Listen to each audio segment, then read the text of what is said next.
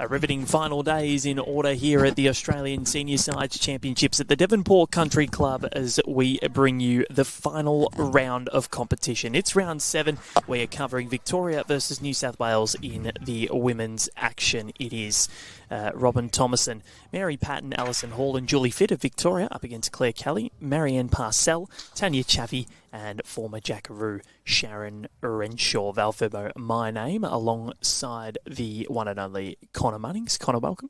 Thank you, Val. Good to be here for the final day of senior sides. Certainly is last day of action, and we brought in the literal big guns because he's the tallest person at Bowls Australia. His name is the one and only Troy Corber. Troy, welcome. Good morning, Val. Good morning, Connor, and good morning, viewers. It's been a great senior sides, and maybe there's a few little twists in the tails here. Yeah, there may just be. Let's have a look at the ladder. So this morning, Queensland, they've pretty much got it stitched up. They just need to win one rink to make sure of it, or 2 rinks will 100% guarantee it. So if they against the Northern Territory, so realistically they should be winning. You back Queensland in to take home the title. This battle is for second. We also have, well, it could change in terms of the shots up, but yeah, New South Wales, Victoria, South Australia, Tasmania, all on 4 wins and 2 losses, so they'll all have positive ledgers at the end of the competition. The final round will see South Australia and Tasmania play each other, so the loser of this won't finish in the top 3 overall, and the winner of South Australia and Tasmania will get a top 3 finish. So brilliantly done by all of the top 5. The men's side of things, well, Victoria suffered a shock loss yesterday. Well, not really a shock, but because Queensland are a very good team, but they were expected to win it. And if they beat New South Wales this morning, they will win the title. In terms of rink points, you would think New South Wales only half a rink in front.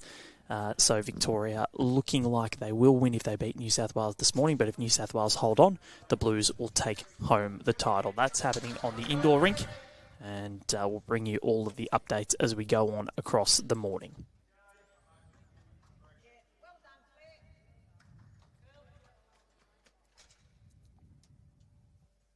Good correction there from Claire Kelly.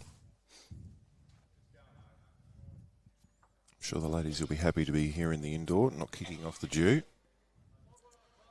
It's probably one of the warmer mornings that we've had here at Devonport Country Club. It's not too bad. A little bit of wind, which is a bit cool, but otherwise, glorious morning here in Devonport.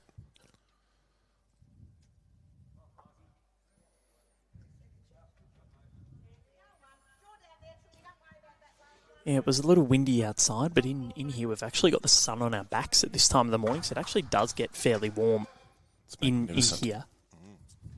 Outside, couldn't say it was a different story. Marianne Parcell takes the mat for the first time this game.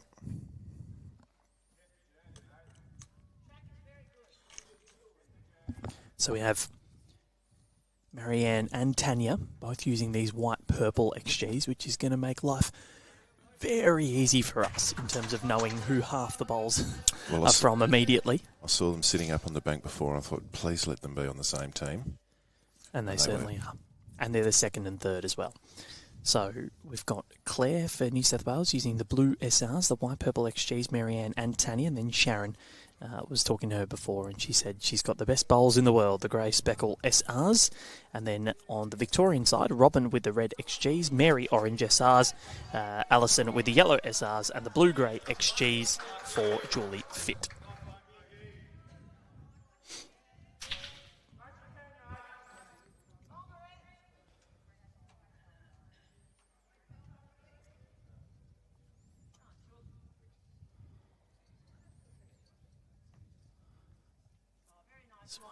Marianne making its way down. New South Wales suffered a shock loss yesterday to the ACT. The ACT girls partied hard last night, I reckon, Val. We saw them in the lift on the way back up to the hotel, and Bob Carlson and I, and we're all sort of figuring out who's going to get in the lift. One of them pushed in front of us by accident. And she said, "Oh, so sorry." And I go, "When you beat New South Wales, you can do whatever you want." And she goes, "Oh, how wonderful was that?" And I'm like, "Oh, it was a great result for you guys. I could see you were very happy." And she goes, "Were we ever?" Well, I don't blame you. As we said yesterday, it's like little sister knocking off big sister. Yep. Quite incredible. And really happy for them as well. And I know New South Wales won't mind us saying that because you can't win every year, but obviously that it'll hurt not to win the sides championships. But it's I think it is good for the sport in a lot of ways to see the ACT and NT competing and getting victories. You don't want to see teams going 0-7. Yeah, it's been non-stop action the whole way through. I've been glued to my screen. Haven't been able to stop watching it. And I still think there's going to be a surprise. I'm calling a Hagger masterclass today against Queensland. Well, there's cult heroes everywhere. Bronwyn Hagger, I think she's cult one hero. of them. Yep, she's the cult hero on the women's side, just based on getting to know her over the last few years. And then, not to mention, Nogga. We met Nogga yesterday.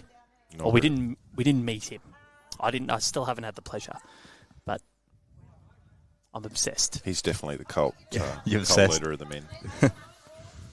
He's a character, Nogga. Nogga. What a man. What a man. I want his hairdresser details. Dermot Brereton, eat your heart out. I reckon it'll be the Dover hairdresser. Nice there. The Nice Dover. little ride in from Tanya Chafee. Just looking up for you, Troy.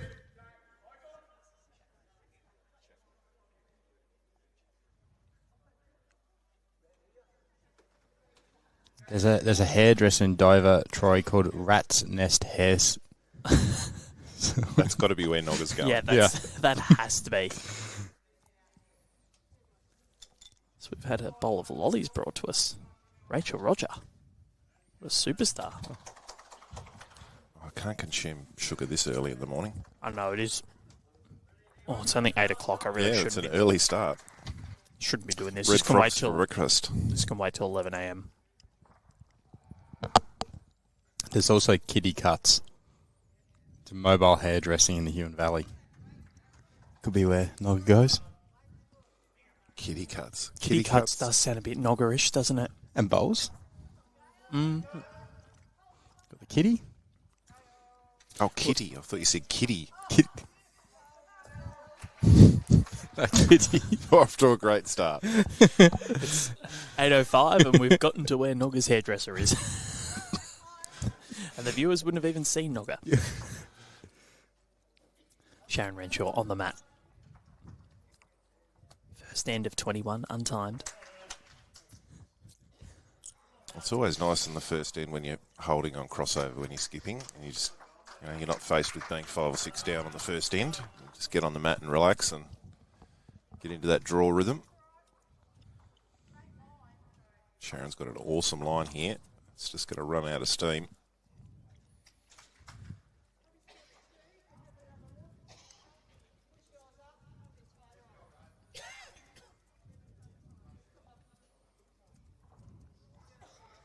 See what Julie Fitt can do here.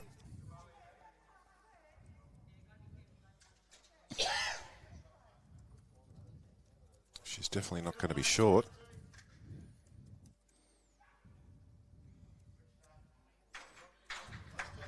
Kicks a goal.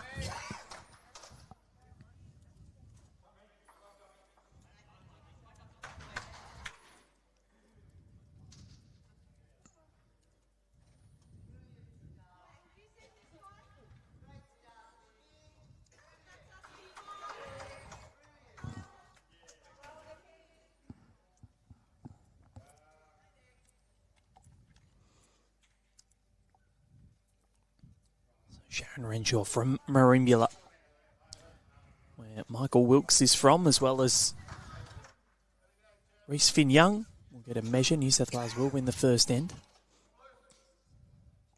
They, of course, have the best mascot, Dolphins. Yes. I was going to say, where are you going with this? But no, you are a Dolphin from Paradise Point. Just from a different state. To New South Wales to start proceedings. So, take an early lead after one end.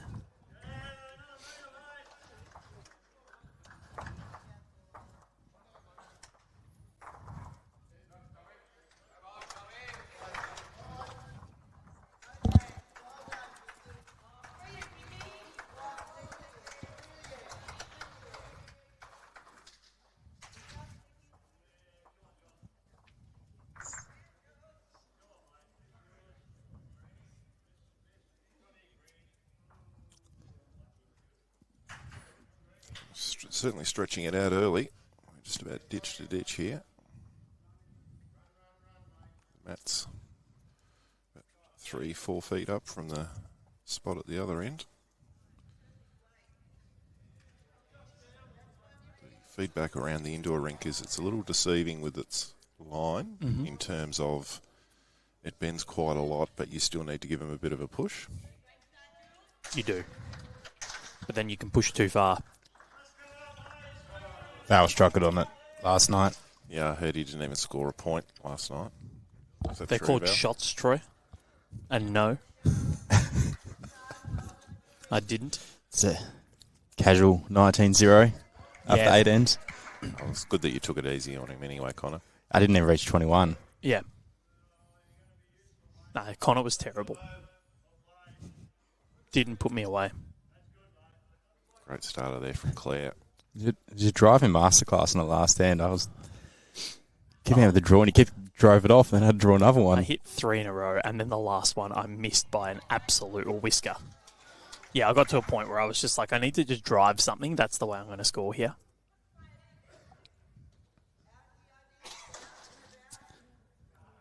And alas, I did not. But one day I will. He's still got a future in the sport. You got 30 years before you can make the senior sides for Victoria, Val. You might be good enough by then. Possibly. Kind of want to play with Nogga. So when you play over 60s, Nogga could be in his 90s. Yeah, no, I've got 31 years, and yeah, Nogga's going to be in his 90s by then, so maybe he'd still be going. You don't know.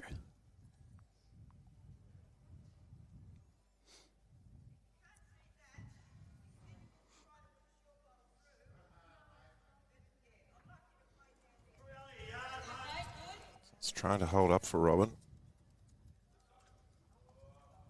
Does a pretty fair job.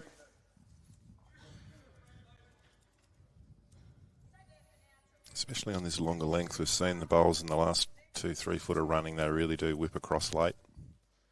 So you've got to have good weight to get back to the jack. You've got to trust that grass line.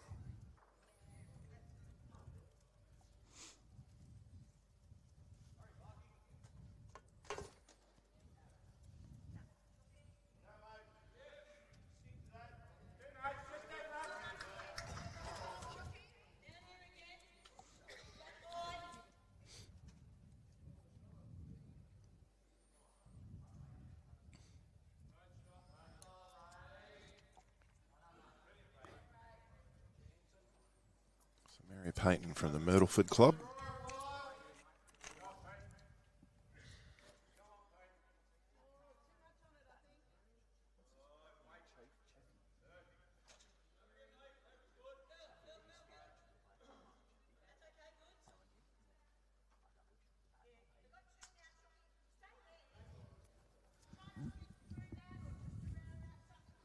Myrtleford, a beautiful part of the world, Troy.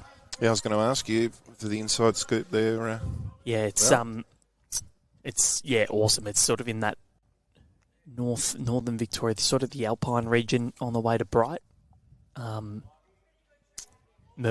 Beechworth and Bright, it is, if you ever get the chance, one of the places to be.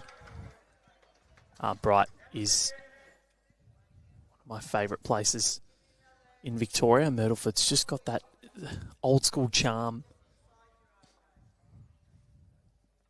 Great spots to eat too. Yeah.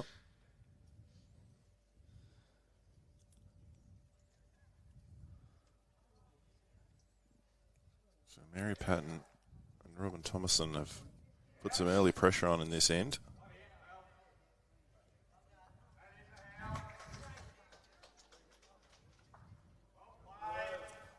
Then we have Julie Fitt as the skip from Brunswick Bowls Club. We've got Ian Ewing for Victoria, so two of the skips from Victoria, from the Brunswick Bowling Club. Good part of the world. I myself reside in Brunswick West. The great JR is at Brunswick too, isn't he? He is, yep. Ian Ewing.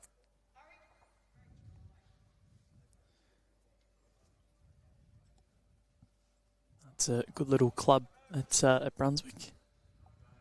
I think Frank Garden's still there as well. Streamed him at the AO a few years ago.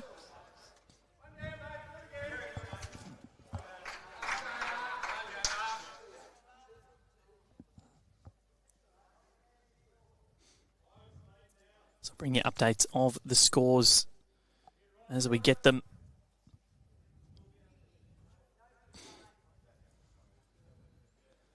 Throughout this morning, and so much water to go under the bridge.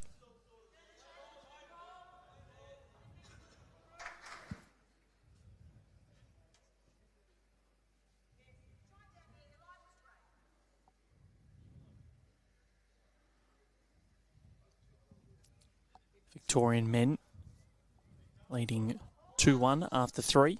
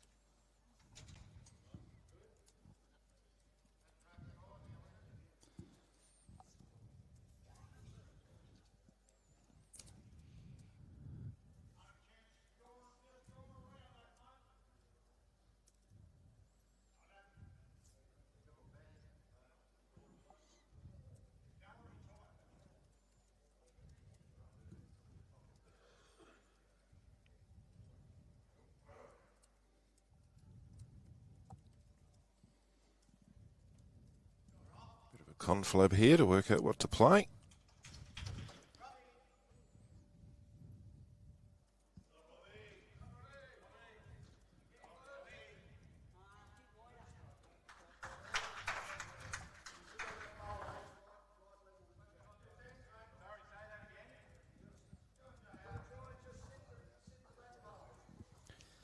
Final game of the senior sides. I'm sure everyone at home will be very interested to know who's going to take home the John Dobby AM trophy and the Betty Collins. Yep. And then we got Glenn Basisto for the overall. How's everyone sitting for the Glenn Basisto? I would say, looking at the tables, New South Wales sitting in second position and first position. So if New South Wales take home both of these titles, well, if they take home both, then you'd expect. If they take home both of these rinks this morning, or these ties this morning, so 15. So they're on 12 and 18. So that's 30 match points overall, and then Queensland are on 15 in the women's. And that's currently, and 15 in the men's. So it's pretty close. So it's down to Queensland and New South Wales and what happens this morning. Yeah, that overall's certainly up for grabs.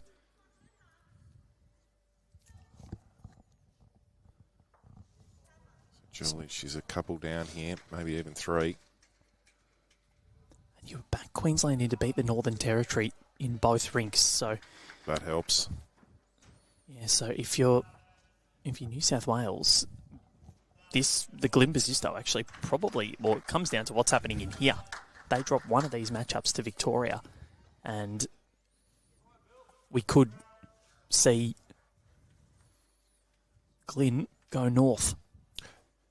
Yes, without being disrespectful, you'd expect that Queensland would win most of their rinks against the Northern Territory outside, but that's not a foregone conclusion. But you would expect them to do quite well in both the men and women's games there. So pressure certainly on these teams here on the indoor here at Devonport Country Club.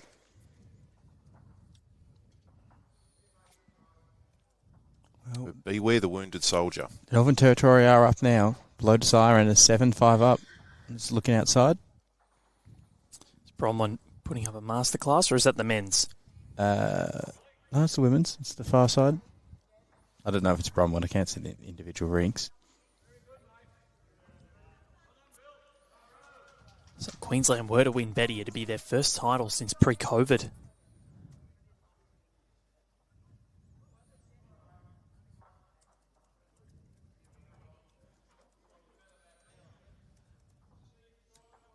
Sharon's got to basically play the same shot as Julie here.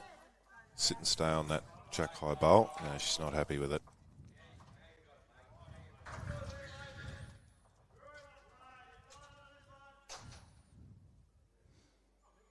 So the Vic's only one down. Julie will just try and beat her last bowl and she'll have shot. It's easy as that. It's an easy game, Connor, isn't it? No, Very easy. It's really not true. It's people that make the game complicated, mate. Yeah. The game itself is easy. Yeah. Just have the same line, same weight every bowl. Fine. So this rink that we're covering now for Thomason, Patton, Kelly, Parcell, Chaffey and Renshaw, they are the best overall rink on the women's side of things. 6-0 so far, shot differential of plus 53. The Debbie Logan, Brenda Thompson, Wendy Clark and Nolene Dutton rink also 6-0 for Ooh. Queensland. Little wiki woo there. Sorry, Val. Yeah. That was a beauty. We've got a little double bowl wiki woo there. Loved it. Laureen Smith, our paddler this morning, the Queen of Yarrawonga. It's got to be 2, doesn't it? I'm misreading that angle completely.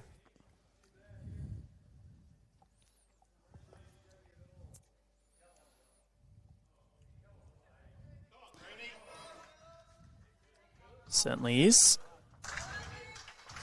2 apiece this morning. Vicks have the mat.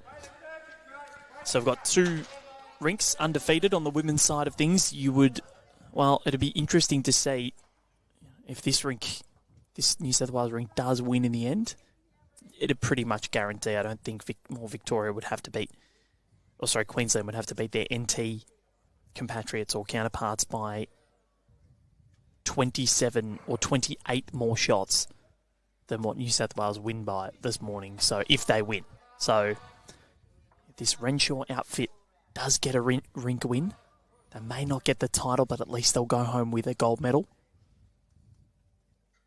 Unless Nolene Dutton puts on one of the all-time displays this morning against Jen Sullivan, which it would be some sort of a Stephen Bradbury if they did win with Renshaw, with Renshaw's rink winning. Keep saying wink. Ducky's done a very good job. Had all reports from the Queensland camp. Dutton rink. Really had a good week. It's been trying. They're going from indoor to outdoor, very good different conditions. So it's testing all their abilities in all conditions.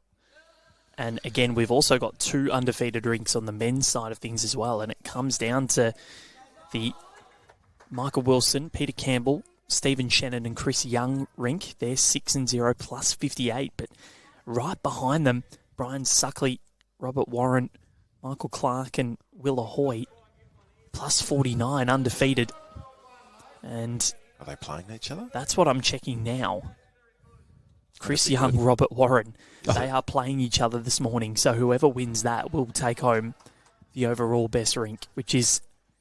There is plenty on the line this morning. Yes, we've got the 3 overall trophies for men, women overall, and then we've got the 2 rinks, and most of them still in play.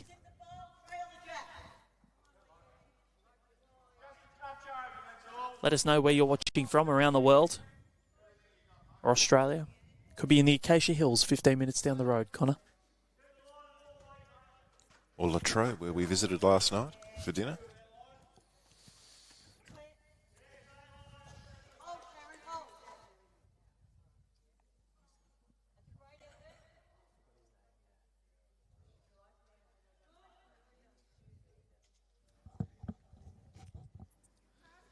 And Yep. it would be remiss of me, Val, not to mention right now, being the Cricket Nuffy I am, the score that we're currently on at the moment. It's Chew versus Chew after Chew ends. Oh. Richie Benno score. Beautiful. Absolutely beautiful. Can we get an overall board 20 Chew all after 20 Chew ends? I hope so. If we do get a killed end, highly advised that they don't do that. It's been a long few days. 8 hours on air yesterday. Oh. It actually was 8 hours on air. 3 hours and 54 and 4 hours and 6. It was a long day. We had all sorts of discussions. Taught Rachel some more geography. So this head is still here for the taking. Plenty of room. Mary's nailed the weight with the first, so can she make that little line adjustment?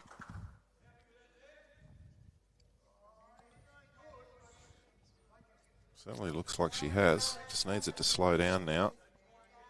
Needs it to slow down. Well, gets the jack with it. Well played. Mary Patton.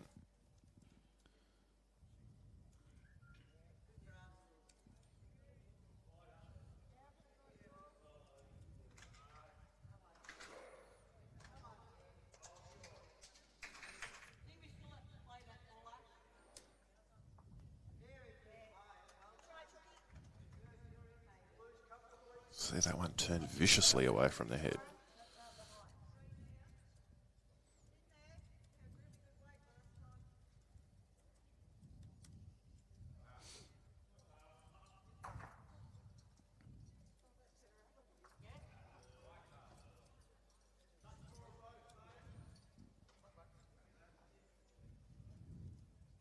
Alison Hall here from the Seymour Club.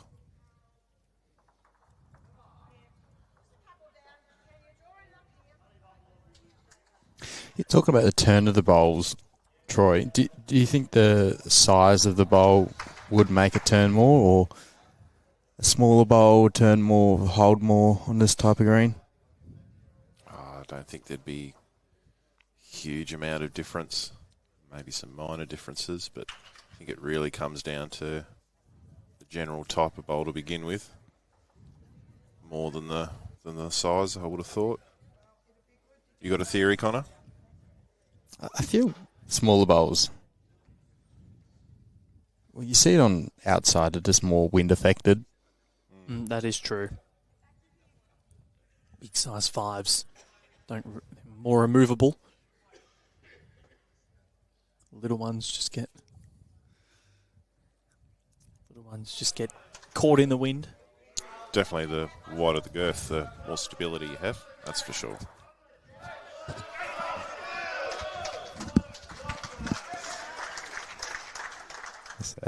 Big cheer comes from the men's rink.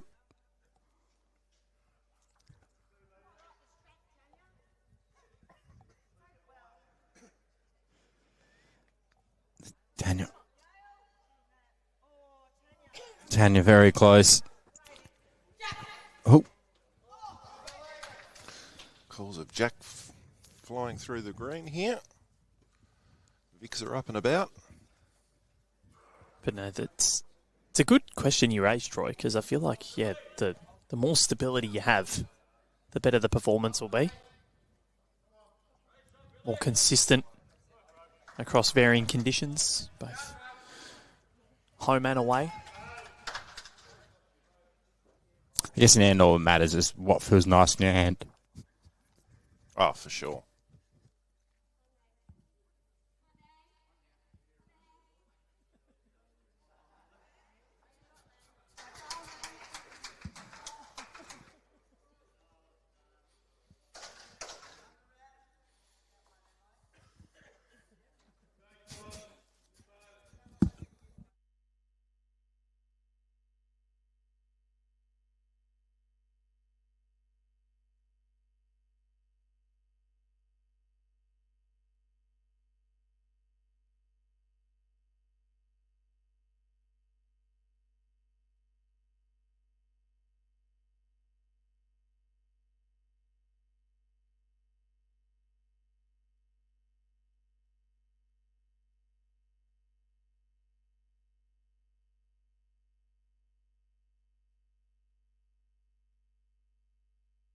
It's Sharyn Renshaw.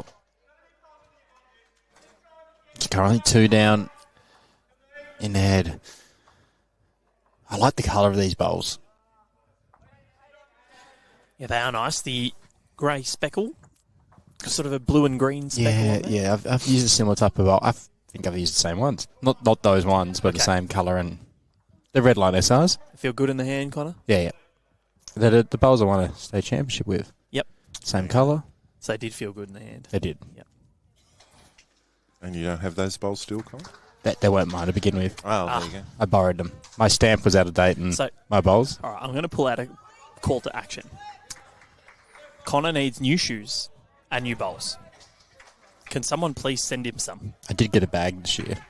Yep, but your shoes have holes in them. So if anybody out there is listening, Connor is in need of new equipment. Let's get them for him.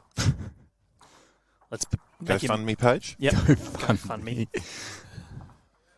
It's Connor holding up a photo of his shoe with a hole in it, doing a pout. It's like the superstition. Need to wear those shoes all the time. Yeah, but if it's raining, your socks are getting completely soaked. Oh, good point. We couldn't see it, unfortunately. It was a good effort by Sharyn Renshaw. She was just a bowl tight there. We did mention to the players at the start. So it's going to be... Still think it's 2, I think. Yeah, 1 or 2 to the Victorians. Sharyn, 2 really good efforts.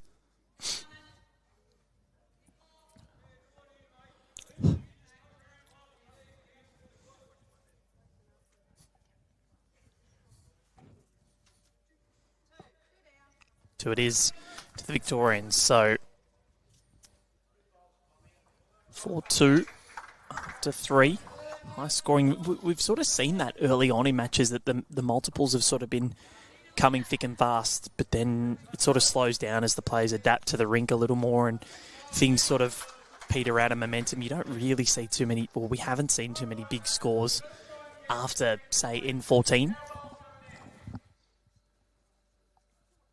Yeah, like even yesterday that South Australia ACT game, it really threatened to be a blowout early on. But ACT were able to keep within a respectable margin.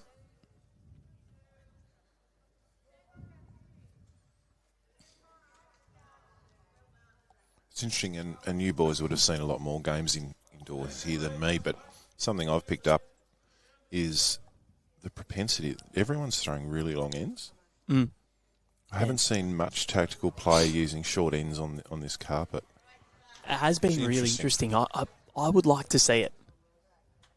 Victoria currently on the overall master board, 10 shots to 3 in front. Having a good morning. The men in the title decider on the far rinks. New South Wales racing away 13-3 after 6. And the Northern Territory 11-9 over Queensland. Hey, Bronwyn Hager? Bronwyn Hager behind. Oh. Colleen Orr defeating Julie Keegan at the moment. And Jen Sullivan over Nolene Dutton. A couple of legends there. Riggers, Maria Yep. Rigby and Bronwyn Hagger doing battle. Yep. Bronwyn, Queen of Catherine, as we like to call her. Connor and I have been invited to play in their lightning pairs. I'm not sure they want me gracing their brand new green. That's a really nice start from Claire Kelly. Both of them, great start. Well, it's funny how you mentioned the overall, Val. I'm just looking at the overall scoreboard, and the old New South Wales sign's looking a bit saggy. It is. I can fix that. It's been fixed. I'm going to fix. Yeah, Connor's OCD's got the better of him here. Yeah. He's got to go and fix the sign on the masterboard. Doesn't like droopy signs, Connor.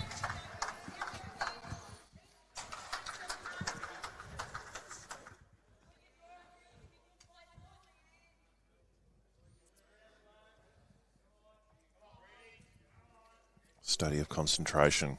Claire Kelly, very deliberate on the mat. Nice action, actually, from Claire. Very smooth. This is going to whip late.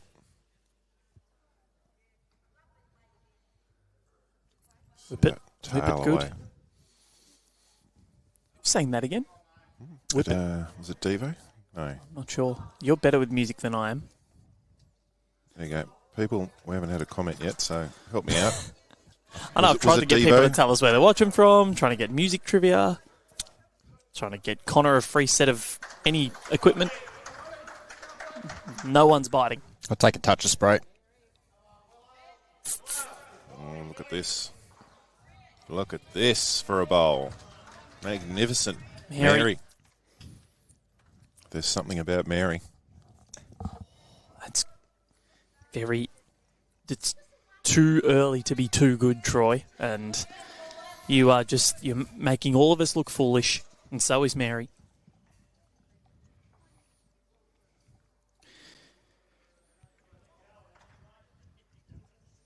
So there is plenty going on here at the Nationals. Day 9 already. Feels like only yesterday that we just got here. We've been to Burnie, been to Penguin, not for streaming, but went there anyway.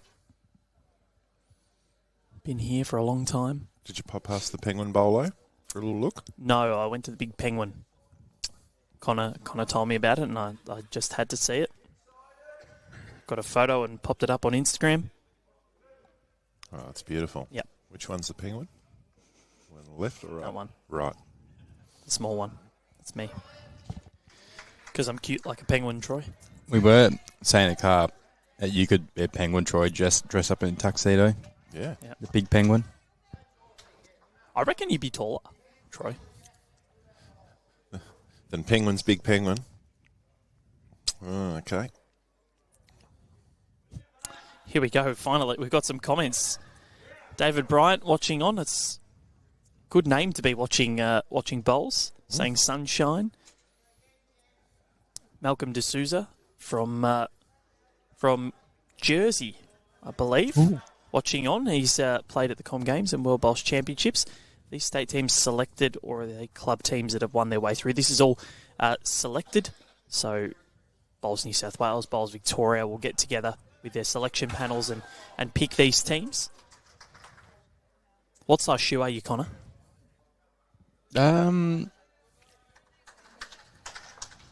Is that really that hard a question? Yeah, no, it really is. What do you mean? What you just bought new shoes? What? Check 'em. Hold on. US size. Okay, US. Okay, hold on. We might be in luck here for you, Connor.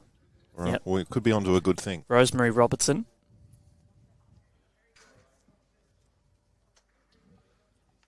Okay. He's actually taking his shoe off for this. US 12. He's a US 12, Rosemary. UK 11.5. What does my head in, and this is from working at Foot Locker, is that there is just not one universal size of shoe. Yeah. Just, I don't get it. I always forget which one we're supposed to. Aren't we supposed to use UK? No, US here in Australia. US for men, UK for women. Oh. So that just makes it even more difficult. And then we got Edward watching from the UK. Any gymnastics tonight? Look, I don't think so, unless Scotty Franklin wants to come and do a demonstration for us. And then Lisa Phillips watching on the train headed for the airport. She'll be coming down for the Australian Sides Championships. Looking forward to seeing you here, Lisa. What station are you at now, Lisa?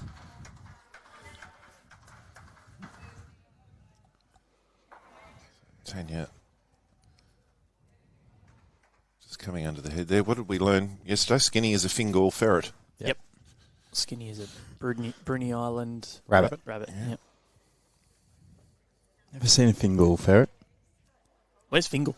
Fingal's Midlands area. kind of Ollie Midlands Morrison. on the way to the East Coast. Ollie Morrison sort of area? Or Yeah, a little bit. It's near Ben Lomond. Yeah, Fingal's about a half an hour drive from Campbelltown. Yeah, half an hour. Used to play my junior footy there at Fingal. Jeez, it used to be cold when I was playing at Campbelltown. Oh. We used to go there in winter. You couldn't see from one end of the ground to the other. Yeah, with I the fog. can imagine. Good thing is you would have been in the middle, Troy, as the ruckman. Well, funnily enough, we only had under 16s because we were in the bush and I was only 12, so I used to play on the wing. Oh, really? Tallest wingman I've ever seen in my life. Well, as a 12-year-old in under 16s comp, I probably was the size of a wingman. I'm just holding. So Rosemary's saying size 9, 10 Australian. I'm not sure. I don't think we so. have an Australian sizing. I think we do, but it's based on, I don't know, the shoe size. It gets me every time. We used to have people coming in going, oh, can we have a Euro 44? I'm like, oh, I've got no idea what that is. So an Australian shoe size 9 or 10 corresponds to a US size 10 or 11 for men. Okay, so it's about, so that must be the UK sizing then. Yeah, so I'd be a 10, 11. Because I'm 11, 12, 11 and a half. Sharyn asking for it to hang on and it can't. I have really wide feet, which is an annoying thing. It's like I have shoes that fit me in length, but then they split out the sides. So I always have to go that size bigger just to be comfy. Well, sometimes they do make those wider shoes for the extra girth in your feet. Yeah.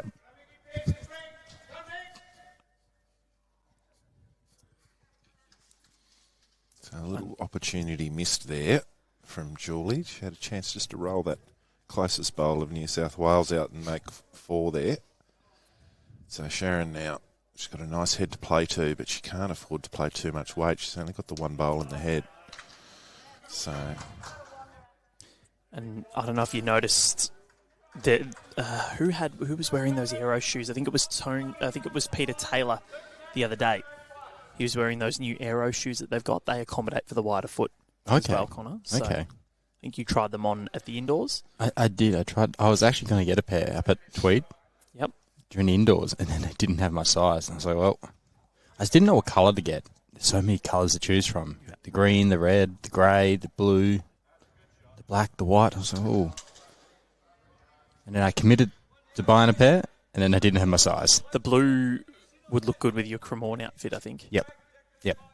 That's what I was going to go with. And So one taken out. I think that's all there'll be. Yeah. So Victoria are going to keep marching on here. Of course, we mentioned Sharyn Renshaw's rink undefeated. And They're getting an early challenge here. Long way to go, but good start for the Vics. even in their losses, Renshaw and co have been on fire. Sharyn reckons this is a 1.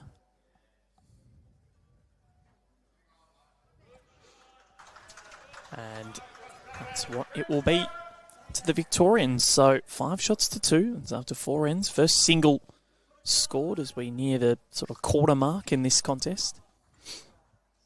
Lisa Phillips on the way down. She's only just left Trafalgar, so still a fair while to go.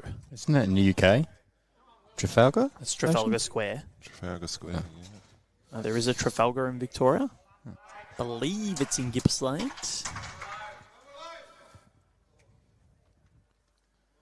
Going pretty deep here again on the length. And I would be correct. Sort of on the way to Sale. Up near Morwell. I think the Vic Open has sort of been out there. Was that Traralgon, the Vic Open this year? Been out around that area. Traralgon is a little bit further east from Trafalgar. So you got sort of Warrigal, and then you keep going around the highway. You hit Trafalgar, Moe, Morwell, and then Traralgon, and then you keep going on to Sale. Don't know much about my Victorian geography. In fairness, Eastern Victoria is probably I've never really explored. I've done sort of Western Victoria, gone as far as Phillip Island, never been to Wilson's Promontory.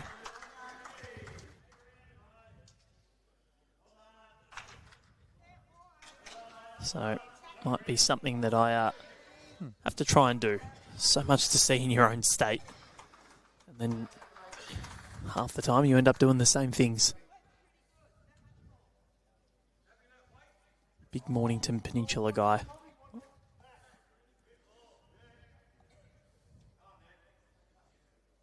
Or Great Ocean Road, Port Campbell, or Bright. Bright, I've done Bright a lot. Yeah, Bright is one of my favourite places. A pretty fair correction here from Robin. Claire will be disappointed with her first because Robin's been bowling pretty well and she gave her an opportunity with the first.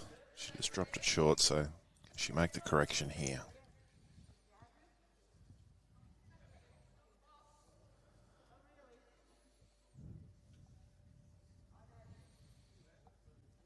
Definitely has more weight.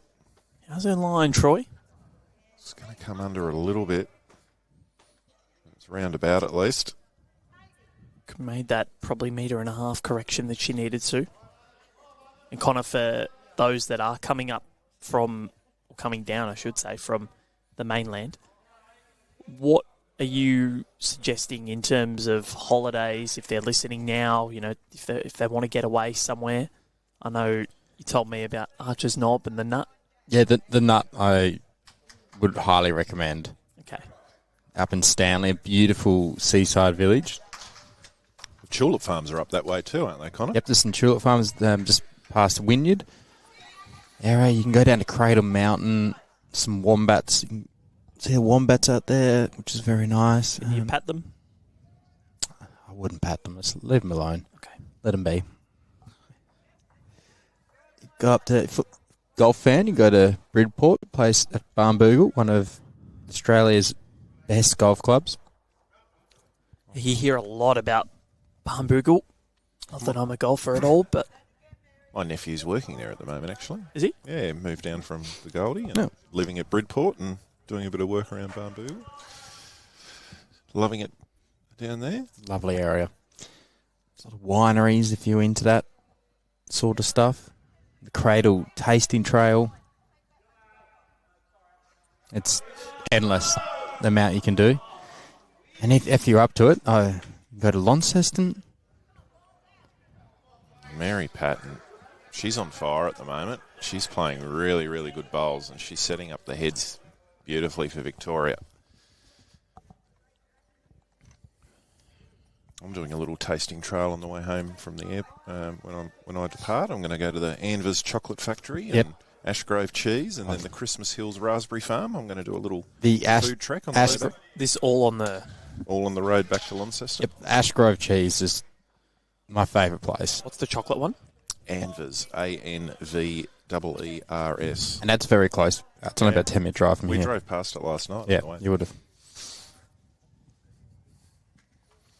Homemade chocolate cafe there. Yeah, but the Ashgrove Cheese Factory, one of the best places in Tasmania. Can't get any better cheese. This chocolate factory is from the Devonport Country Club. Oh, how do I get directions? There we go.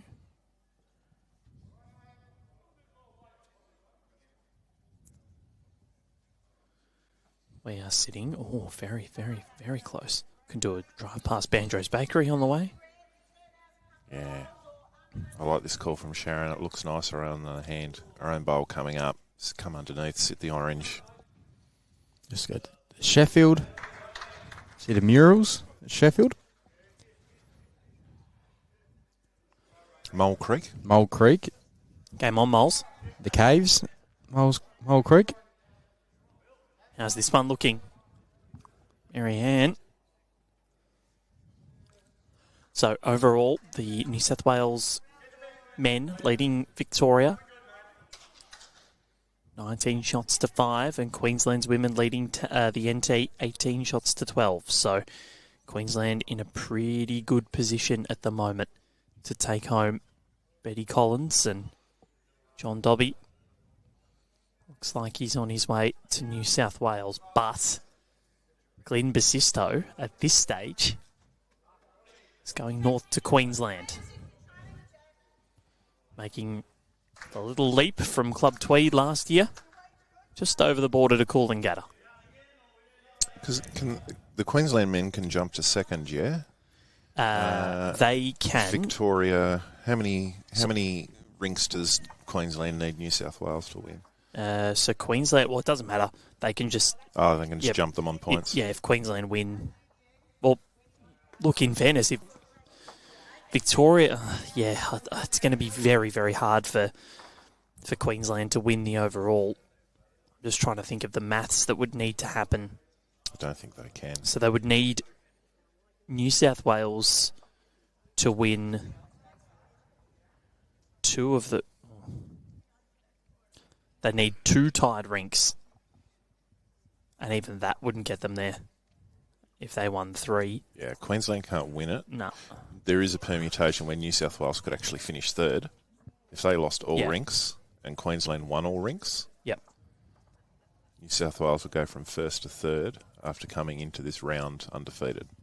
And see, that's where rink points are so pivotal. And that rink yesterday, where Tasmania just sort of romped away. Julie. She's going to slide under here. It's a bit tricky out there. That wide yellow bowl's really stopping the natural draw in there. Got to be really spot on out there to get around the yellow and then get inside the red.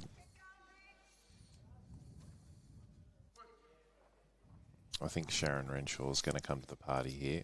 I feel like she's had enough of losing these ends. I feel like we've got a bit of Renshaw magic on its way. And Troy, you were very, very close to being right.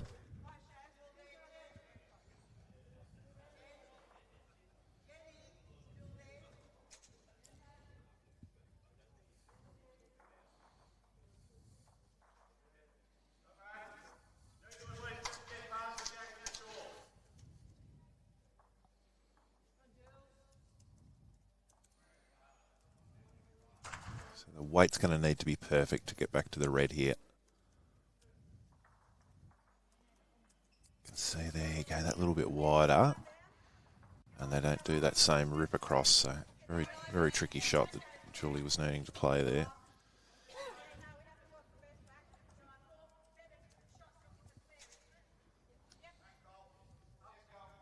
Sharyn doesn't need to do a lot different here. Just needs to bring that line in a fraction. She'll be all over it.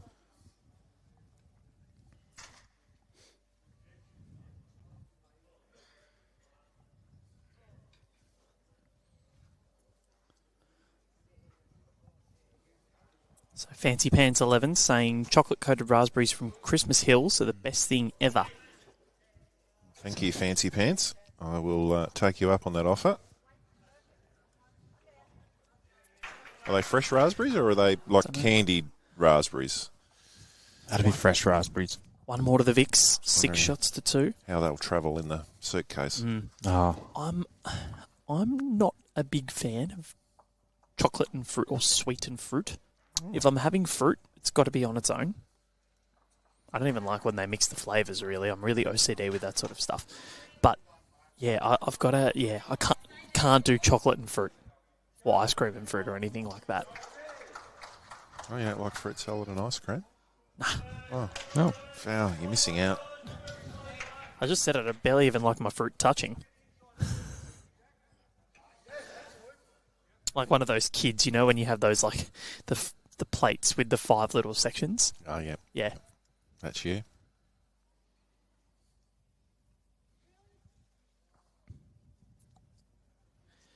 So if you want to check out the live scores, you can head to bowls.com.au, hit the events tab, Nationals, and then go to the live scoring page there. And that'll keep you up to date with all of the live scores happening, because there is plenty going on here at the Devonport Country Club.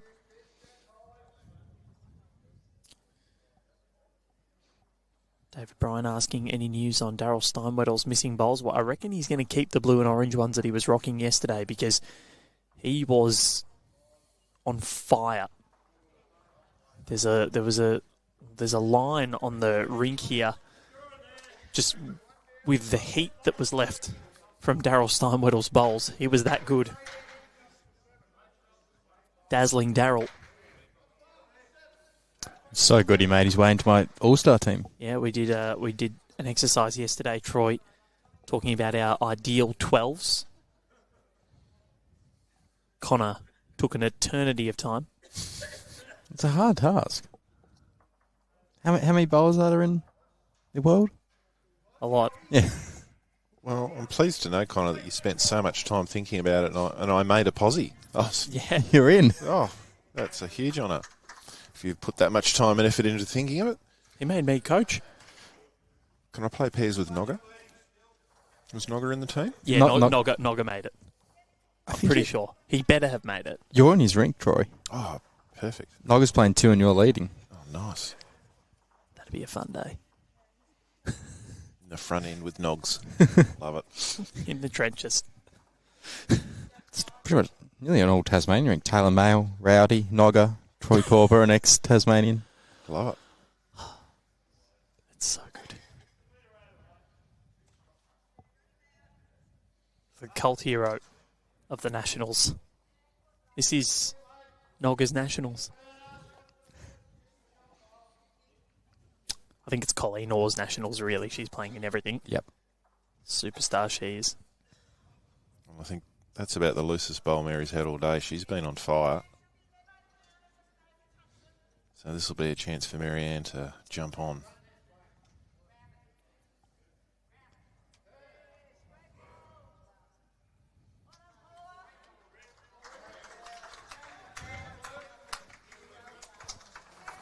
Unfortunately, the Fingal ferret's back.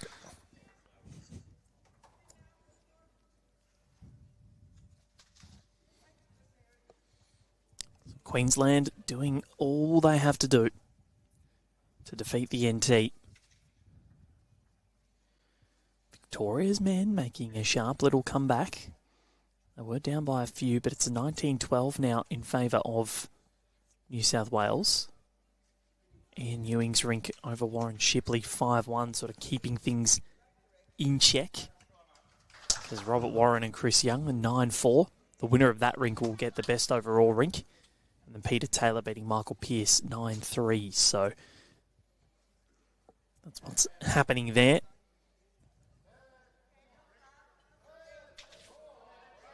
The battle for a top 3 position in the women's. Tasmania leading South Australia 24-11. And Nogga is down against Gary Smith, just for those that are playing along in the Tas v SA. He's playing it up for the drama. Yep. The last stand heroics.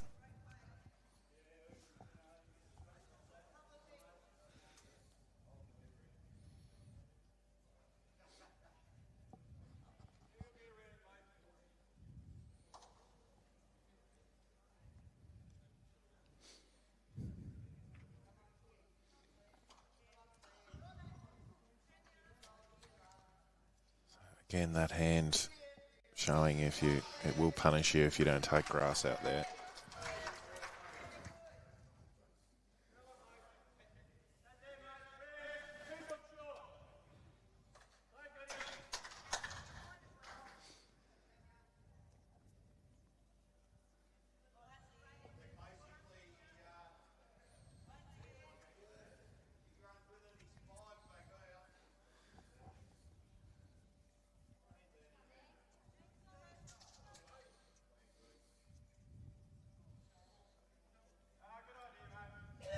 Alison Hall, she's got her yellow peril out in a good line here.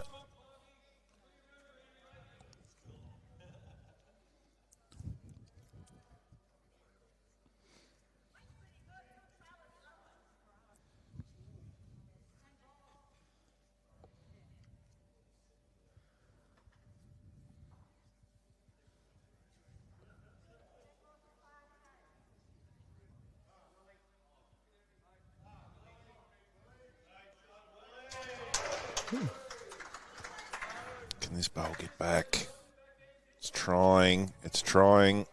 Oh, it's a magnificent effort. She done enough.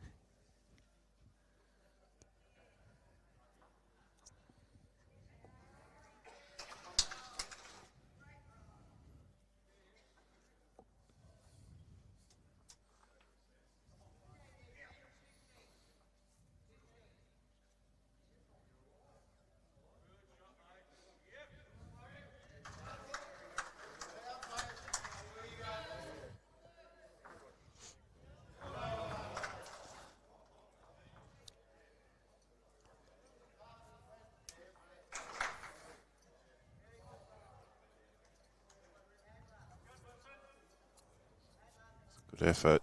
Trying to get out to those two wide white purple bowls. Just slips underneath.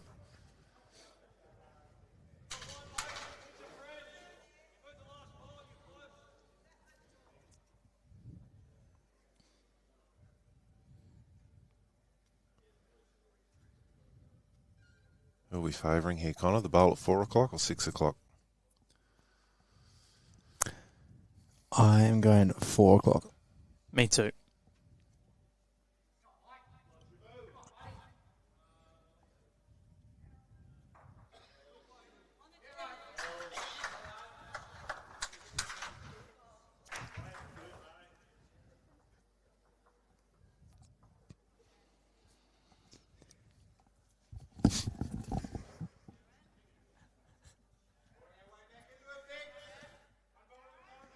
Sharyn, Renshaw. Oh, I'm favouring that one now, Troy. That's a ripper. That's taken the measure out of it.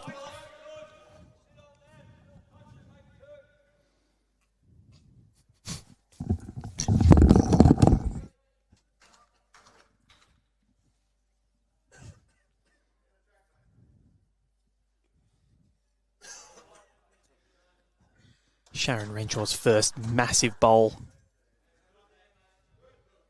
of the match.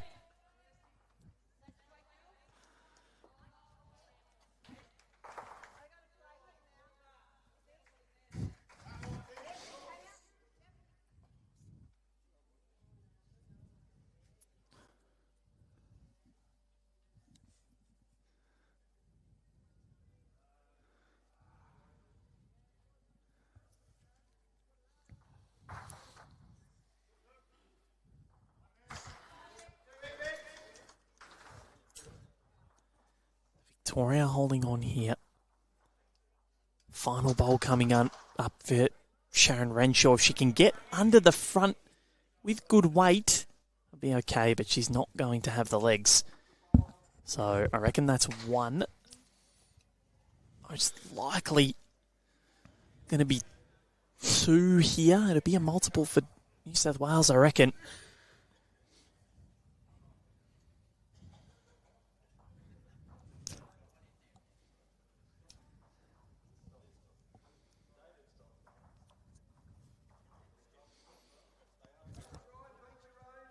Bit of trivia for you, Val. Oh, So Nationals trivia. I miss your trivia. Yeah, Nationals trivia. Yep. What have you got? We're only so many days in, but which state so far has had members of its state win medals for two different states? All right. Oh, let me have a think about this. So that is one. Registered members. One to New South Wales. Wait, can you repeat that question? Sorry, Troy. So which state in these nationals has won medals for 2 different states? Which player? Okay, I reckon... It's not a single player that's won 2 medals for different states. All right. But there's a state that has had medals, What? but they haven't been all for their actual originating state. The guy from Tasmania that played at the Paranationals. That is correct. What was his name again? Kevin Bowkett. Yep, that's the one. Kevin Bowkett. With the best motor transport we've ever seen Yep. on a lawn bowls green. Amazing. Yep. Got called up late to come into the South Australian team as a substitute. Won a bronze in the men's triples. That was probably the most thrilling session I think we've had at these nationals. It was all happening, wasn't it? It was a bit of a Bernie boil over for Queensland. Did end up redeeming themselves, and Yep, Clive Williams, Brett Sellers. doing it all in that men's pairs final. What a belter that was. It's amazing. Yeah, the Paranationals, definitely the highlight for me so far as nationals. Do you have a highlight so far? Yep. Oh, highlight. There's been a lot. There's been a lot. Under 18s, champions, paras, Yeah, there's been a seniors, Nogga. lot. I was about to say. Did it with Bronwyn. Nogga's Nogga's right up there. I think that triples session equal top, and I think the second day of the under-18 championship, so we had those 2 singles matches. So there was Ander Panchuat up against Chanel Shakuch, and then Bailey Randall and Ollie Morrison. I think those 2 just showed an abundance of quality in the next generation of players that we've got. So they were probably my 2. And then I'm excited for... It's a real family affair for South Australia because you got Ander winning the under-18 singles. And then Anya Mani Moffat, her mum, is leading for the state in the Australian Science Championships as part of Kate Arjun-Bowden's rink. Oh, good job there from Claire. Which is great to see. Anya Mani, she's awesome. Lovely human being. But I think, discovering Nogga, that's been pretty good. What about for you, Troy? Oh, I think definitely that Paranationals triple section where it was just all happening. There were so many permutations and changes going on, and South Australia coming from the clouds, and at one stage could have even won it. Yeah, there was a point where if they had have kept scoring big, they could have jumped up, but Victoria getting the draw in the end was enough to see them take the win. But to jump Queensland from the start of the day where they were, South Australia, they didn't really have any right to be there, but then in the end they just had an abundance of quality at the end of the day, beat New South Wales in the penultimate session. And New South Wales, had they have won that match going into the final end, it was tied. Had they have won it, they would have ended up winning gold. But Jimmy Reynolds, well, what a star he is. Ended up winning the MVP anyway, as well as the singles. Probably the best session I saw, which wasn't televised, was the men's singles semi-finals. So we had Josh Thornton and Jimmy Reynolds and David Minns and Damien Delgado. Both ended up getting timed out. One was 2019 and the other was 1917. And you would not see any better bowls being played than in those 2 games of singles that were being played. It was amazing. Were they timed out at? 2 hours. 2 hours, okay. Yep. Incredible. If the viewers have a favourite moment, let us know in the comments. Well, JT actually held game against Jimmy. And Jimmy came down with what ended up being the last bowl of the game due to the timeout and sat 2 bowls on a hand he'd hardly played all day. Wow. To take the shot. I saw him probably win 3 or 4 games across the Paranationals in different disciplines where he won the game with the last bowl. It's quite incredible, the fact that you can have the skill to keep doing that. Mary Patton is having some sort of a morning. She's bog, absolutely, at this stage. She is the bog. That means best on ground for those that might not know. Generally you do, but 6 shots to 3. 14-11 in favour of Victoria on the master board.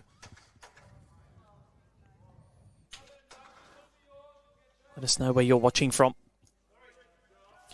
Around Australia, you might get a mention. Who knows?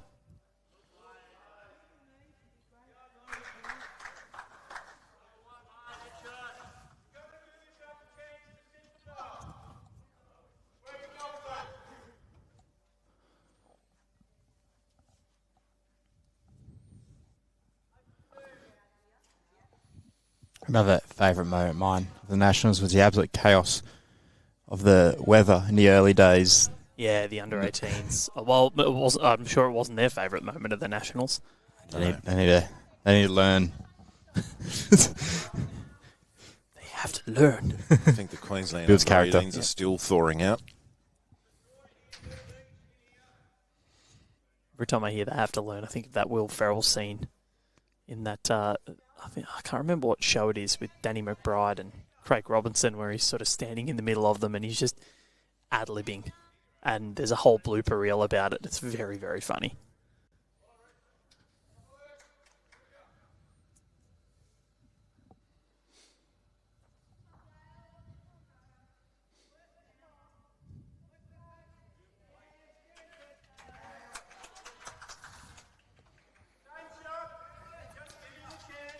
Be just a little bit too wide with this one.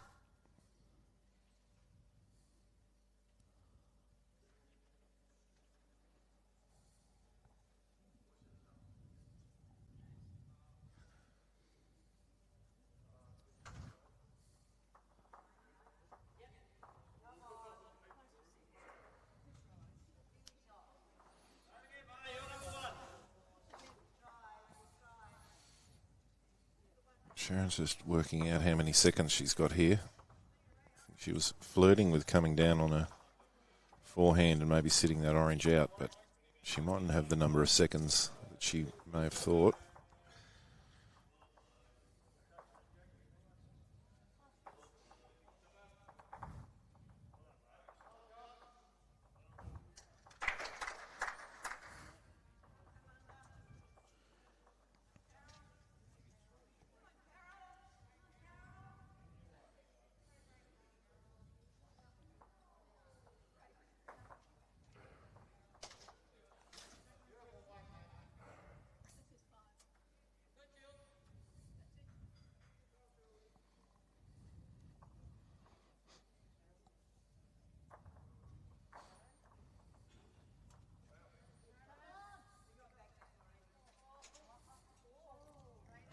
Well, all but. Still one to Victoria, though. That plant looks nice now. Plant that orange one out of the head. Very important they get another one close here. So the NT really pushing Queensland on the green outside. 23-21 in favour of Queensland, but all the Queenslanders need to do is win one rink. And at the moment, they're in front on one of them. Jen Sullivan beating Nolene Dutton 7-3, but Marie Rigby 11-5 up on Bronwyn Hagger. Julie Keegan and Colleen Orr 9-all. So the NT really fighting hard outside.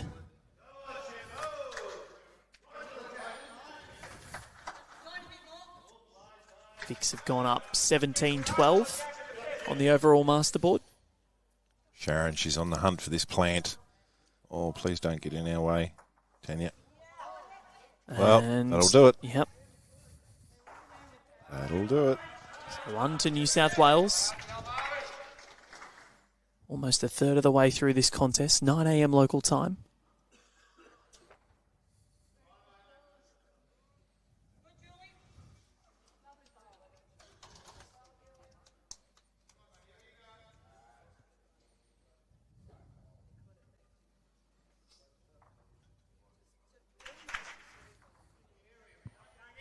Needs to be careful here, Julie. She plays this with good line. She does not want to plan her own orange bowl out of the head here.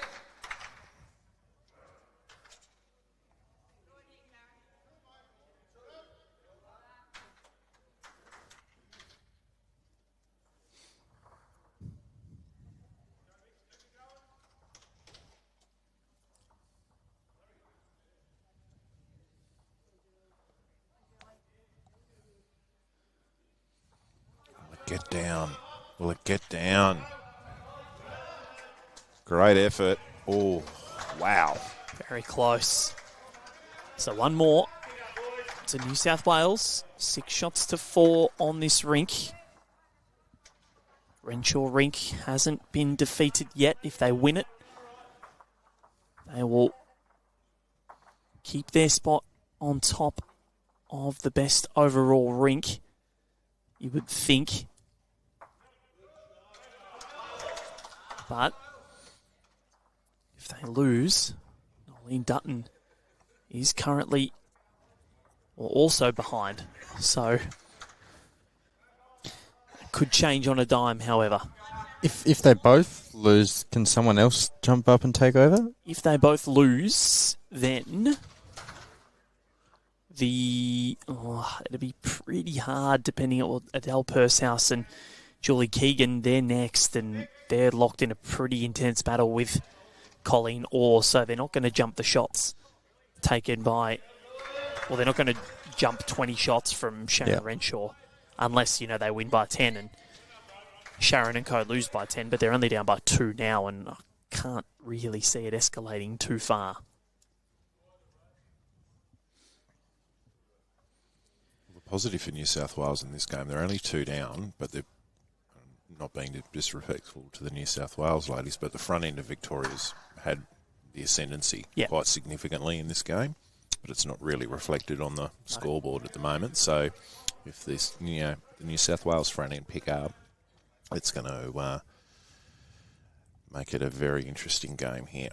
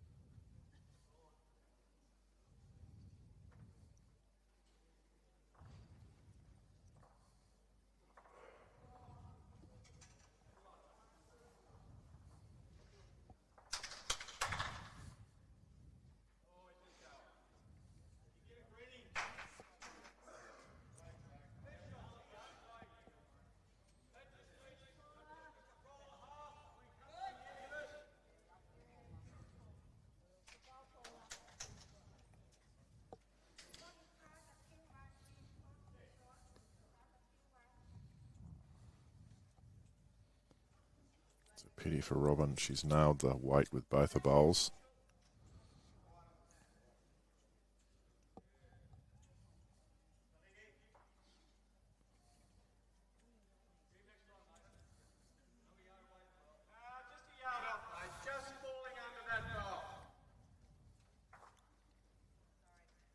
This one's tracking well. Yep, if it can get a little touch on the jack, it doesn't. Sure how. I was tracking right for it, and it just sort of took off a little bit underneath, right at the last minute. So we are a third of the way through.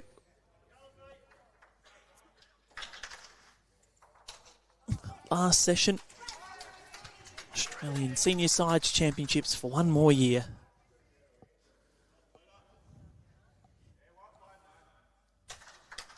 Kerry Davis watching my friend Tanya Chaffee and team from Sunny Lake Cargeligo. Hope I'm saying that right. Cargeligo. That'd be Cargeligo. Hope our girls can stay on top of the team leaderboard. They've been bowling great. Yeah, they've been phenomenal. And better weight. Marianne Parcell.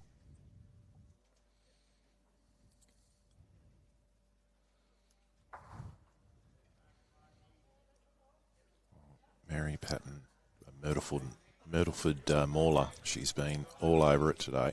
I like that. The Myrtleford Mauler. She's not failed twice on an end.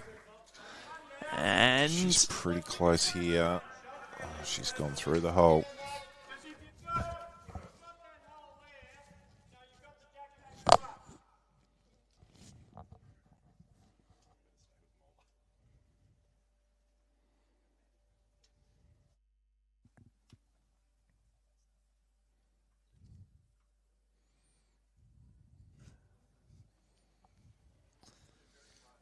So for the first time probably in this game, the Vicks don't have a front end bowl within about a yard. So this is the first time really that Allison's played under pressure here in the third spot.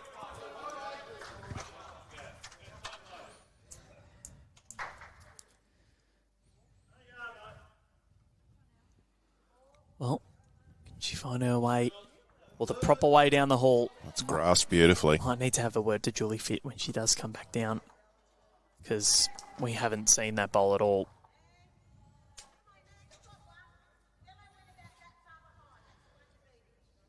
So if I did tell them.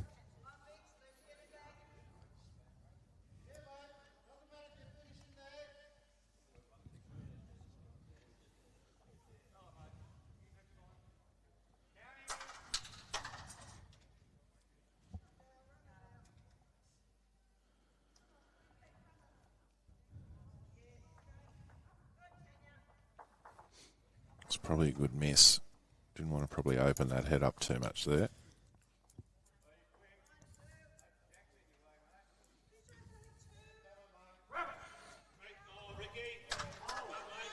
Probably really need another one in the head here at the moment. Victoria. Can't really afford to play weight to this head. They clip their own out. They're going to be back to nothing within a yard. Yeah, it's just the draw. Nail that jack or get another one in there. Yeah, she's just played an absolute bomb on that backhand side. So Yep. repeat the dose. And who knows, something that's a foot short, sort of out a little bit, might be a really good guideline for Julie then to play a more positive shot.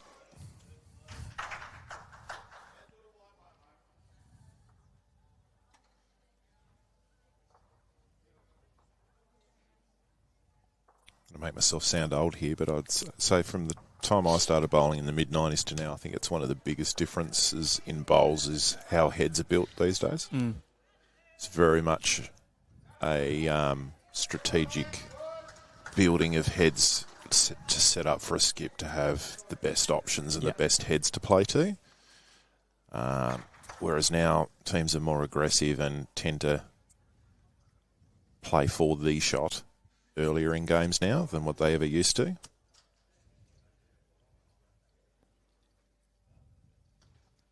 We'll just have a word to Julie when she does come down. She does keep standing in the line, and we'll let her know so everyone can have the best view.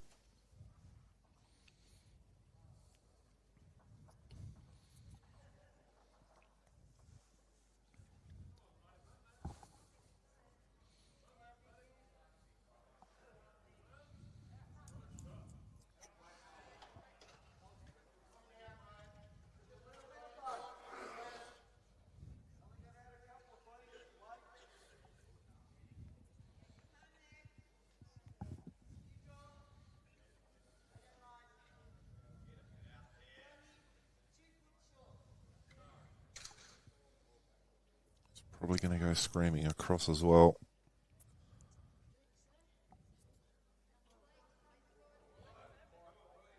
Good weight. Sharyn. Whole New South Wales teams nailed the weight. They just take a bit of grass. It's not trusting it you know, that last couple of feet, it really rips apart, rips across. So you've got to trust it and throw it out there.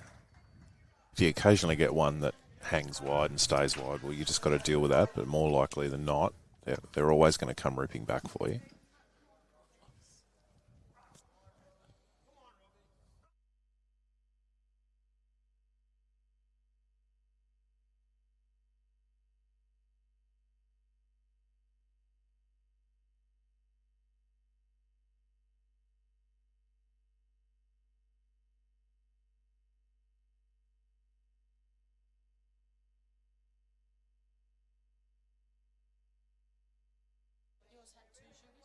He's had 2. Thank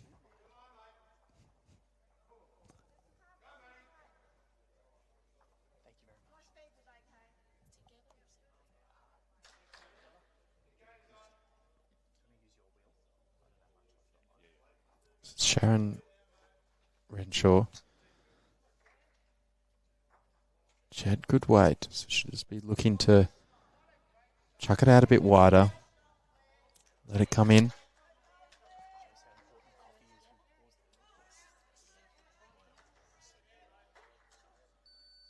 This is what Troy was mentioning. If it hangs out, so be it. But she let it come back in.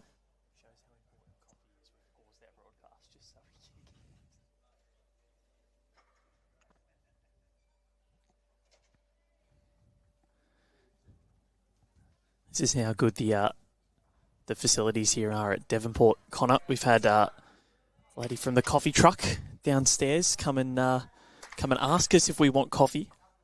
From I think it's called Eat Me Happy, so give them a big plug. Devonport's finest. Does it make you happy, Val? It does make me very happy.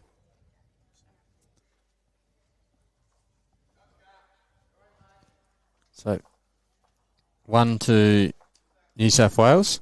So they've won 3 ends on the bounce, all singles. 8 ends gone. 6 shots to 5.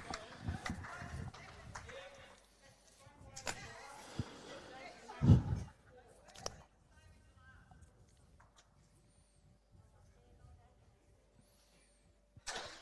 masterboard's tightened right up. New South Wales only 1 ahead. 18-17 now.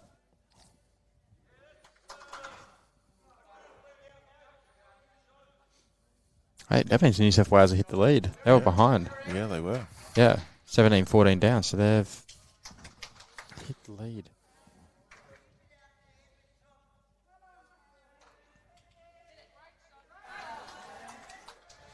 And this is a very short end. Hooray. Hooray. Hooray, I'm happy for this. We're off the social links. Yep. It's an anti-social length. Love it.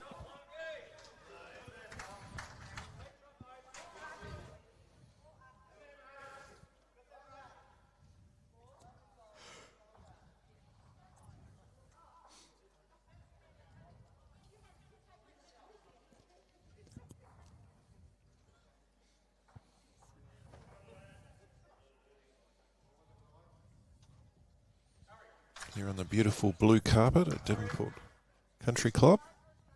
It's nice to see a different coloured surface every now and then. I think Val and I are talking about, getting a yellow or pink surface at the facility. See what that does.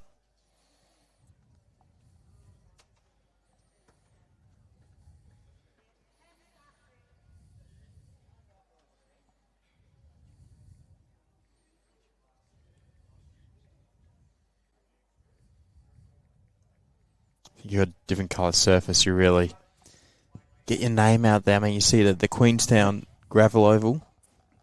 Yes, I've seen that. Different surface. It's world famous. Yeah, I'm not sure that's up to code. That's fine. Build them tough down here in Tassie, mate. Yeah. Build them silly. Keep teaches footy players to keep their feet, not go to ground. Yeah, but it's just silly. That's why Tassie win a premiership in their first year against these soft Victorians. Exactly. Well, the Victorians aren't winning anything at the moment. Maybe we should put a gravel oval in at Mac Point. Well, look who's winning the premierships. Chris Fagan. Guess where he grew up playing football? Queenstown. Queenstown. Well, if it doesn't go to Victoria, the premiership, or if it doesn't go to Richmond, I should say, very happy for it to leave the state. A lot of people go, oh, no, it needs to be a Victorian team. No, it does not. Because once it leaves, it leaves. You don't have to hear about it. That's my mantra anyway.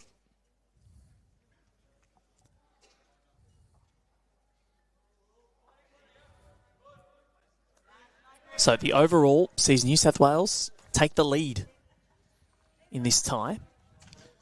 And In the men's, it's looking like it is going to be New South Wales that pulled away from Victoria. Chris Young rink and Robert Warren rink, both battling out for best overall. The winner of that will be crowned as the best rink, and it's Robert Warren at the moment, 12-5.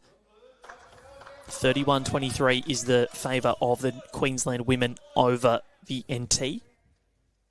So it looks as though Queensland will be crowned as the champions after a little blip in the afternoon at the hands of Victoria yesterday. They could have won it yesterday afternoon, but really just had to win one of their last two to take home the victory. It was the complete opposite of what we thought. We thought the Victorian men would beat Queensland and that the Queensland women would beat Victoria, but it was the complete other way around.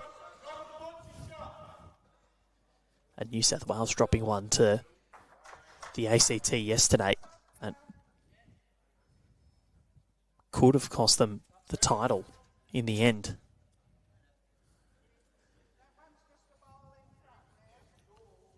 So it's just been Robin Thomason that's got a handle on this amended length. Everyone else is still just scratching around to find it.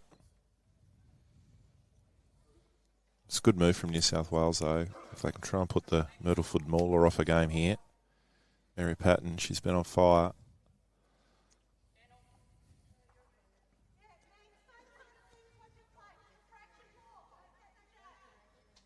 Oh, she's mauled them again. Oh, look at this. I'm absolutely loving Mary at the moment. Playing a superb game at number 2.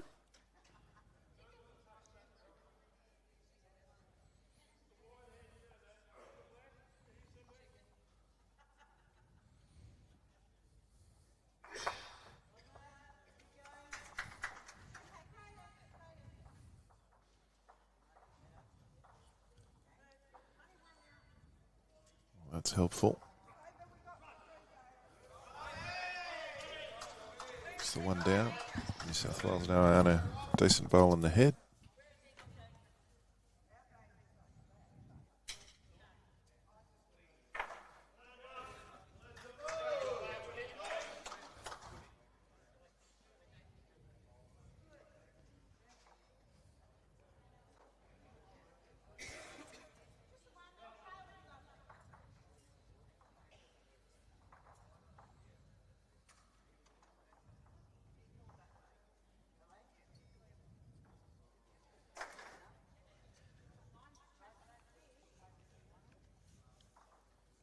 Tanya, it's not a million miles away here. It's a good bowl. And all of a sudden, New South Wales have got a nice little head to play to here.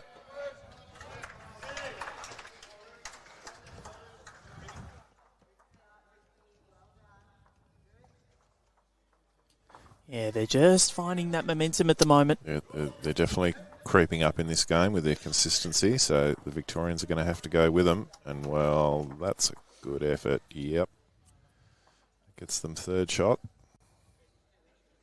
It's funny, you look at the momentum swings in insides and team can start well, but once a team starts finding their line, it's like a freight train that you're trying to stop with a pillow and it ain't going to work.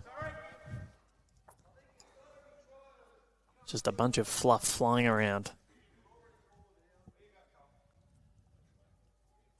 And it seems as though what this New South Wales team are doing at the moment. Rallying the troops. They were down by a bit before. They've come back. The New South Wales men very close. Third of the way through. 9 shots ahead. Anything can happen. Sharon's on an attacking line here. Doesn't have the weight to match that attacking line.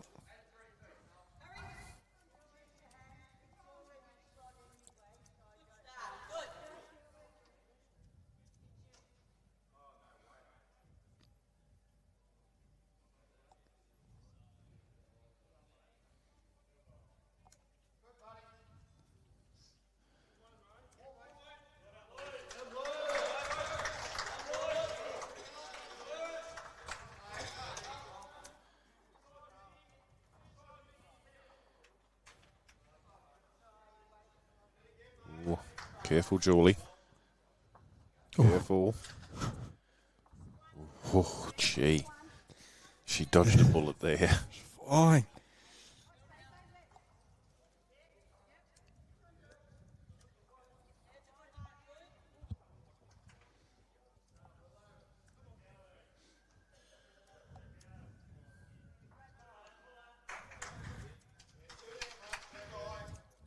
Sharyn Renshaw, good chance to make a 3, 4. Good trail here would make a number. Can't see the bowl on the screen. But It's hanging a bit wide. so, Julie. Yes, needs to finish on the left-hand side of the jack here. Needs to take plenty of grass. Only a short end, but it's still ripping across there. She's flying again.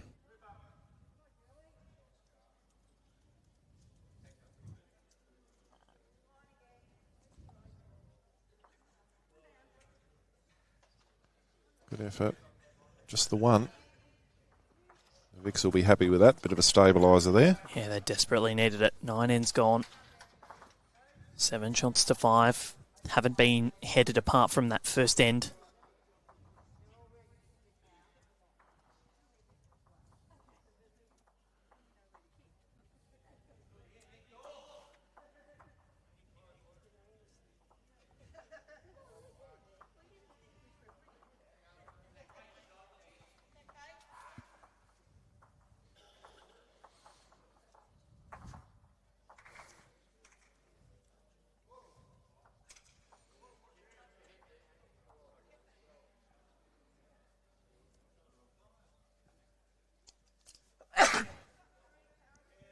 Bless you, Val.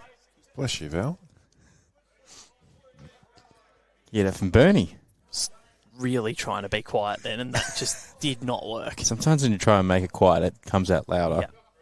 Yeah. You never hold a sneeze back. Not good for you. Sort of snuck up on me. So thank you for the well wishes, gentlemen. You're welcome. It's interesting. When I lived in Tassie, I had a lot of issues with hay fever and stuff like that, and disappeared when I went to the mainland. No, I get hay fever and forgot to take my hay fever tablets this morning, my Claritine, and I'm feeling it a little bit. So There's a lot of wattle in Tassie. yeah, well, I cop it in Queensland as well quite badly. Yeah, during the winter months as well. It's quite strange, actually. There's been times where, I've been up there for the AO and not been in a good way.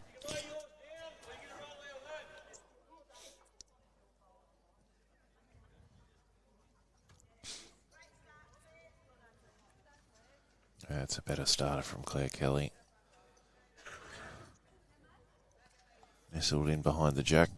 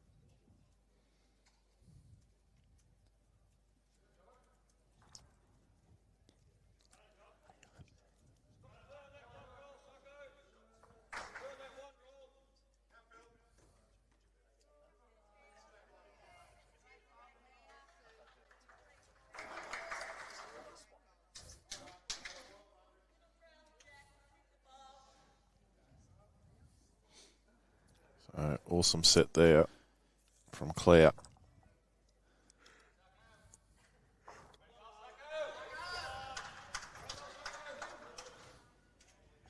Her best end of the game right when New South Wales wanted it.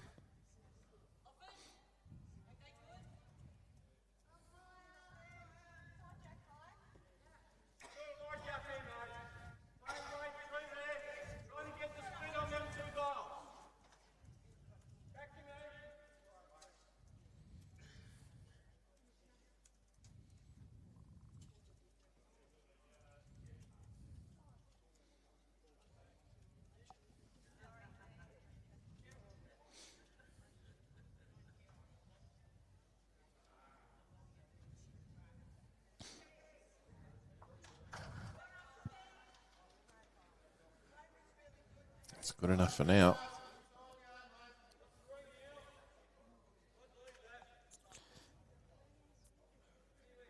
Marianne's just struggling to get a grasp of it. Her weight's been superb. She's been just cutting ahead a few times, especially going back towards the clubhouse, the way we're heading now.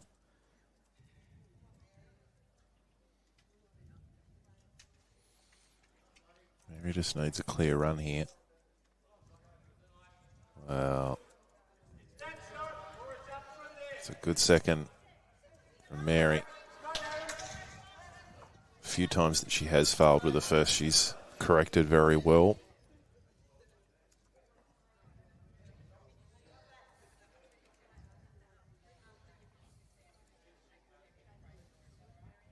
I think this one's going to cut the head too, Connor.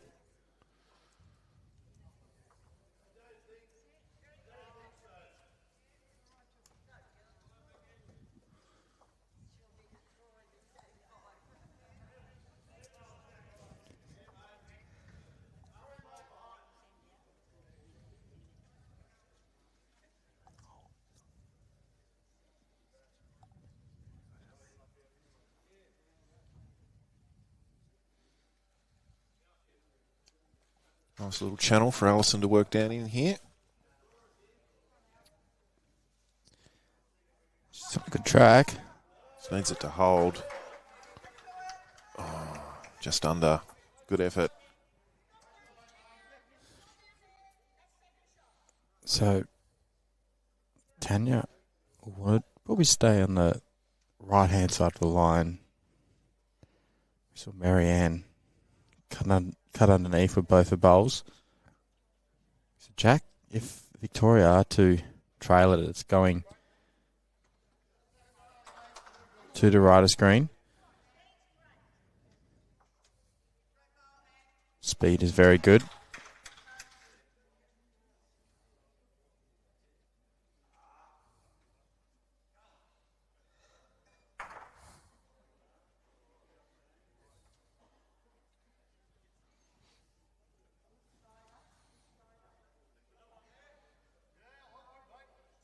Needs to hurry.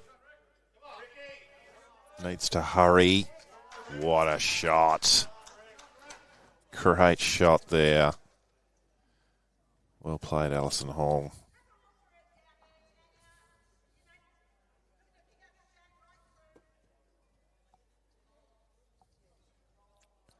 A little bit of weight requested here from Sharyn.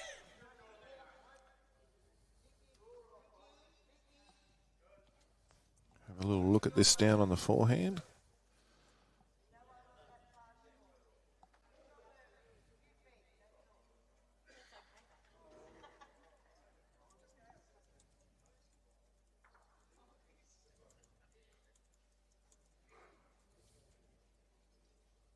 It's amazing how quickly a head of bowls can change. Victoria were in a situation where they were vulnerable with one bowl in the head. New South Wales having the next four, to now in a position themselves that they can sit that back bowl of Victoria and make three here.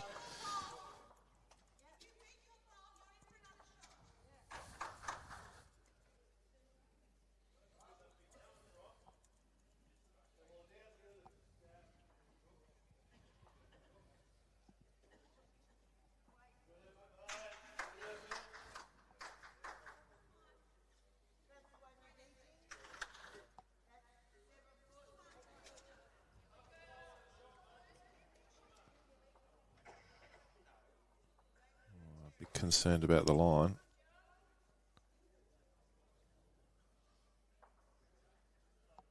Actually held better than I thought it would. Good result. Good shot, Julie. What do I know? Just had that extra weight to hold it up.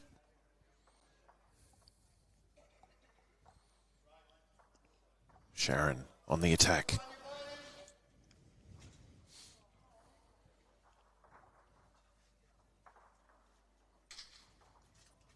Bowl out of the head.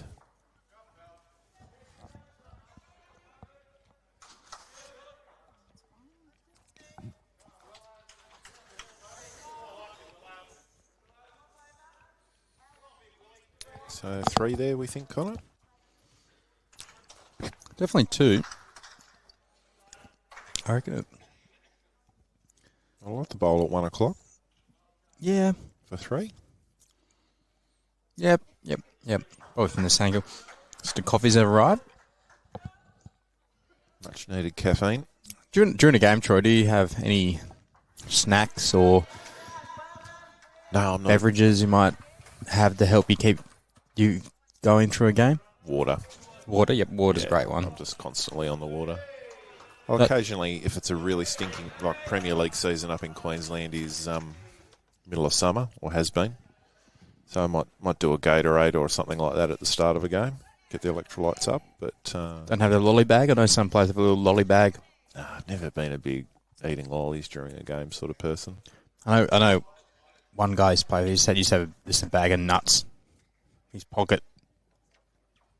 Just have a little nibble on them as you... Some peanuts, and he'd be standing his hand in his pockets and pull out a handful of peanuts from his mouth. We've got a fella at Paradise Point, Wayne Crane, Banana Man, because he just eats bananas like Peter they're going Siddle. out of fashion. He has 2 or 3 in his bowls bag for every game. Very good.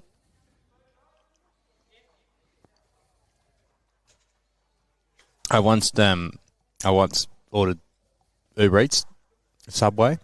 While you're playing? Yep, while I was playing. I was playing out of Berridale, and I was a bit hungry. Well, I'll just go on Uber Eats. So where did the person come? When? The driver. What did they do? To scream out in the middle of a rink of, Oliver Connor? Oh, you tracked the order on your phone. I was just... Probably wasn't the best me. I was skipping line. I was looking at my phone. I was calling shots and like, yep, come down there. I saw my order. I was like to my 3. Holding 8. Come up, take the head. I was sat down, ate my sub. Yeah, I wouldn't have been happy if I was playing 3 for you when that was going on. Eyes here, buddy.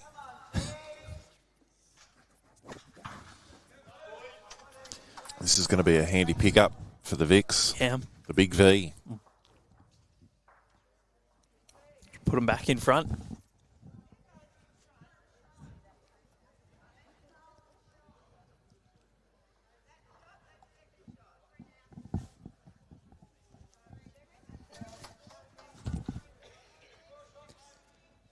And it is a 3. The Vicks just withstanding the challenge at the moment. 10 shots to 5 on this rink. 25 to 22. On the overall, New South Wales took the lead, and now it's come back, and things are swapping and changing again. You're a Victorian, Val. Yes. Is this probably the biggest rivalry that Victoria have in bowls?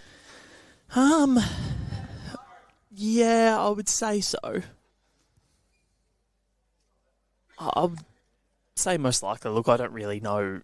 Like, obviously, having only been in the sport for 5 years, but, you know, you see that New South Wales and Victoria, they do play a lot of test series against each other, but I feel as though, no disrespect to the Victorians here, but I feel as though New South Wales probably care a little more about the Queensland rivalry. Yep. Okay. I think there's a bit of a state of origin building to that, Yeah. isn't there? Particularly in the men's divisions. Like, if you look at footy as well, like Victoria have more... They've built up that rivalry with South Australia more so. And I think, yeah, I don't know, it's really interesting. I think there is a rivalry between all 3 of the eastern states, but I think that pinnacle one that so many people over the last 5 years or so would be looking at is saying that New South Wales-Queensland rivalry, that's probably been the pinnacle. Not the Northern Territory versus ACT? Battle of the Territories? Look, it'd be up there. But... And look, no disrespect, but like as a Queenslander, Troy, or living in Queensland now, are you? What's the rivalry you're looking at? Are you looking directly towards New South Wales? Yeah, look, I think probably Queensland, New South Wales, but I think sometimes it can be generational too. Sometimes there could be series where some things are happening that creates a little like mini rivalry within the rivalry for a couple of years because of particular players that are playing against each other. And that can be across any of the states, really. Well, exactly. And, say when a player is playing against their former state, you look at Nick Carl moving from Queensland to New South Wales, won the Alley Shield with both. Lee Schreiner, when he's got to play against Victoria or Tasmania, or then you got Cody Packer when he's got to play against. I feel like New South Wales just poached people here. So has Lee won 3 Alley Shields with different states? Tassie didn't win. They came very close, and they should have, but Jack bounced out of a pit. Is that the reason? I'm not sure. Well before my time. Yeah. Yeah, I knew they'd gone close or won one, so... I think Leroy had a chance to drive and win the Tassies, but the Jack bounced out of the pit and went back up, and they would have picked up a number, or if any Tasmanians played in that team and can tell me the exact story.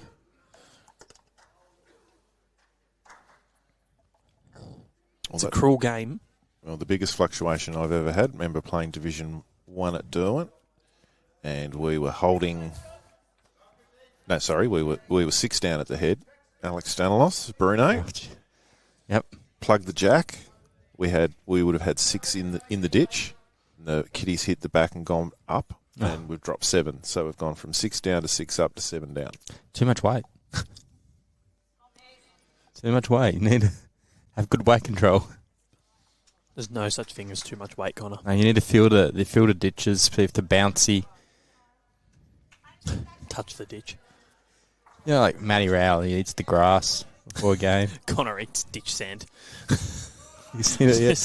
Test the sand. Is the jack going to roll along the sand? Is it going to catch? You just see Connor licking the synthetic before he starts. A little furry.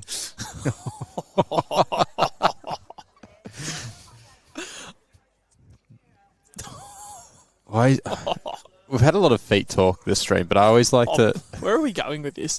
I always like to practice barefoot just to get to feel the green or the surface underneath my feet to see if there's a bit of dampness. That's Matty Hayden, wasn't it? Matty Hayden used to go out to the pitch beforehand and used to do it without shoes on, ground himself to the. Yep, moist green.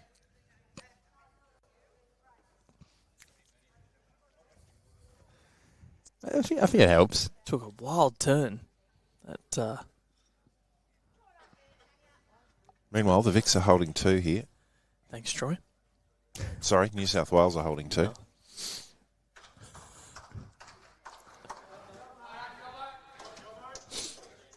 Thanks to a couple of beauties from Claire Kelly.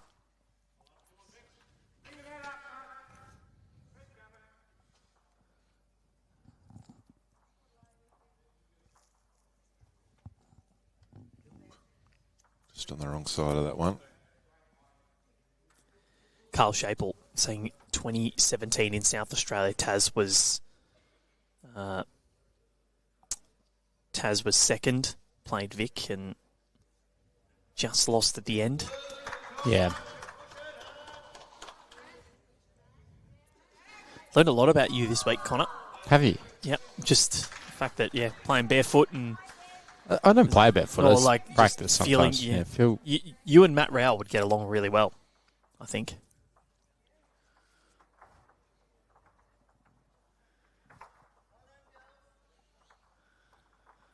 I have played a game barefoot in Pennant. Once I lost a toenail. Oh. Yeah, and I could not wear shoes. And I was like, well, I'll just play bare feet. Did you win? I don't remember. It was a long time ago. I stubbed my toe the night before the toenail came off. Oh, no. I can't. I'm not good with blood or any of those stories.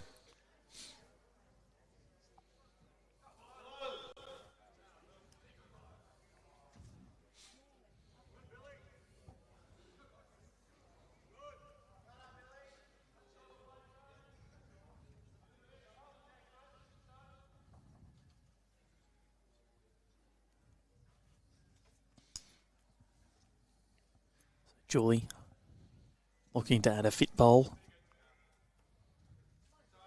to this head. Connor didn't like it. I have been thinking of ways to use that name. I was hoping for, maybe show some emotion, go fit of rage. She's been pretty calm. Having a fit. And she's in front in the rink, so it's not...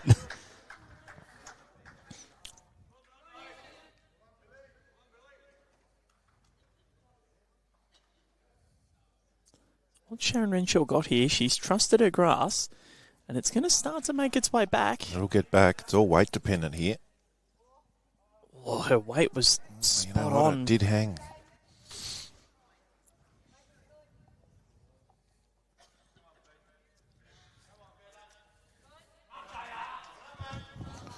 Julie Fitt. Last bowl of the end.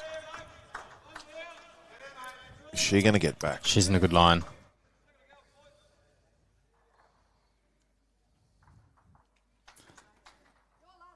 Well, it's definitely only one now.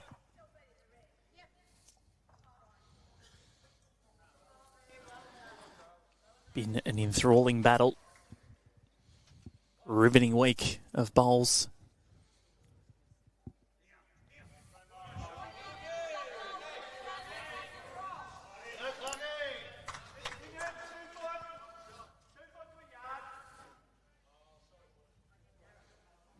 I think that one's going to go sailing, so New South will pick up a single. Take their score to 6. The Vics still lead this one by 4 on this rink. Halfway done. Queensland and ENT. Queensland not quite home as of yet. 39-30, but they're in front on 2 of the 3 rinks, which is all they need. And then the over 60s men, 36-24 in favour of New South Wales. So this rink here, unbeaten. The Renshaw rink, I mean. Facing a significant test. All they've got to do is win. Nolene Dutton now in front of Jen Sullivan, so that rink, as it stands now, will be holding the best overall rink. And New South Wales need to actually win this overall tie with Victoria if the men win, and then they'll take home the Glen Basisto overall for the 2nd straight year.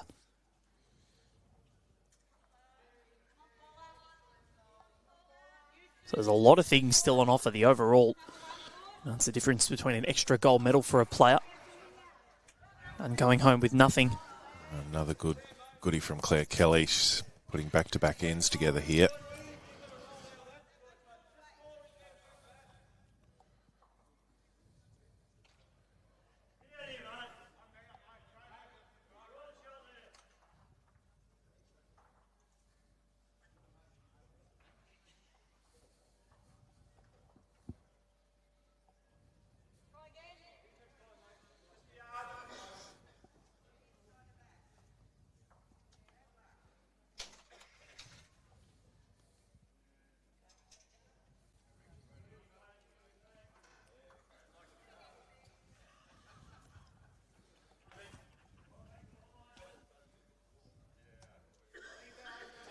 Just for those who are playing along, have a look for a Nogger update.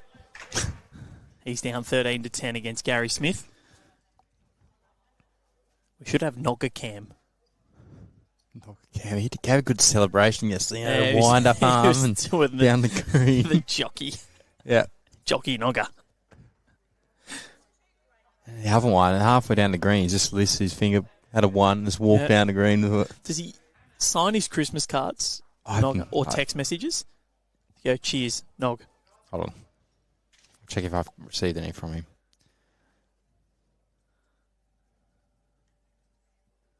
I do not have his number. I have talked to him before.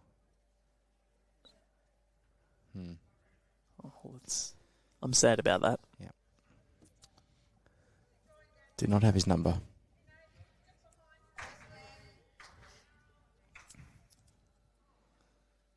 Oh, we love the Nog. Signs his Christmas card, egg nogger. Just be a photo of his face. Like an egg on an egg. Yeah. Eggnog. Where are they? On the bottom ground? I'll introduce you, Val, after Yeah, no, we got to this game. What do I mean, Nogger? It's funny how you see people and they just immediately become a cult hero just for weird things. Oh, he's one of the great ones. Nogger. There's a few out there. There's Blocker in Queensland. Stephen De Jong, Scotty De Jong's brother. Oh. Blocker. Blocker. Played the right at home challenge. And how he says you got 3 bowls to do it at the BPL. This was at BPL 15 on finals night. And said you got 3 bowls. Blocker goes, no, only need 1. And absolutely nailed it and gave the all-time celebration for the right at home challenge. Very good, very good. So hopefully Blocker's watching. He's an absolute ripper. Always comes and says hello at the AO. I've seen a few right at home challenges. Some good ones recently. We saw 2, I think, at BPL where the participants absolutely nailed it. Yep, they did. And had Caroline. She was great. She was up from north, up near the Sunshine Coast, wearing a Club Tweed kit. And we also had Battle of Hogwarts, Harry Potter versus Voldemort. Oh, yeah, Voldemort wasn't great. Well, the entertainment was, because he almost took out 3 people on the way, or 2 people in an electronic scoreboard. So New South Wales currently down thanks to Mary Patton. She's just been on song.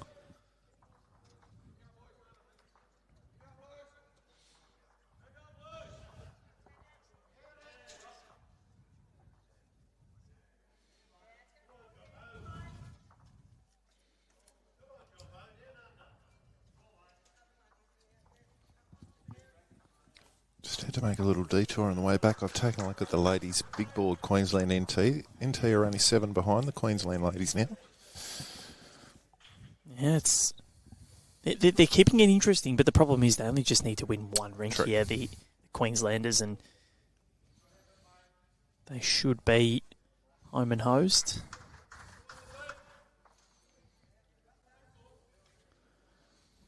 I think more so from the perspective of NT snagging a win and beating them would be huge. As we mentioned earlier, ACT getting over New South Wales and the ladies yesterday.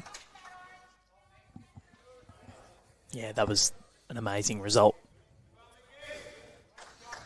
One of the ACT ladies, I'm not sure who it was. I'll have to get the team lists. But met her in the lift this morning. She was lovely. So nice. It was.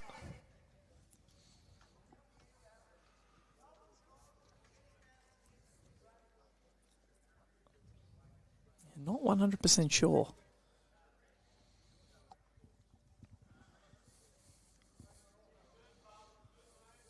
Could have been Melda Fowler.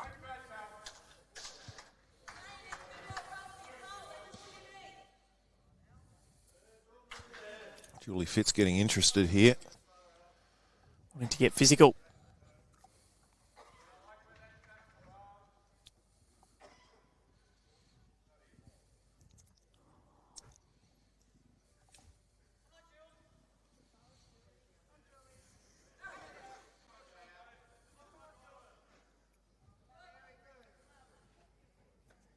Connor, you've had a look at the Australian Championships schedule and you've found something pretty promising, haven't you? Nogger could be featured Nogger on Rinkside Live. Featured, and I'm not here for it. I'm double checking this. I'm in bloody China. I'll be on a plane for it. Well, that means there's a good chance I'll be in the seat for it then. Yep. It's on.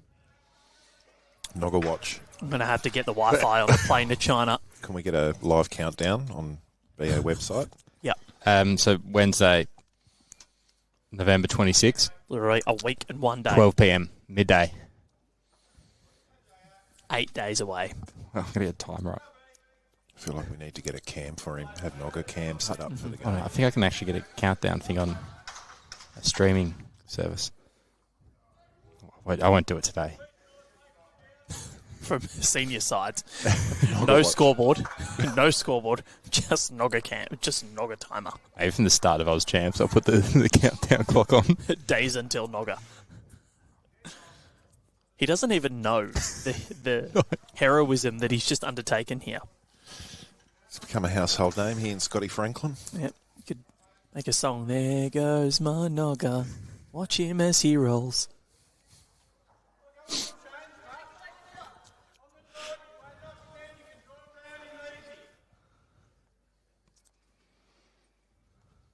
Scotty Franklin, of course, yesterday. Another cult hero. was in the lift with him after getting back from the shops last night. How was he walking? No, he was fine. He was probably had a couple, but we seemed pretty happy anyway. But he was good. He was feeling good. He was on the phone to a mate who didn't quite see it, but said, "Geez, he put me on speakerphone to chat to him." And I'm chatting to this guy on the phone, and he's saying, "Yeah, Scotty will put himself in front of the cameras any chance he gets, and he'll try and do something just to give himself some attention." He's a good fella, Scotty Franklin, really down to earth, and I think he was a little bit sheepish after he did it yesterday because he kind of didn't realise it. He sort of forgot the cameras were there.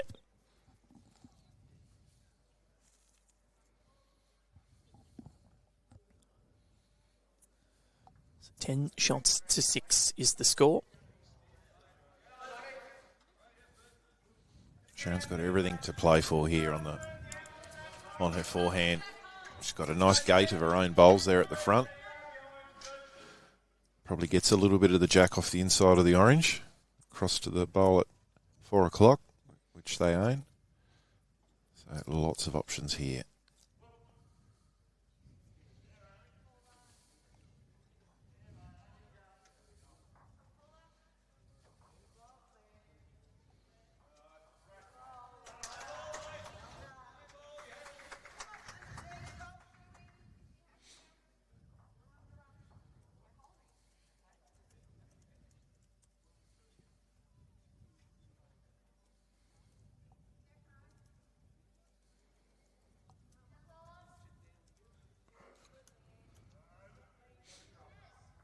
Close. Yep, that'll do it. Great shot.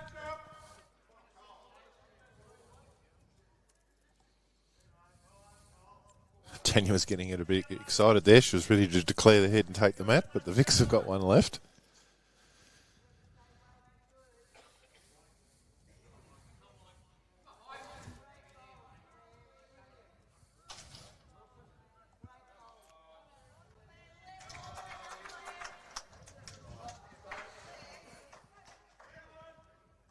We're going to have a little team meeting, sort this one out.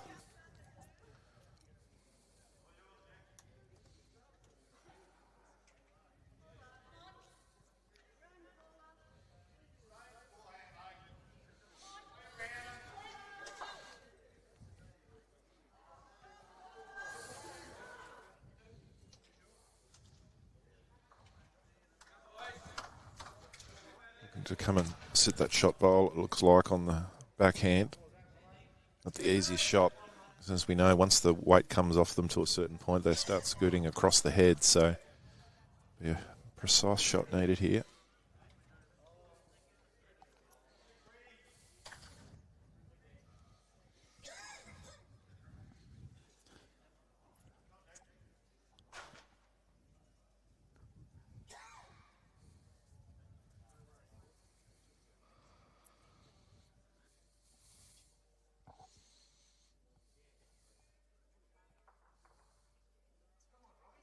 Oh, got a double edge, but not the right angles.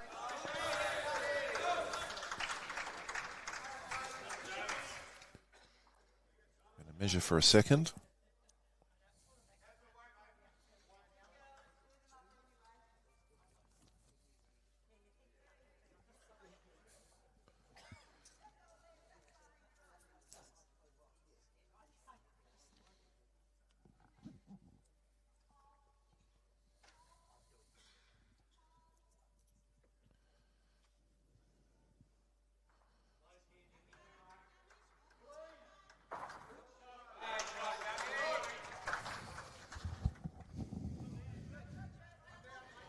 So very handy too there for the New South Wales combination. Yeah, and they bring it back to 29-26 on the overall master board. 10 shots to 8 here. This one is looking like it's going to go down to the wire.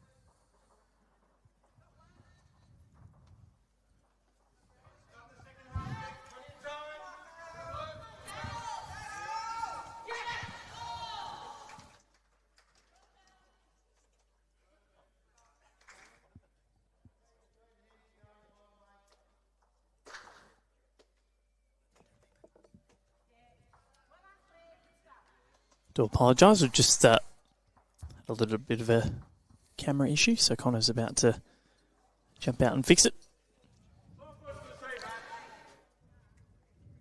Change the hamsters over. Just keep it at this for now, and then when Connor does have it fixed, we'll sort it out.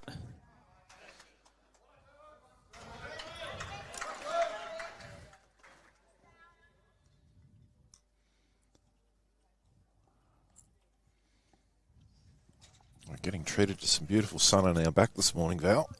It's been very good. Yeah, it has been very nice. It's been weird because you dress up for outside, but when you're inside, the heaters are on and it's quite warm. Well, so you're kind of sweating. Shorts today, so you must be feeling pretty good. Now, inside it's warm, but outside you sort of go out and then it's sort of a reprieve, but you don't want to be out there for too long. You've got to manage your time well.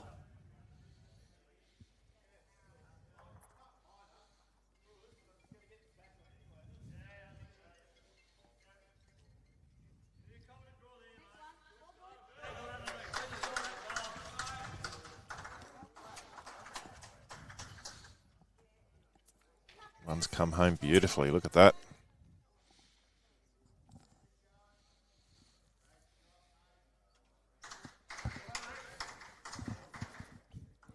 Open sides will be arriving today.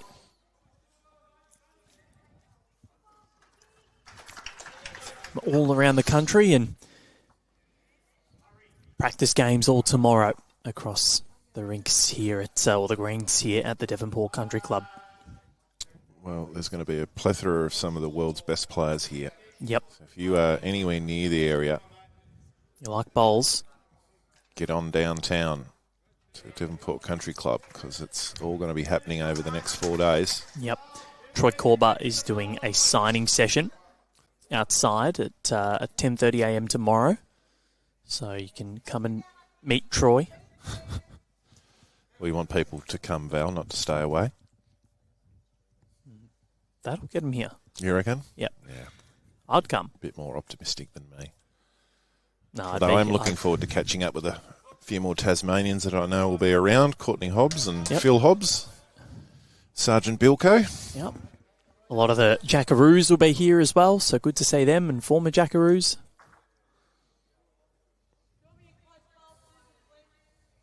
Couple of laid outs for the Queensland team, but still. I think we've got a local Devonport Country Club member too, haven't we? In the Tassie team, Connor Windrum. Oh, Cameron. Yeah, Cameron Windrum. Yeah, Cameron Windrum. He recently got player of the series for Tassie in the recent Tasmania versus Victoria Test series. As he should, it was here. Yeah, it's home green.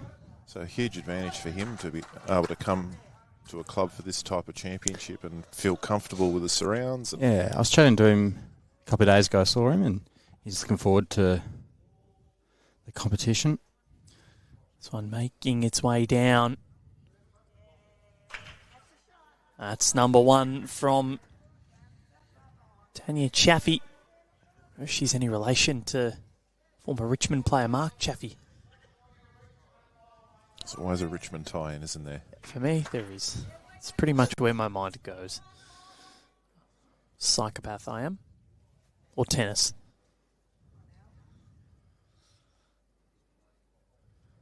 We'll need a little bit of luck here. Oh, might get it. Gets another one in the head.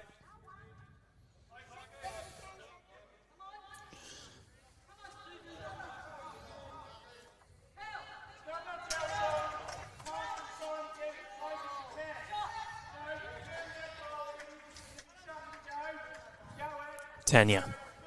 She's given this a pretty good line, but look at that start to swing.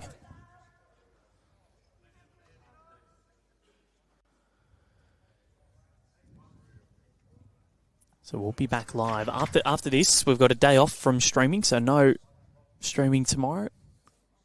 Connor and I are going to go into hibernation for a day. And then back on Thursday for the Australian Sides Championships.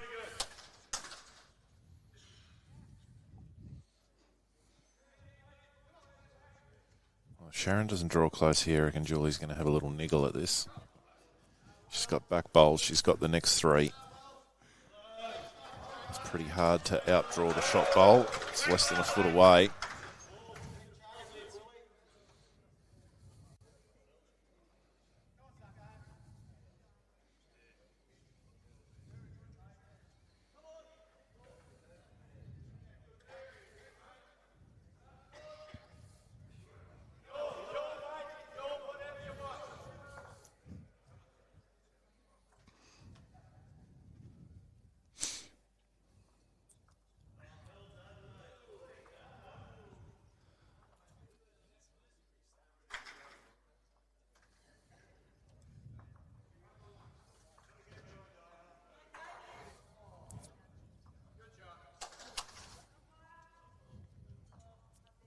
Just pulling up short, so big chance here now for Julie Fitt.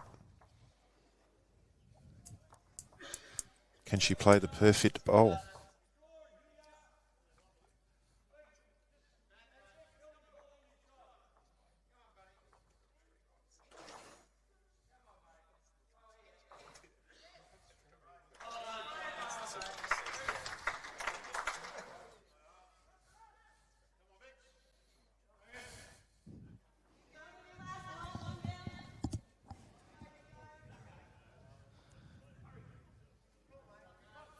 Almost at sort of the 2/3 of the way mark, 29-27 on the master board. Victoria in front by 2. Queensland 47-38 ahead over the NT women, so they're hanging in the NT. They're just keeping us interested, but well, and all the rinks have tightened up too. Yeah, they have. So if the NT can start to get a little wriggle on, you never know. Queensland have to lose all 3 rinks to be any chance of losing Betty. But they're not guaranteed any of those rinks right now. No. Now we're going to see some more positive weight here from Julie. She's got the next 3. She's got the 3 back bowls.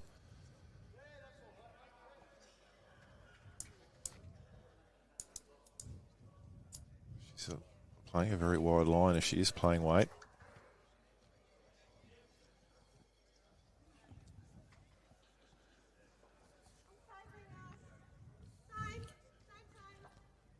Calling a same. Oh no, that's on the next rink over. I'm tired, ladies and gentlemen. That is one more to New South Wales. 10-9. This is tightened up. Renshaw's rink needs to win this to take home the overall rink. If New South Wales and Queensland both win their respective ties this morning, I think it's going to come down to shots for the overall Glyn Basisto, or rinks. Come down to rinks 1. Then if they're the same, it'll come down to shots. So, lots of permutations still available. Yeah, for sure. Very exciting.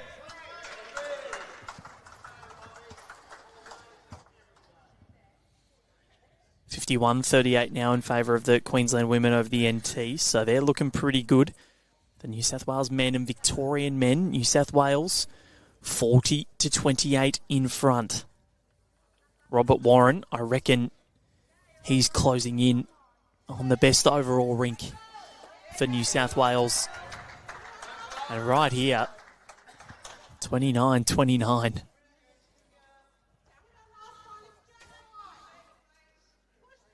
Over halfway.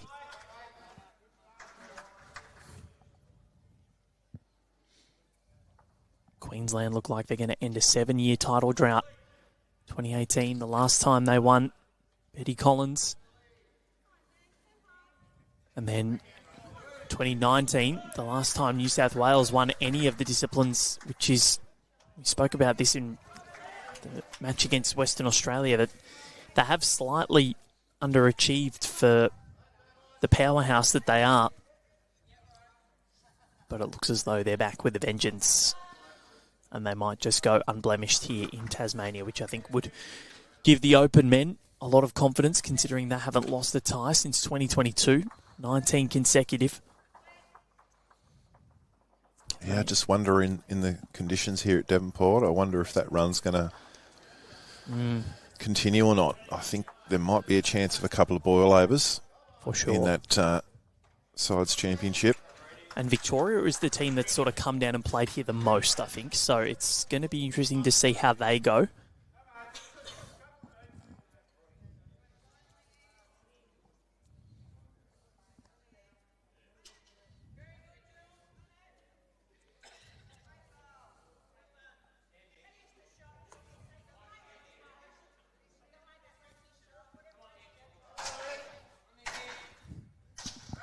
So you've been sent a photo of an echidna there. Connor, whereabouts was that from?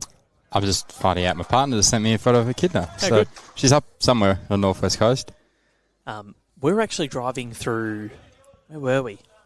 Me and my wife, Rach, we're at the Mornington Peninsula at Point Nepean. I saw a sign saying, local wildlife, there was an echidna. And Rach said, I don't think I've ever seen an echidna in the wild. Never. And we went for our walk, went and had a look at the old army barracks up there. A couple of hours by the time we got back to the car and everything. And all of a sudden, on the drive out, echidna by the side of the road. Yeah, they like hanging on the side of the road, which is very dangerous for them. Yeah. They're very cute things, echidnas. Just don't touch them. They are adorable.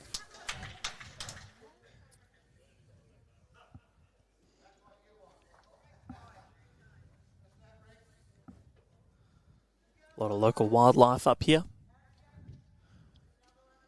You don't get many snakes down here, do you, Connor? Not too many. Well, not in these months. You get them when it gets warmer.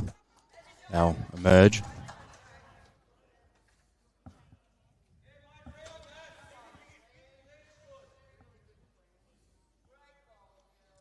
A lot of wallabies. Yep. A lot of wallabies. I was driving home last night from Port Sorell and a lot of wallabies in the road. So just be careful if you're driving around. Yep. They got no road sense, do they? No. Yeah, they need to introduce that into their curriculum at a younger age. I think so.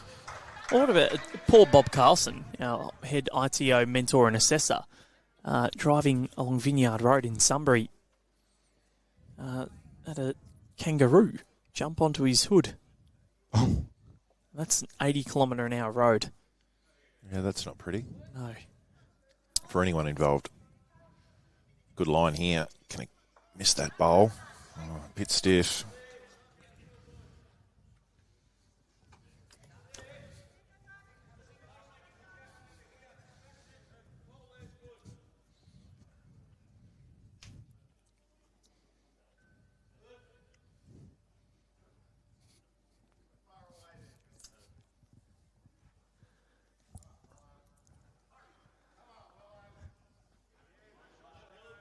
So, it's yellow SR from Allison trying to make its way. Ooh, doesn't want to hit that up. No, does. It actually opens it up a bit for New South Wales. So not a great result there for the Vics. Well, they've just given one back. So the Kidners near the beach at Hawley Beach. Okay. Just up the road, about 15-minute drive. I might be doing that tomorrow just to see an echidna. And then I'll take it home. I'll give it a good laugh. I don't know if it'll still be there tomorrow. I'll find it. Notoriously good at echidna calls. What sound did I make there? I have no idea. I'll learn. Let's Google. I'll learn. Just wiggling its way up there for Tanya. Going to do too much. Well, this is actually really difficult here for Victoria to get another bowl close, really. Just pretty much got to ignore the bowls at the front and just draw to the jack and hope you find a hole. Hope for the best. Yep.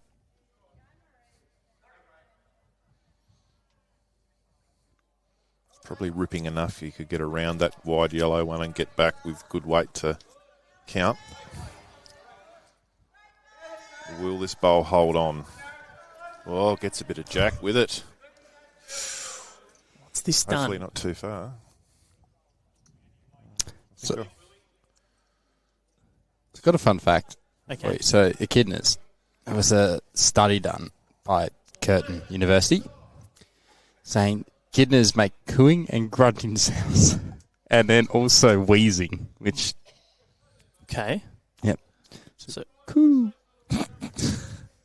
I don't know or a pigeon. All right, so any of those three. I've got to master that by tomorrow. But what counts as an echidna grunt? Yeah, I don't imagine it being a guttural sort of not like a tennis Chewbacca style grunt. Yeah, Chewy's in a league of his own, I think. So 30 all on the master board after 36.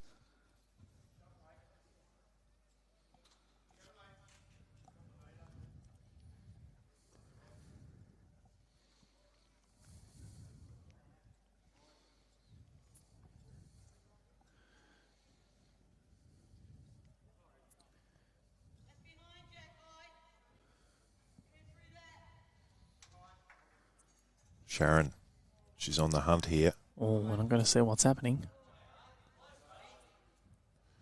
We missed it, and it missed everything as well.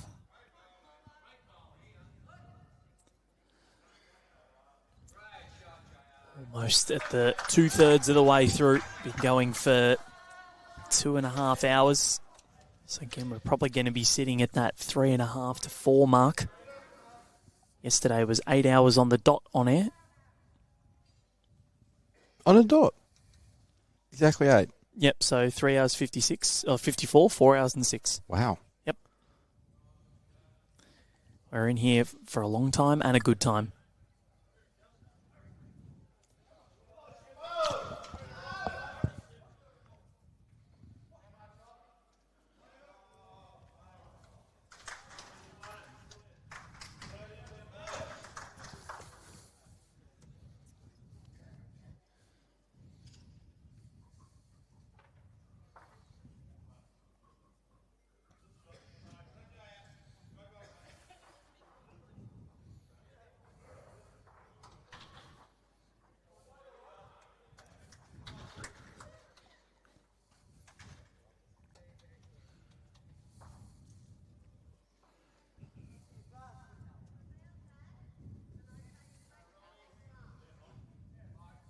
Sharyn Renshaw making her way down.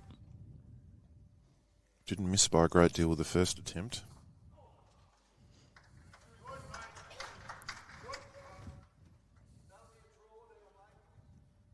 Very deliberate on the mat. Important bowl in the context of this game.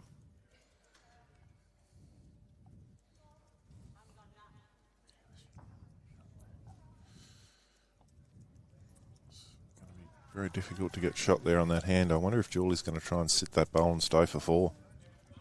Yeah. Alison's having a look at it. I think Alison likes it. I like She's it as going well. to try and talk Julie into it.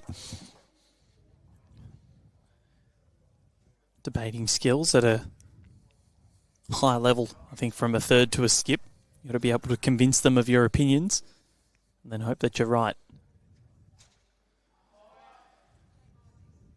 Would it be a good skip? They say you've got to be a psychologist. Yep. You're good with people, Troy. I reckon you could do it. You are a good skip. Yeah, I probably skip better than I play these days.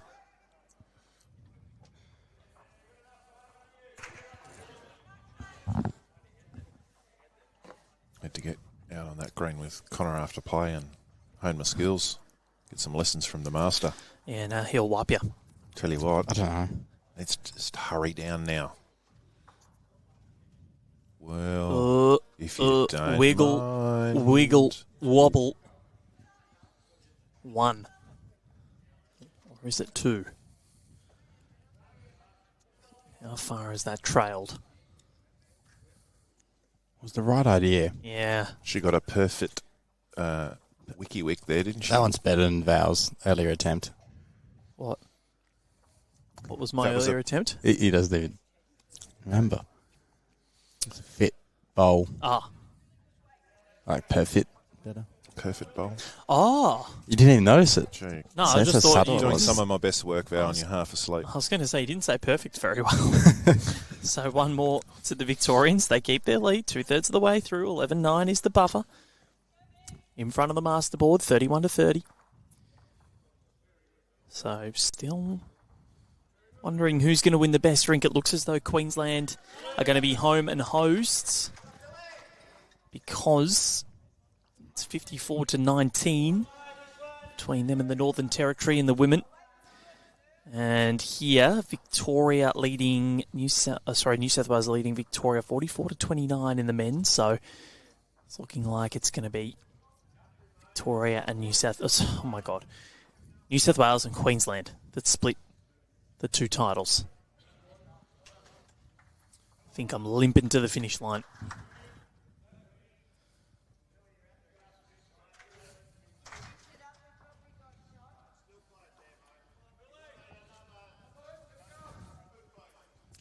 Just look outside. The wind's really picked up. Look at the flags. The marquee. They're all showing some big signs of some breeze outside.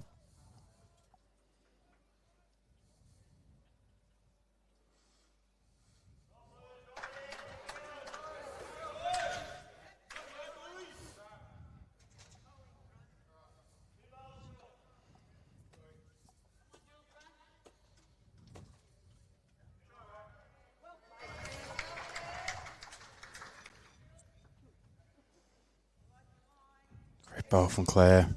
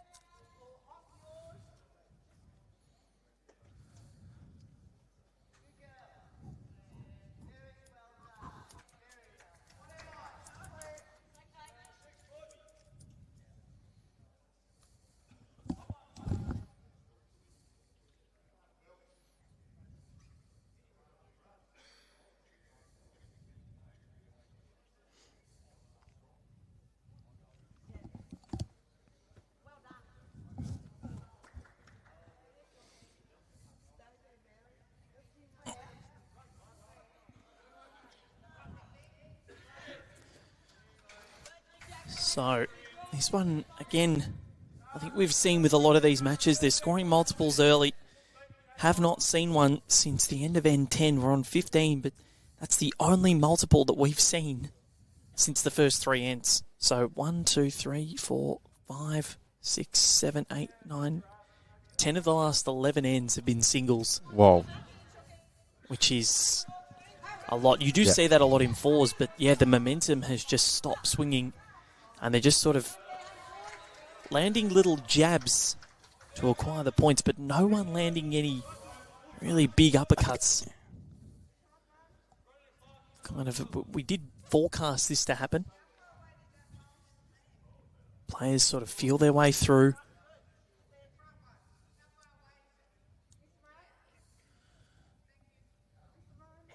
Sorry, New South Wales did score a 2, so 9 of the last 11 ends, but still.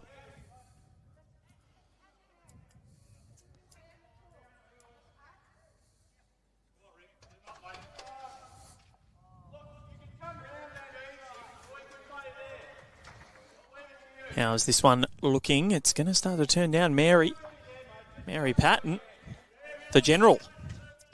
The Meadowford Mauler. Yep. Probably didn't want that. No. No. Let's open it up a little. I wonder if her nickname is the general. A lot of people with the last name Patton have that nickname. After General George Patton, World War I and II. He was one of the first Americans to sort of liberate the concentration camps in Nazi Germany. Pretty sure the big fella, Ian Payton, I think he pronounced his name. He was called the General, the footballer. And then, it was a very promising, or he was a really good commander during World War I as well. It's a really good, I can't remember what it was called. I think it was on the History Channel, called The World Wars. And it followed all these different leaders around, and military leaders or political leaders across both world wars. It was one of the most interesting documentaries I'd ever watched. I think it was a 6-part series.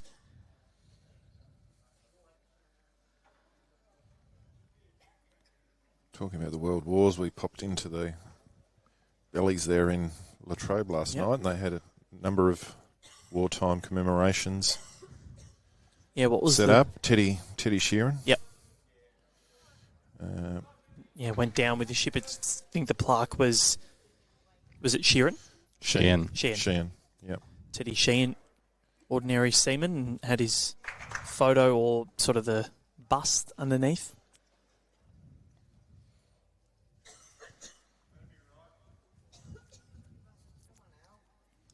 Certainly was not an ordinary seaman. He was an extraordinary seaman. Certainly was. VC recipient. Tasmanians very proud of Teddy. Of course, it was only 18 when he went down with his boat in 1942. He was awarded the Victoria Cross in 2020. It's nearly 80 years after his death. Rightly so. We won't go through the full story, but for people who haven't read his story, it's quite an inspirational one. Yeah.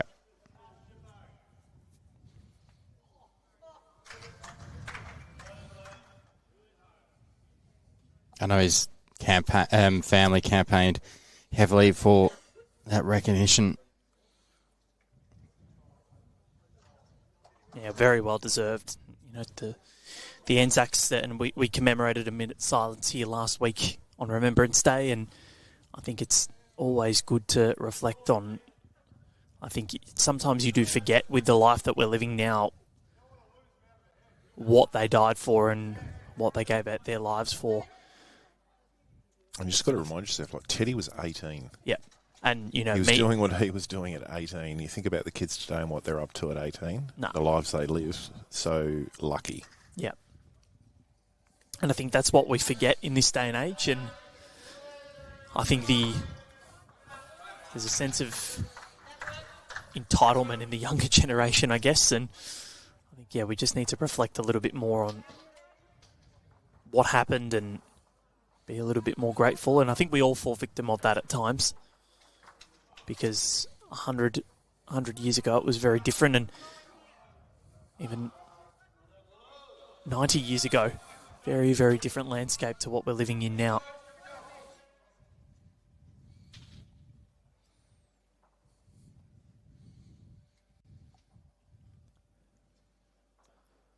Sharon's going to scoot across the head here. So Teddy Sharyn, one of 16 children.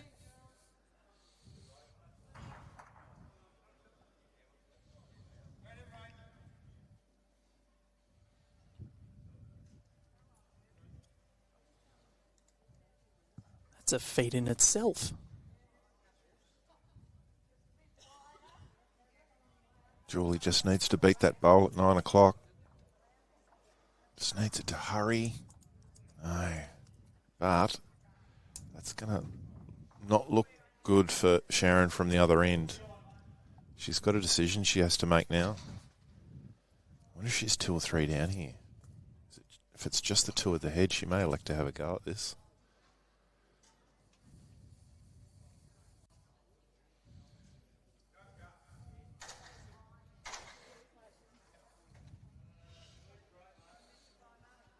Having a good long hard look at it.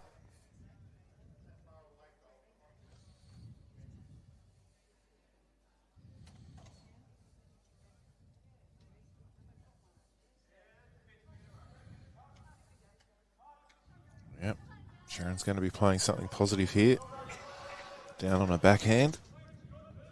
Pick the kitty up clean, sit through the bowls. It'll just be interesting to see what weight she chooses to play. I mentioned before the sort of fiddly weight can be very difficult on this indoor surface. We've only really seen Ricky Richardson nailed one on a fiddly weight, but other than that, it hasn't been a great success rate with it. Nah, it's hard to get. It's funny, though, like, you have a look at we actually haven't seen a killed end. Oh. Oh. And, I thought we might have seen one then. But We didn't get to see it, but it was a good bowl nonetheless. the Took one out. Yellow SR remains. We're going to get a measure for the rest. So 31 apiece. This is so close. This is for second position on the overall table. Queensland look as though they're going to clinch Betty. 58-41 ahead of the NT. The Victorian men and New South Wales men, that hasn't been updated in quite some time. So that's going to leave us wanting more. So 1 in the end to the Victorians, continuing this trend of singles, 12 shots to 9. New South Wales have not led since the conclusion of end 1.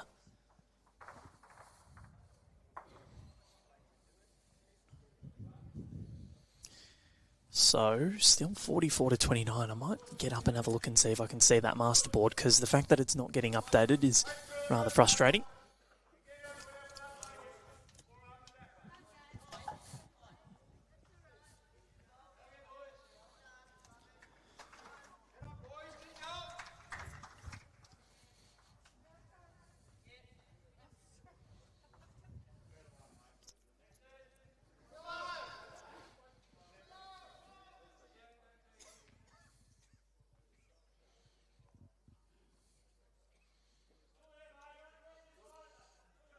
Racing parlours, we've rounded the last bend.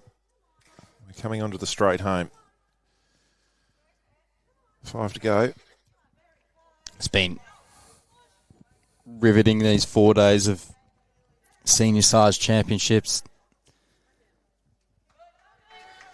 We saw Tasmania and the women cause a few upsets earlier, and they looked like they could have taken home Betty.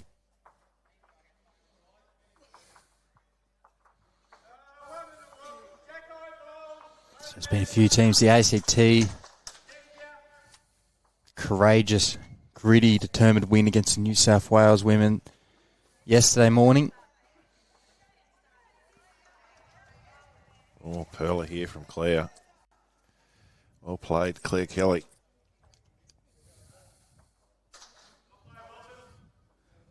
(46-33) in favour of the New South Wales men. Oh, could we have a Nogger update? How's Nogger going? Oh, how could we forget Nogger? So the Nog, he's down 18-11. He's in trouble. Yep. But Nogger, I think he needs to take the hat off and just let the locks flow out in the breeze. That might inspire the team. they are luscious curls. I'm not sure who's got better curls, Connor or Nogger. Connor hasn't said anything, so I reckon he reckons.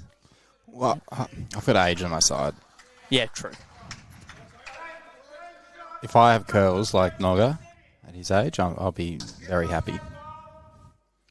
I reckon that I don't think I'd play you two in a rink together, because if you got too close together, you might stick together like Velcro. Two goodies from Claire. Pressure on Mary. She's eating pressure for breakfast today, though. She's had a ripper game.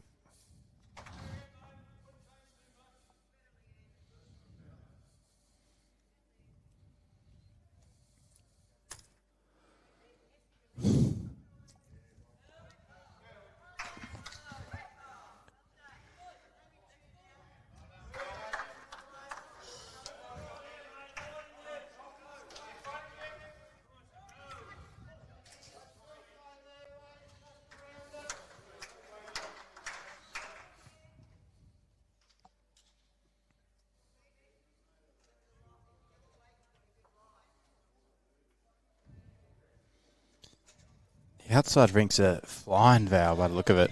Yep. They're up to 59 ends. I see WA versus ACT. Tassie's nearly done. Yep.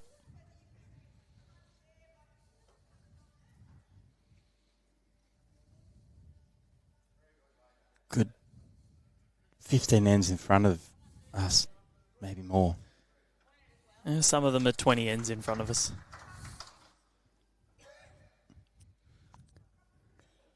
Looks quite nice outside. Very nice. Yes. I like her very much. So, yeah, Queensland, well, they're home. They've got it. They will win. Betty Collins, there's only 2 ends to play outside against the NT. They're 69 to 43 in front.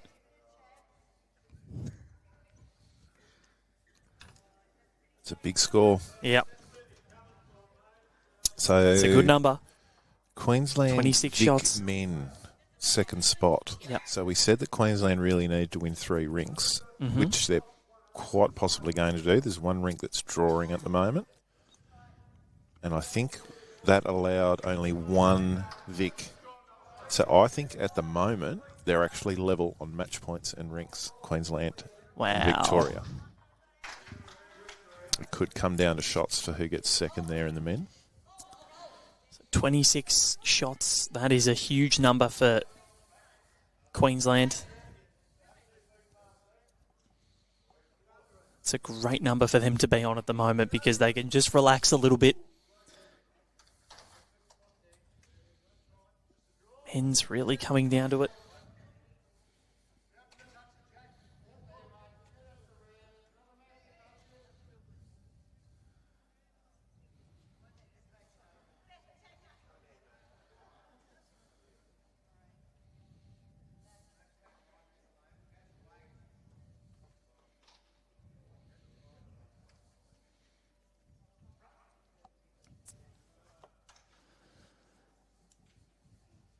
And then now it's just a battle for second place. So whoever wins this overall will take home the silver.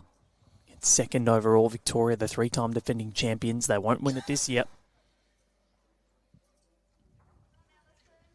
And what will be cruel to them is that they beat Queensland.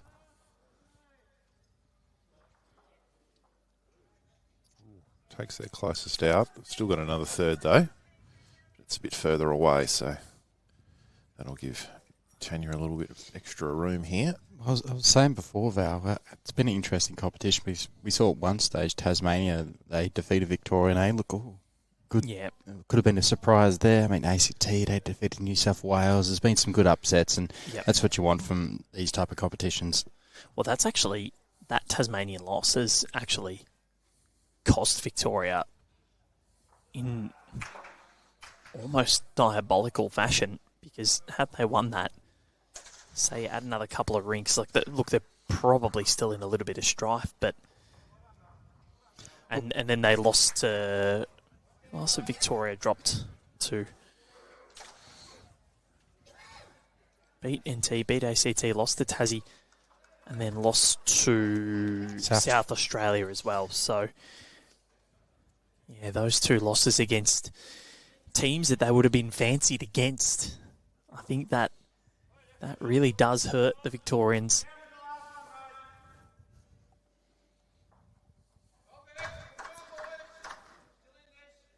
So the big men in a little bit of strife in their battle for the John Dobby AM Trophy.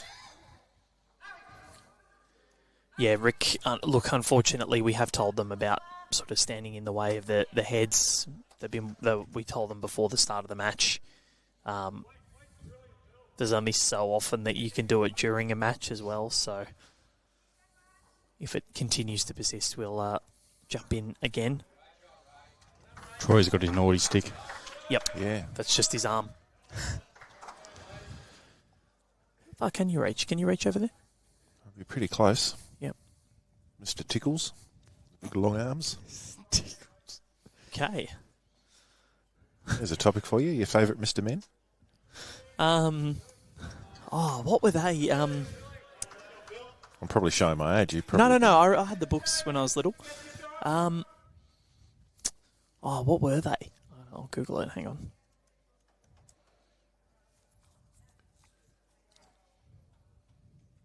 Mr. Bump, he was pretty cool. Mr. Bump. Mr. Nosy. Had a big, long nose. Mr. Greedy. Mr. Messy, I remember, it was just a tangle of... Mr. Bump. Yeah, I remember Mr. Bump. Yeah, Mr. Bump was a Staple. classic. Mr. Nobody. Oh, it's a bit sad.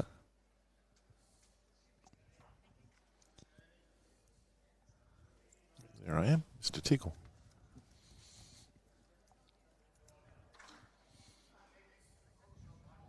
And Little Misses as well. Yeah. So, or Mr. Fib. He looks Cheeky. cheeky. Yeah. What about Mr. Lazy? Mr. Mean. You're Mr. Tall, Troy. Is there Mr. Loud? It's probably me. There's a lot. There's Mr. Noisy. That's, I reckon, you know what? That probably embodies me, I think. Loud, deafening, and rowdy. Yep. Yeah. Yep. When I want to be. I know a couple of people that could be Mr. Rude. That's for sure. I'm not sure why we've got so much consternation about this shot. Look at Mr. Strong. He's got Yep. biceps like mine, so Oh, might have to go there. I think Connor, I reckon Little Miss Princess. What about Little Miss Somersault?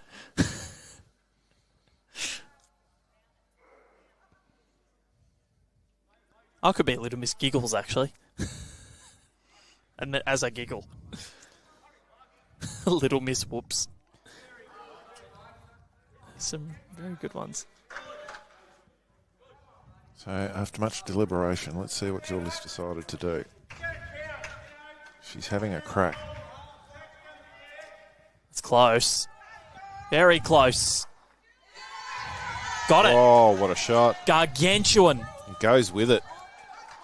Well, that bowl was fit for purpose. It's beautiful.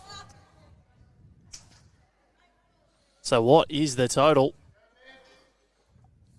See it on At the moment. See it on the replay here. Got the front bowl perfectly and scattered through to get the jack. Boom, boom, tish, bang. Get the applause. I don't know which one that is. But that is a huge bowl, and Sharyn Renshaw makes her way down.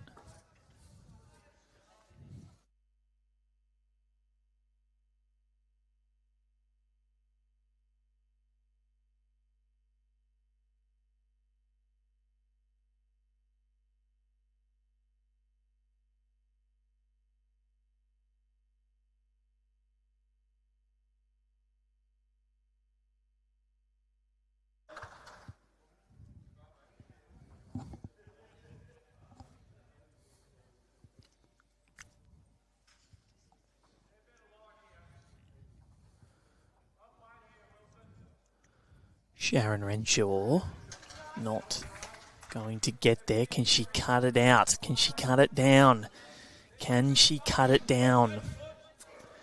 No. So a multiple, a rare one at that for the Vicks. 14 shots to 9. They lead by 5, and that now extends to 5 here, and 5 on the master board as well. And that shot from Julie Fitt might have just cost the Renshaw rink the overall rink too. Quite possibly.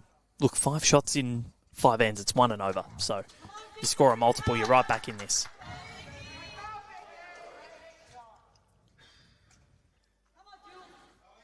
Jubilant Julie.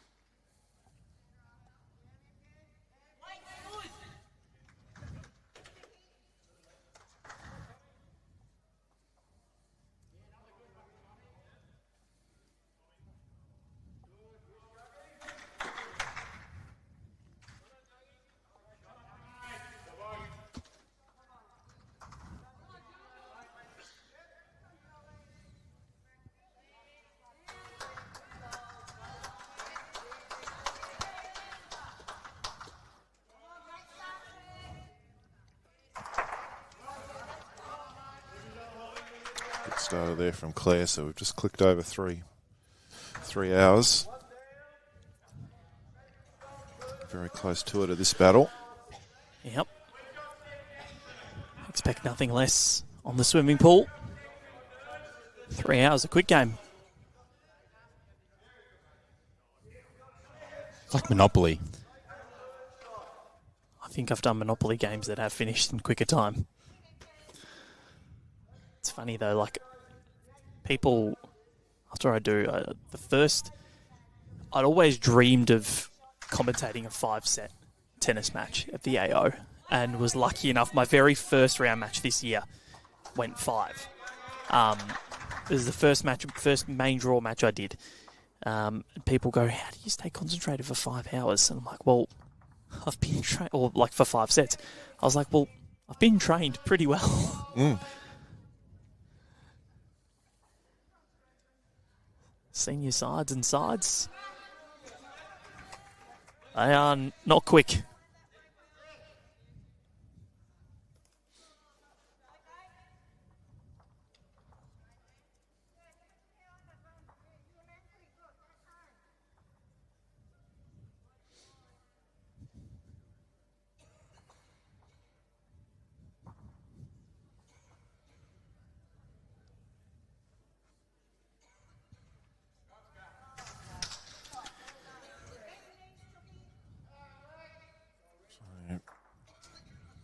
Vicks just need to be a little bit careful here.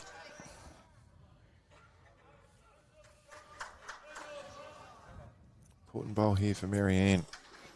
She nail one and apply some pressure. Yeah, so my first match was 3 hours, 38 minutes. And then the next day I went 4 hours and 1. And, yeah, people asking me, you've done back-to-back, how do you do it? Well, I've done 2 in 1 day before. I was about to say, was that 2 separate days? Yeah, that was. Oh, that's it. So there was That's easy. Easy work. So got out at midnight or something like that the night before, then prepped in the morning, and then went back in. Jack Draper versus Mariano Navone, 4 hours 1 minute.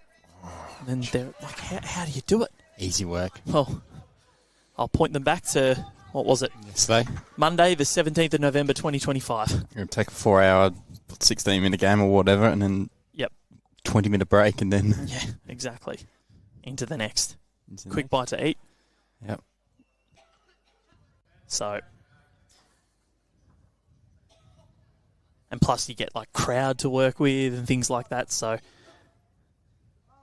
This is great preparation.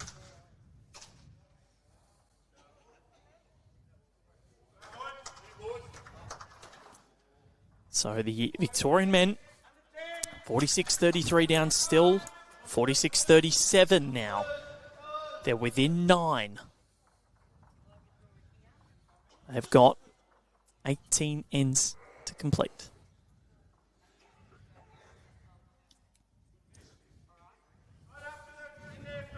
(38-33) here. Queensland are home. Betty Collins is theirs. She goes north, makes the jump over New South Wales from Victoria to Queensland.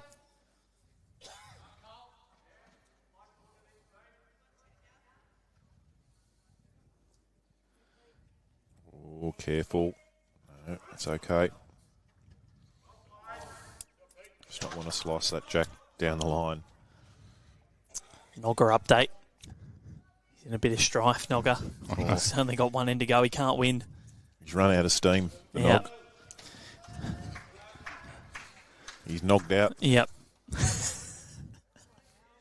He's knocked off for the day. Hey. I have to meet him. I have got to meet the Nog. Oh, look at this for a Yeah. bowl. Allison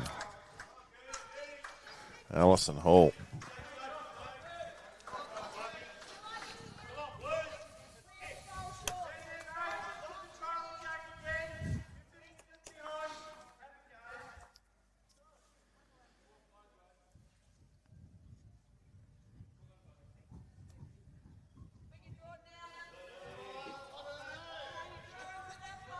Oh. Brunioli Roads back for that one. Coming over to us, Troy. It is. It's a pity because they had a beautiful weight.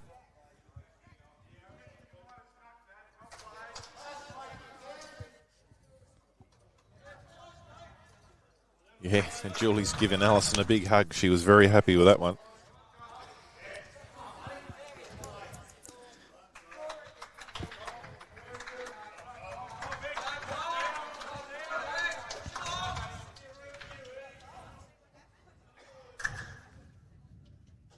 So almost at a stage here where Sharon's going to have to try and turn this head over and try and make a little number.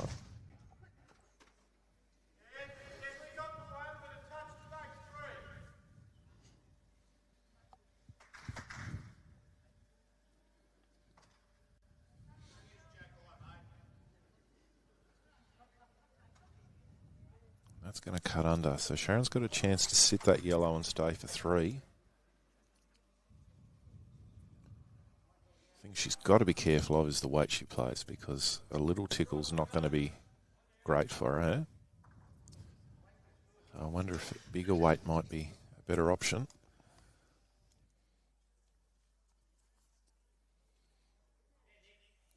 Cut that yellow off the head.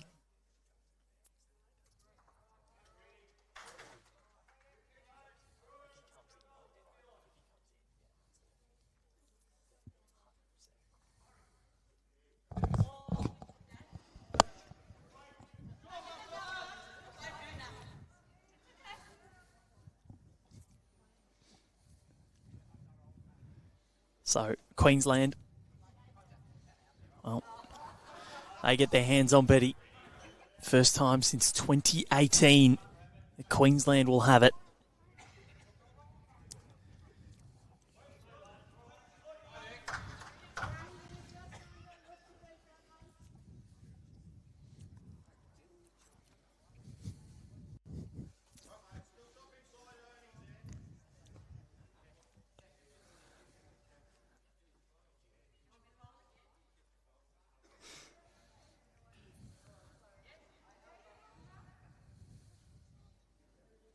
So, question or comment from Toolman76 on YouTube saying that Nolene Dutton will be sweating on this rink because, well, I think they've gotten over the top.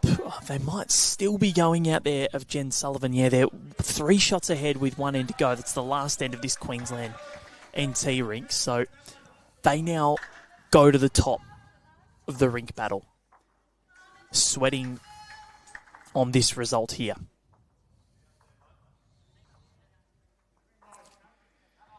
And I tell you what, the Victorian men are making a charge. You can hear a big noise. Well, I was about to say it's only 7 shots the difference. It was 13 before when we checked. They got 1 here, and they lead by 6. So the Vicks might just be closing in on second position. And the Victorians in the men's battle, 46 to 39. That might just be about to change. They have just played an absolute bomb. It was a chorus of eruptions.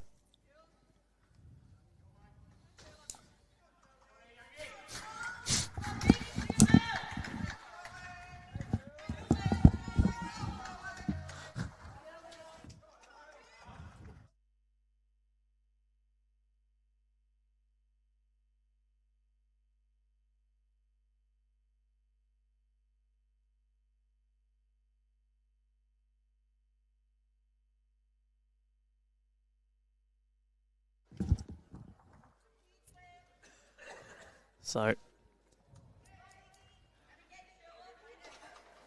6 shots the difference here, 15 to 9. They need just over 1 and over. To New South Wales, it's slowly dwindling away for Sharyn Renshaw and co. Nolene Dutton and her rink are very, very close to being the overall rink winners, barring they don't drop a 4. Even if they tie the rink, it most likely is going to be okay because the Victorians have just looked unflappable here. They haven't been behind since the conclusion of N1. They're up by 8 on the masterboard now, so it looks as though, yes, they can't win the title, but the Vicks might keep their run of top 2 positions alive. 46 to 41. New South Wales and Victoria's men.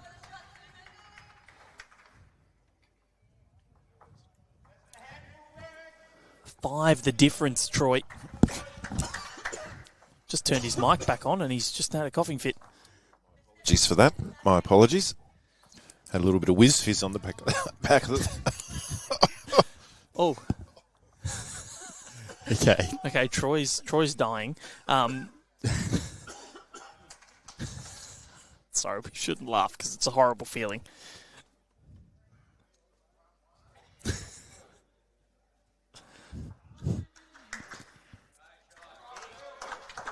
It's been a long couple of weeks, Troy. And, well, it's not 46-41, it's 46 to 42, ladies and gentlemen, on the men's board.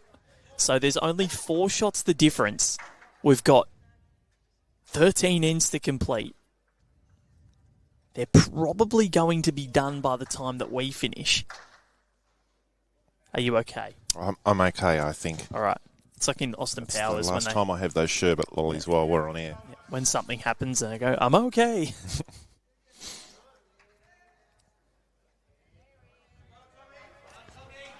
Mary. Quite contrary.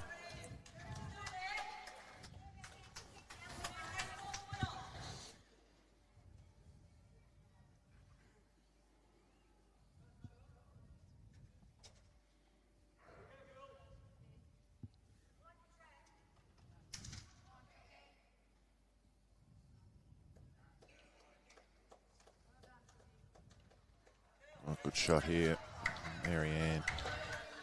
That's what they need. They need to build some heads here to make a score at some stage.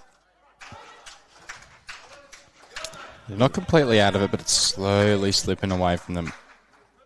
To pick up a sneaky 3 here would be handy. Yeah, it would be massive. All right, so it is over. Nolene Dutton has won in her rink over Jen Sullivan by 2 shots. So currently holds the best overall rink. If Victoria wins here, if the Julie Fitt rink wins, then it's a Queensland clean sweep of the gold medals in the women's side of things.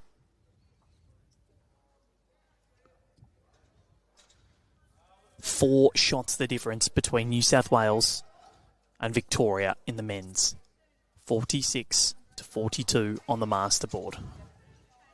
I think we're going to be seeing an update very, very shortly. Haven't heard any yahooing for a little while. It's all very pensive over there at the moment. You know where the noise is coming from, because it's always the Victorians, isn't it?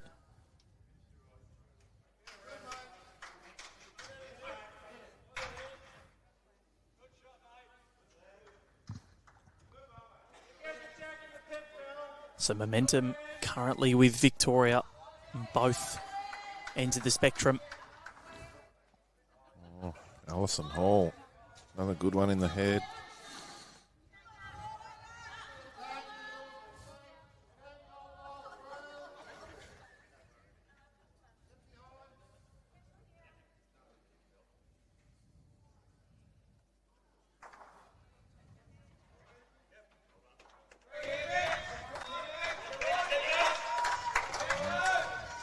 They've picked up another end, the Vic men. I don't know how much as yet, but definitely in the positive for them. Yeah, wow. Wow. This is quite incredible. They looked done and dusted. They were miles behind, 13 shots. It was sort of similar to that Tasmania-Queensland contest yesterday, where Tassie led for the entirety of the battle. Queensland ended up fighting home. So Betty Collins going north. Which way is the best overall rink going?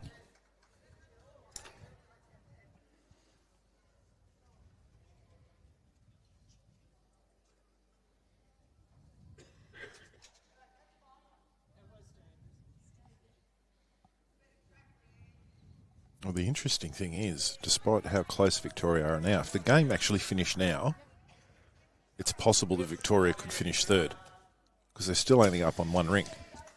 Yes, that's exactly right. So we'll bring you all those permutations. So the master board not updated as of yet. The Blues, I think, have just netted an end, possibly. Ooh, now here we go. That was a good bowl from Tanya. Sitting that orange out, all of a sudden there's only one little lonely orange bowl there of Victoria in the head. And this could be that score that they were looking for, Connor. Yeah. And for the overall as well, score here, the 10 shots behind New South Wales. Yeah, one of the rinks needs to get a number, don't they? Yep, definitely.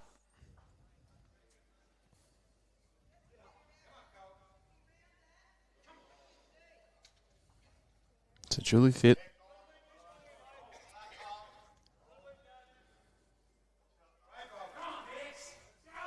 What can she produce in his final few ends of this enthralling contest?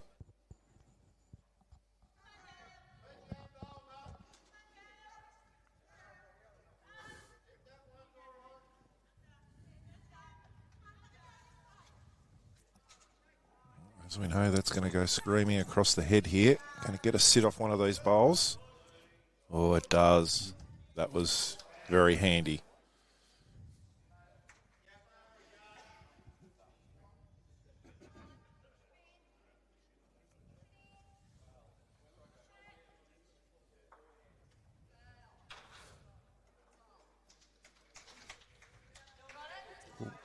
So, as we sit here, Troy, I was watching the live scores, watching someone type them in for the New South Wales Vic men. I'll let you know once they finish typing.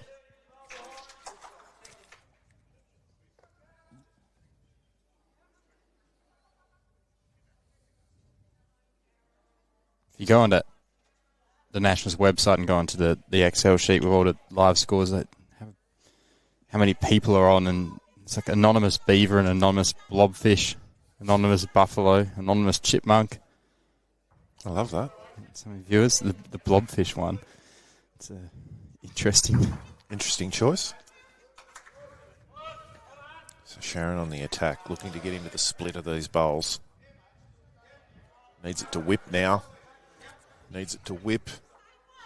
Oh, no. wry smile on the face of Sharyn Renshaw. Roll and a half tighter. She gets what she wants, but right now she's down still. Pretty hard for her to make a score now too with that jack out where it is. So New South Wales Vic men. New South Wales now lead by one shot, 46-45 after 51 ends. Wow. And how many rinks has New South Wales got at the moment? Robert Warren leads 24-11 over Chris Young, and that is it. Ian Ewing 18-17 over Warren Shipley, and Michael Pearce 16-5 over Peter Taylor. Right.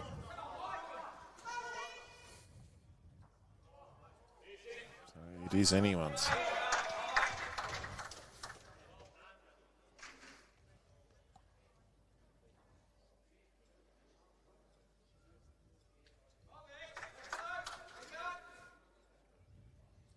This is just about do or die. Sharyn needs to draw a shot here.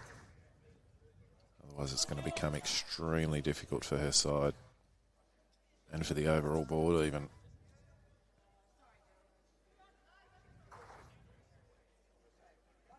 So we one more to Victoria, taking the score at the 16-9 after 18 ends. So 7 with 3 remaining now. Getting harder and harder. Nolene Ducky Dutton is looking even better now. You know who is looking pretty good? The Victorian men. They are one shot behind. 46-45. They were 17 behind at one stage. Come home like a freight train. Yep. Trying to hold a pillow in front of that freight train. That's right. It ain't going to work. Yeah, the Blues just need to get up and about. They'll need someone to play a big bowl and steady the ship a little bit and just rest that momentum back. So the Vicks looking like second. Might be in the offing. 3 ends to play here. Nolene Dutton closing in on best rink.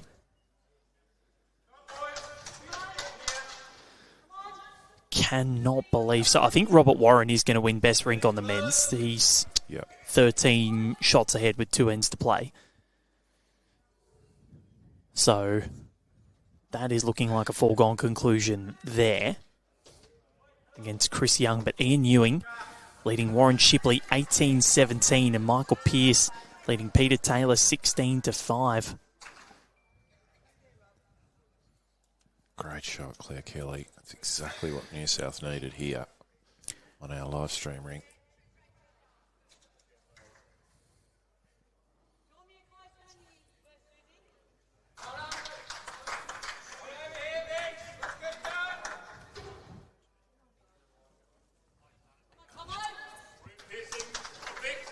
Yeah, what a great reply here. Good second shot. Is, and I think so. There's been an update on the big board across. I can't see what's happened.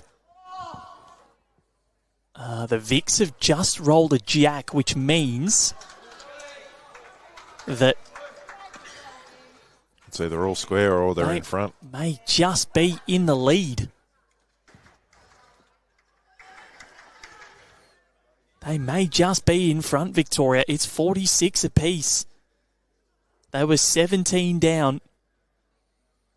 And the John Dobby AM Trophy might just be going down to the very last minute. Is JR going to win on debut? Is Warren Shipley going to add that national title to his collection? He's lost some absolute heartbreakers at national level. BPL Cup 2020. AO over 60s this year. Nick Dorr, Neville Jenkins were just incredible. And so were they. So were Tony Hinton and Warren Shipley. Don't go anywhere.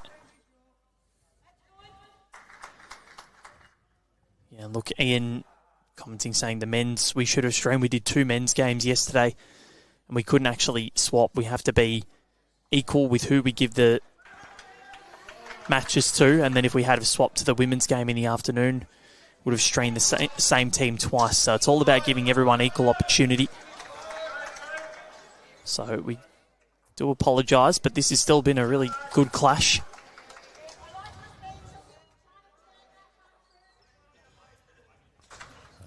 Another great bowl from the Myrtleford Mauler.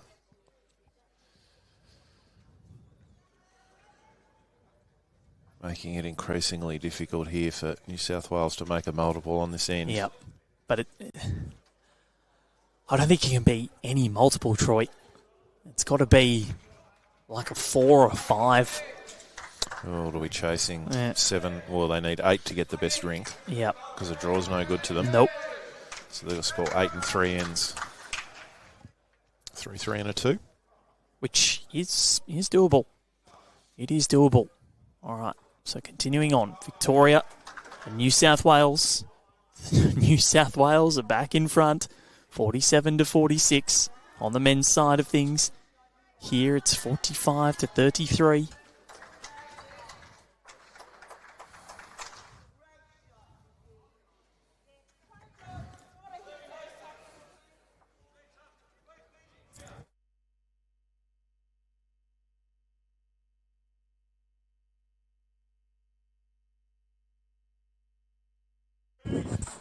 So, really good header bowls.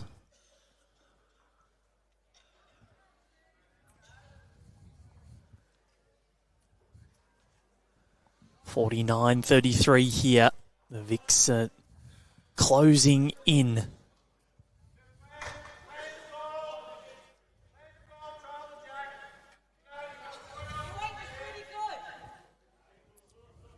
Second spot. Gold, gold, gold, and silver.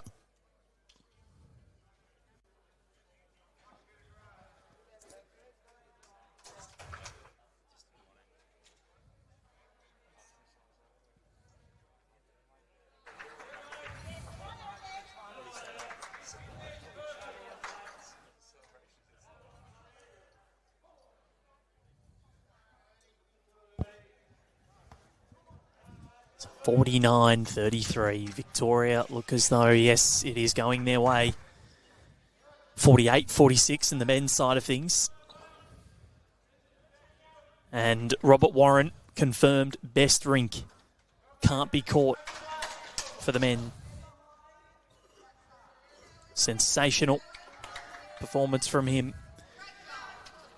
Warren Shipley and Ian Ewing locked at 18 apiece.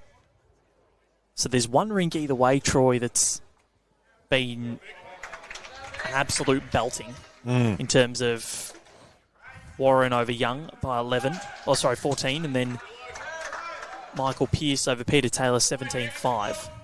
Not a belting, but you know, a considerable win.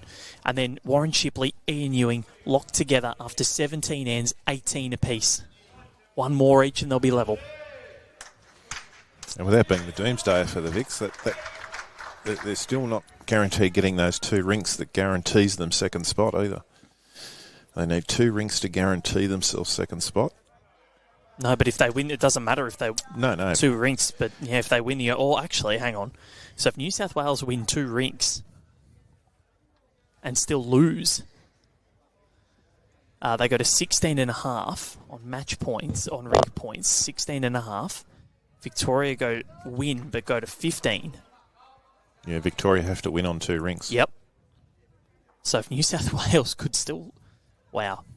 This is quite incredible. It's starting to make my head hurt. Yep, so it's coming down to that Ian Ewing rink. And... Pardon me. So Sharyn Renshaw's got a shot on here for 4. She's got to play it. Forehand. Her own blue bowl up over the jack. Spring it back about 2 feet. And she can make 4. Not an easy shot, but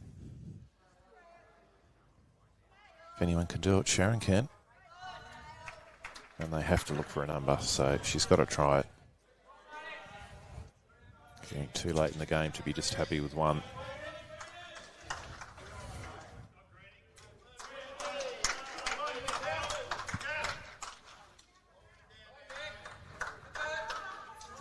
you just see bowl of the Nationals coming up here.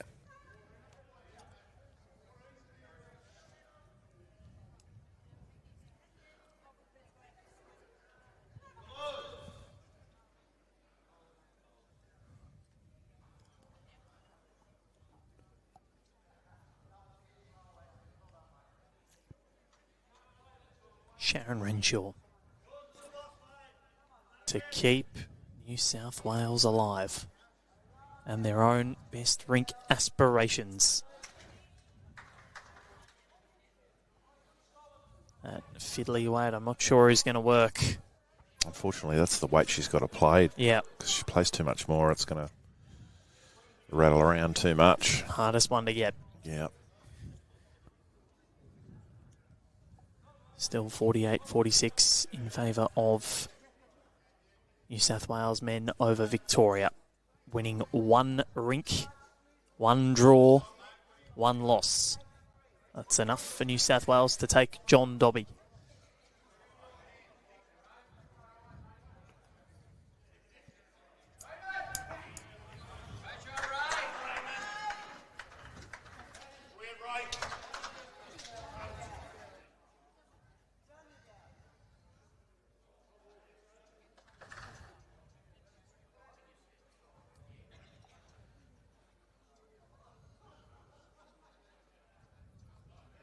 With a well-placed bowl here, Julie could just about shut this game down.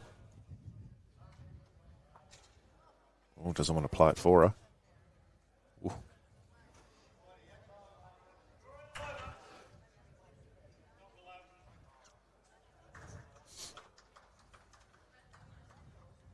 So again, Sharyn Renshaw. Well, I liked her weight on the first bowl. That's the weight she's got to play. Just needs to make the line adjustment.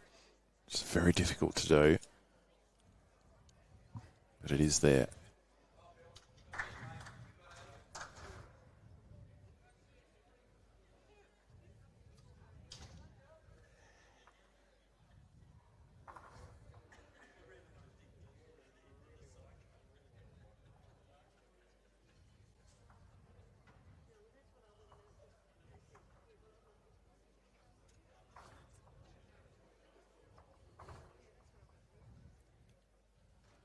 Final bowl of this third last end.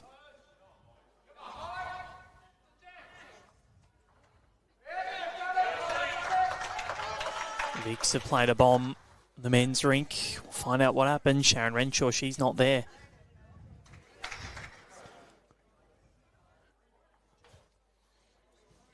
One to New South Wales. So one of the New South Wales men's rinks have finished. 16-10. They need 7 of the last 2 ends here. Sharyn Renshaw to take best rink. So that rink, I believe, was the Robert Warren rink, 25-12. They've won. So I think they've taken a 1 with... I reckon they've taken a 1 with the last end to get it to 48-47. So it doesn't matter that they've lost. They've actually just gotten the shot to keep Victoria sort of within that touching distance. Ian Ewing and Warren Shipley still going. They're on 17 ends played. And then Peter Taylor, Michael Pearce, 17 ends played. All comes down to shots. All comes down to rink wins. New South Wales go to 15.5 rink wins. If Warren Shipley can beat Ian Ewing, New South Wales will win. It doesn't matter if they lose on the overall masterboard.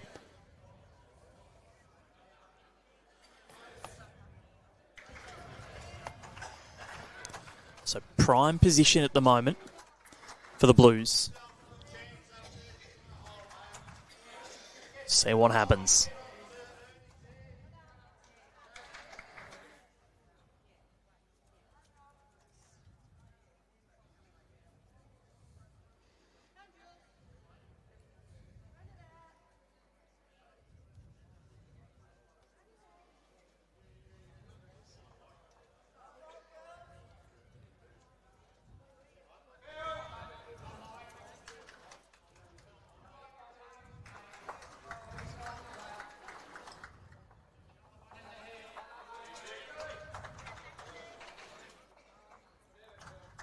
Good steady start there from Robin Thomason. And Mary have proved a formidable front end today.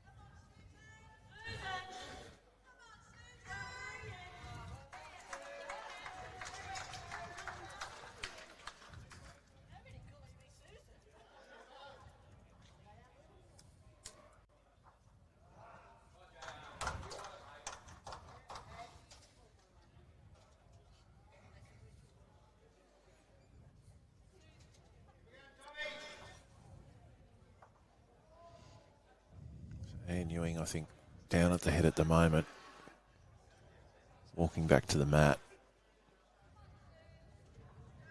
in the pivotal rink of that match over there.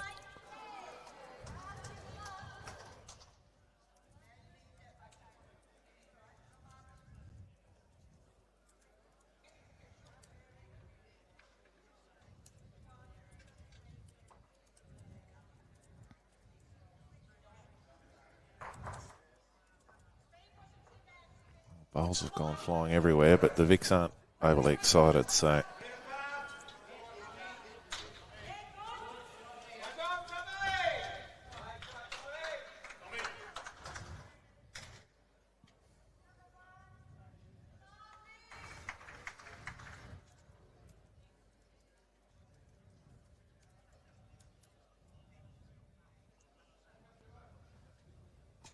Things just slipping away for the Renshaw rink here. Not having really built ahead where they can look like they're going to be able to build a sizable multiple on this end. And this means overall for the Glyn Basisto, Troy. So with Victoria, let's have a look at this. Try and get some maths out. Do I need to take my shoes and socks off to help count? Quite possibly, but we'll see how we go. So Queensland on the women's side, they've gone 6-1, which takes them to 18 plus. On the men's side, they've gone... They've gone 6-1 on the men's side as well.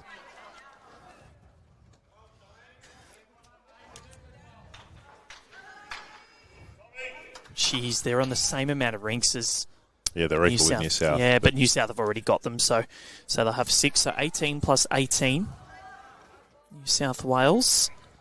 On the men's, they're 18, looking for possibly 21. 18 plus 12, looking for 15. So then if they go 21 plus 12, that's 33.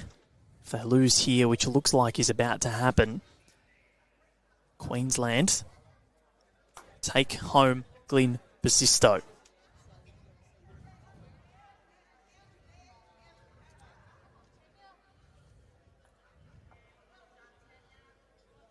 Good shots from Tanya. Unfortunately, I'm not sure how they make 3 or 4 out of this. That's their problem at the moment.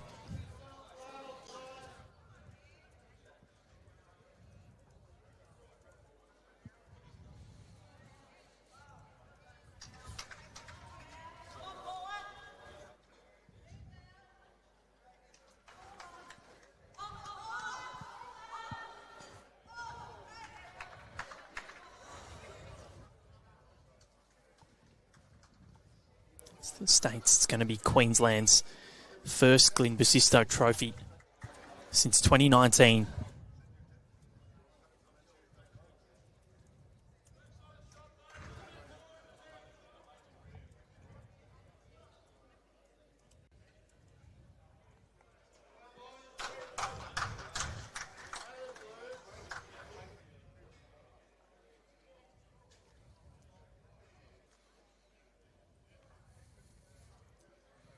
Enthralling final day.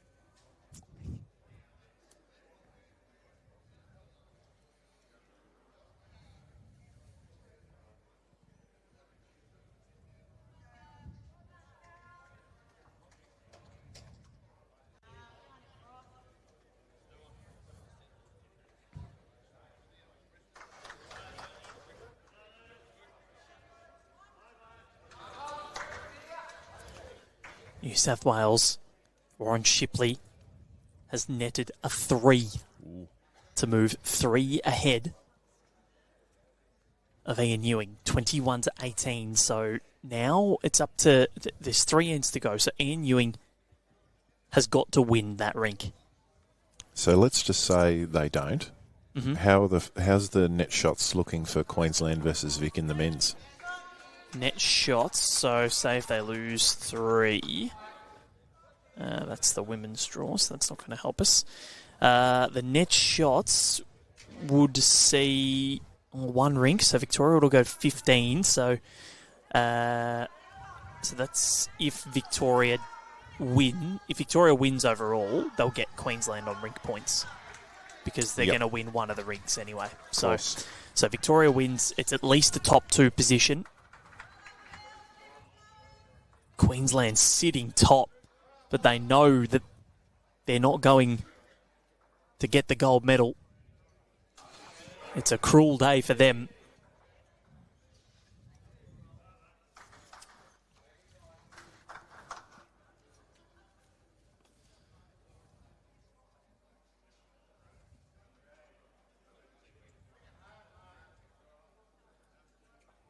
Tasmanian women, what an incredible tournament for them. They will finish in 3rd position. Victoria will get 2nd, we think, unless something drastic happens. So Vic's to get 2nd, keep their run of top 2s alive. Tassie 3rd, New South Wales 4th. No medal for them. I think you either get 1st or 2nd anyway. Top 3 sounds better though.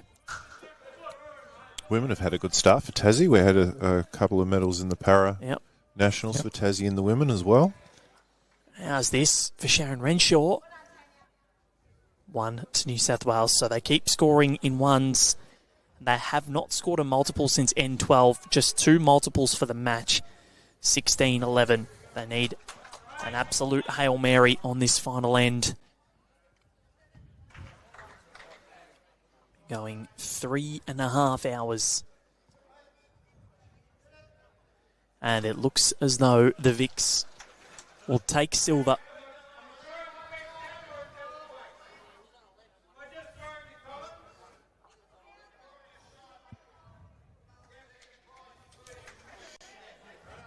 And marking it at 12 for some reason, but no, we had it right. All good.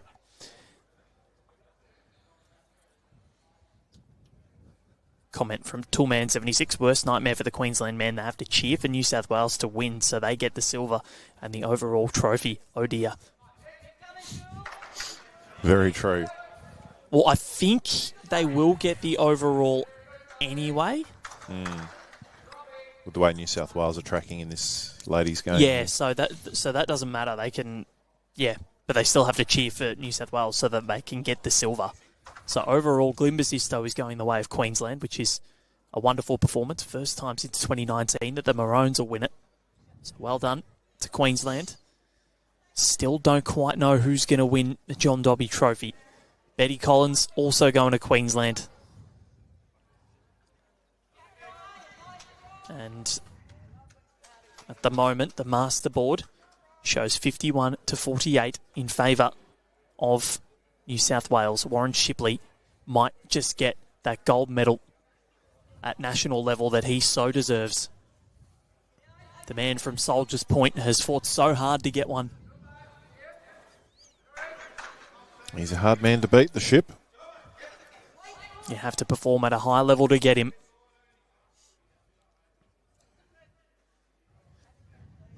Sharyn Renshaw, they will be gutted, I think, at the end of this one, considering, you know, they've been on top in this best overall rink for almost the entirety of the competition. And they are going to get pipped at the final hurdle, barring one of the all-time great ends. They need to score a 6 on it. And Robin Thomason, she's played nearly a perfect end. has put 2 behind. That one short isn't going to help. So I reckon we're going to see some weight at some stage from Sharyn Renshaw if this 6 can't be manufactured. Well, Marianne's got to play with a yard of weight.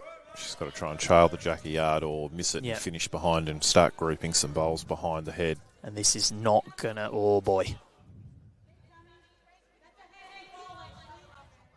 Well, Sharyn says it's a handy bowl. Yeah, Jack's got to come a good couple of yards for it to be super handy. But on the next line over. That's where I'd be getting, if I was Julie Fitt, I'd be drawing in between those two already.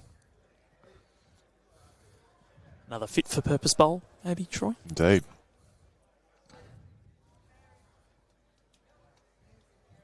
Mary's like a metronome at the moment. Yeah. Very, very impressive game from Mary. Vic's holding 3, which would pretty much seal it. Highest losing score, 60 shots. It was Tasmania yesterday. Ian Ewing and Warren Shipley, they're locked in an intense battle. The overall masterboard. New South Wales currently with one hand on the John Dobby Trophy. Oh, this is... It's not going to help. No. I think Sharon's going to have to go big. Or someone's going to have to go big. Well, they have to start going for the jack now. Yep. Because they can't make 6 now. No. Might see a replay of that match with Maddie Lucas and... Yeah. Who was it? Matt Lucas and Chris Lalieve up against Sean Thompson and Jack McShane. 7 dead ends, was it? Yep. That was a long evening. Oh, Mary. Mary had a little bowl. Its fleece was orange as Jaffa.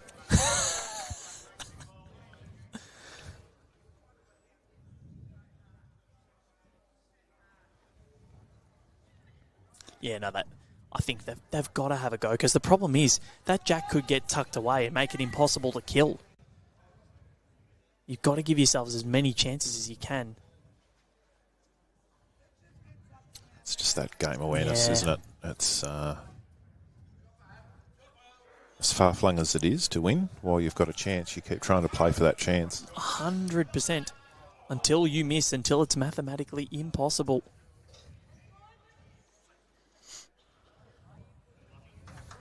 So still 3 shots the difference between Victoria and New South Wales. Victoria did everything they possibly could. Something for any of our new bowlers that are watching, I'd strongly encourage you when you're practicing to set up some game situations. Not just setting up heads, but set it up as a game situation. Say, right, it's the last end. We need 4 on the last end. This is the head. How do we play it? It's really good practice. Particularly if you're looking to take your game to that next level.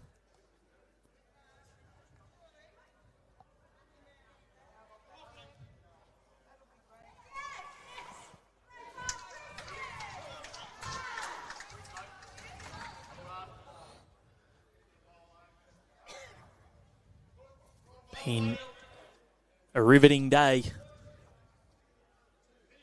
Almost done. Riveting competition, Val. Oh, yeah. Always. Always. Comes down to the last day. Some exciting ones.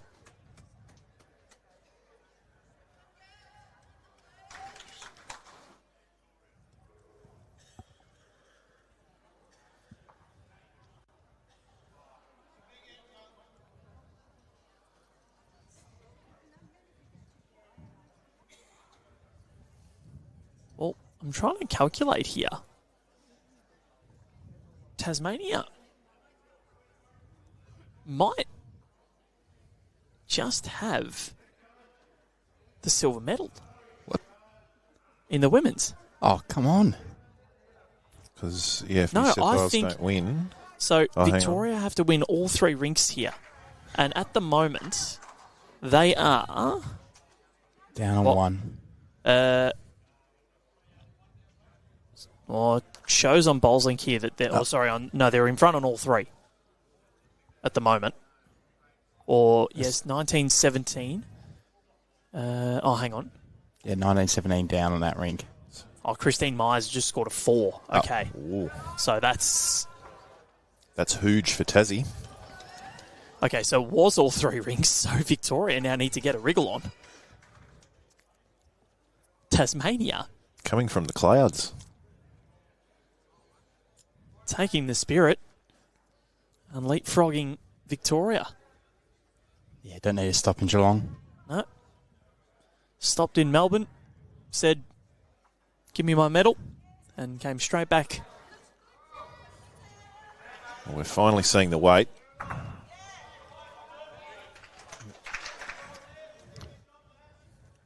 She's only going to get one more chance at it.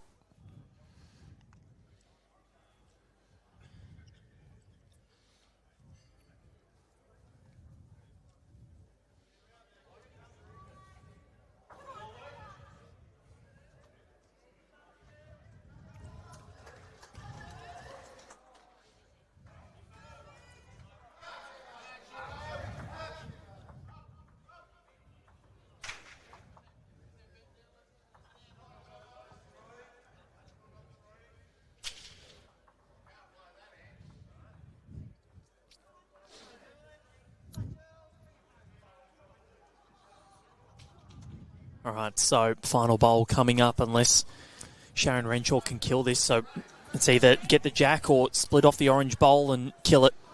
Well, just wondering if there's the remotest chance of her getting all 3 of those bowls, because I think they've got the next 5 or 6. She gets the outside of that orange. I'm not sure how big she can drive, but outside of that orange, there is a chance of clearing all 3 of those bowls, although I think... But you got to do that without hitting the jack as well. Yeah, that might stun off, but I might just be being optimistic. I reckon Got the my jack... positive pants on. I reckon the jack goes as well, though. Like, you got to aim for that orange bowl and hope for the best. Much like your roll-up last night, Val. Yep. Closey eyesy, hitty hardy. Shutty eyes. Hope for the best. Expect disappointment. You'll never be disappointed. Sharyn Renshaw. Well, it is weight. And it's coming. It's coming. Got the jack and spilled it into the pit. A good bowl. Can't And quite kill it. doesn't kill it, so it is only 1 at the moment. We'll play it out because, of course, all of these matter.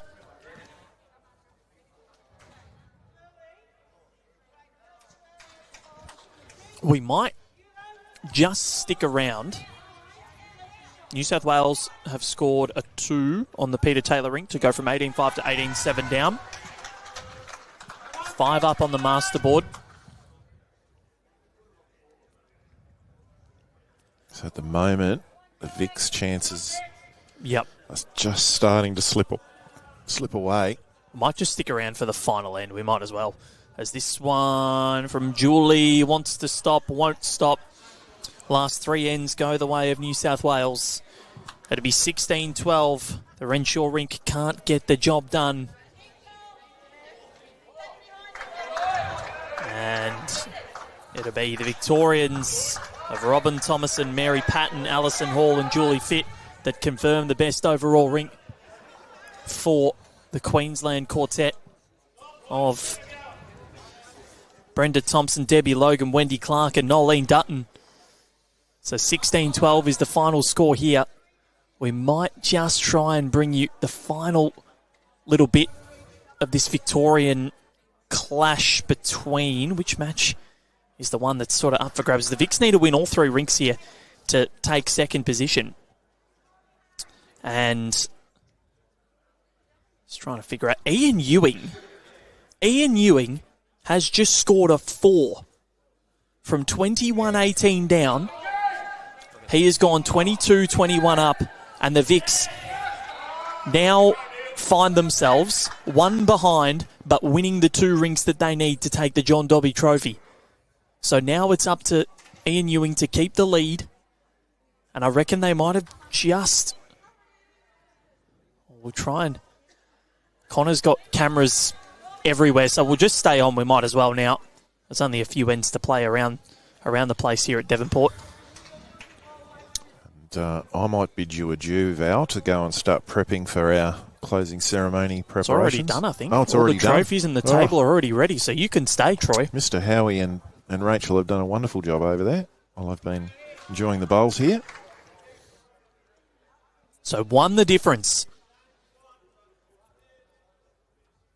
This is what Connor's currently doing. You can see that there. It'll Connor Cam. Yep, Look at that. Make you a bit nervous.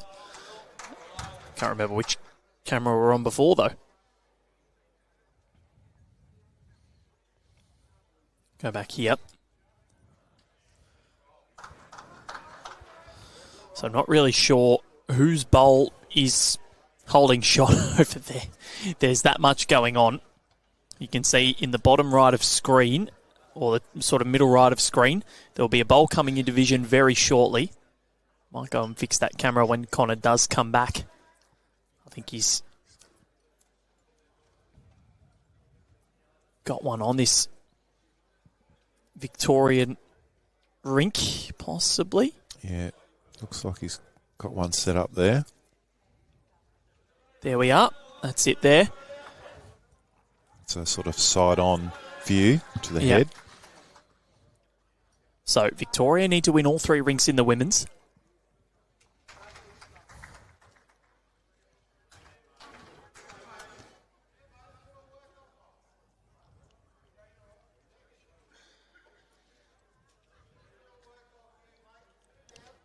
Warren Shipley watching this one intently.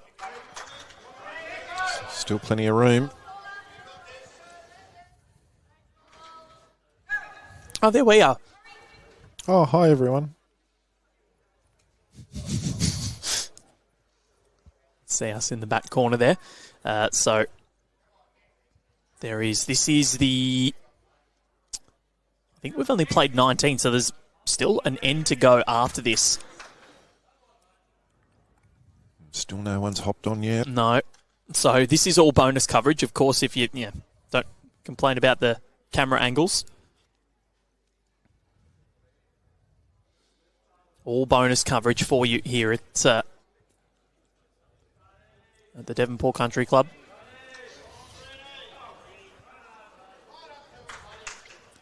So we'll be able to bring you and let you know. There we go. Someone's jumped on now.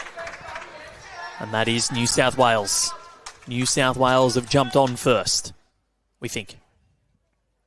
Yes.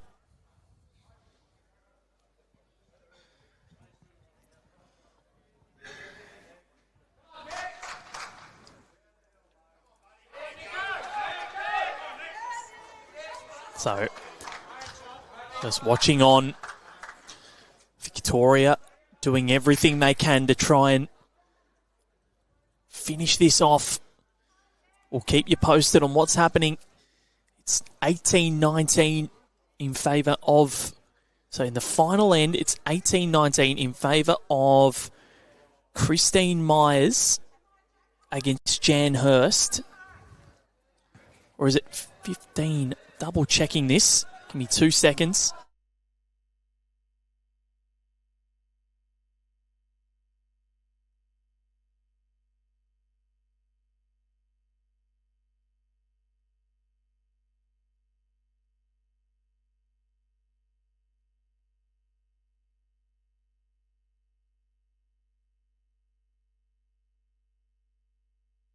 All right, apologies. Our vision is a little bit obstructed of the score. So, no, Victoria are winning. It's 18-15 with an end to go. So Jan Hurst just needs to defend a 2 on this final end, and Victoria secure the silver medal. At the moment, Victoria on the Ian Ewing Warren Shipley rink, holding on. Michael Pearce against Peter Taylor. They are very, very close to being finished. About to conclude their final end. There are 2 bowls to go. Peter Taylor, it's almost like a radio show. You can see the head just under the scoreboard. Not sure that's quite our one, but there's lots going on here at Devonport. So I do apologise. I was wrong on the Christine Myers score against Jan Hurst.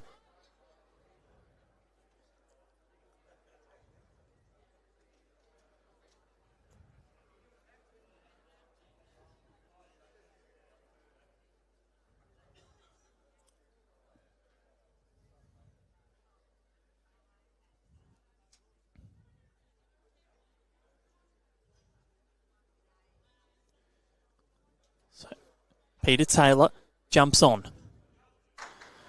Final end coming up in the women's. So Victoria look like the silver medalists.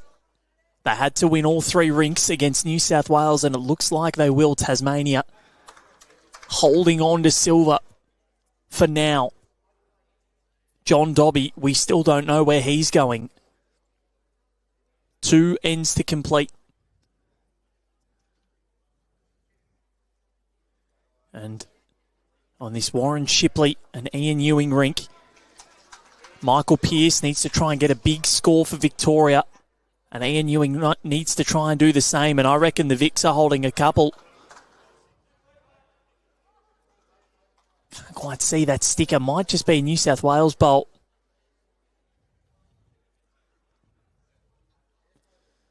And at the changeover, I'm going to find out what the go is. Whether this is going to be Victoria or New South Wales.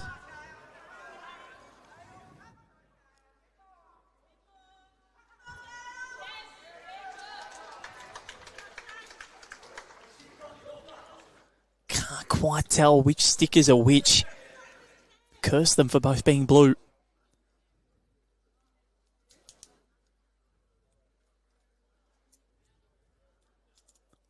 I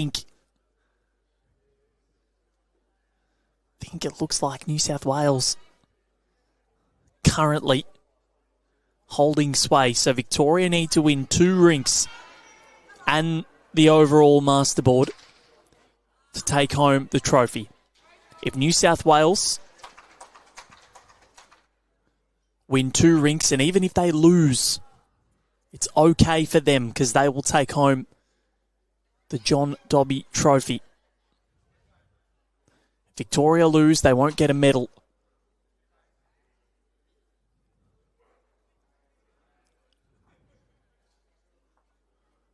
Oh, that is not good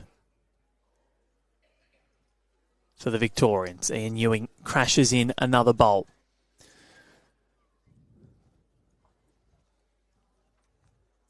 Jan Hurst and Christine Myers still going 18-15 on the women's side of things.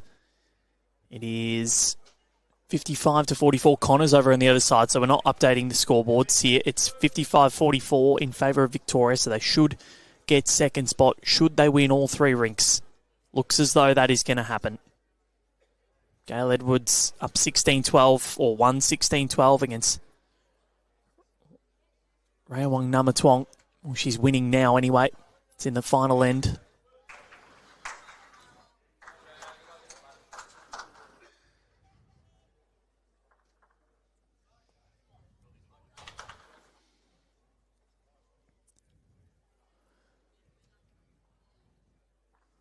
So Ian Ewing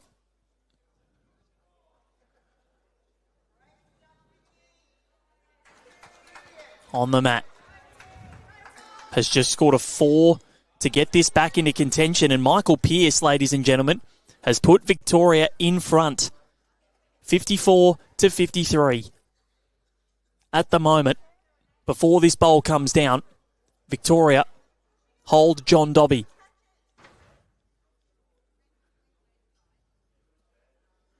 Ian Ewing looking to get something in here. So what will New South Wales score?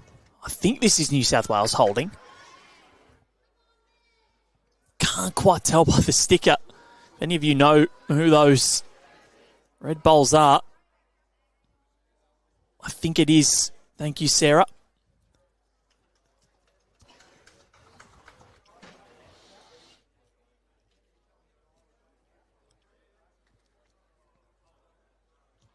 So they might be able to get something back here.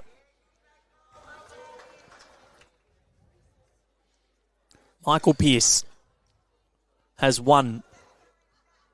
21 ends, 20-7. Robert Warren has won against Chris Young.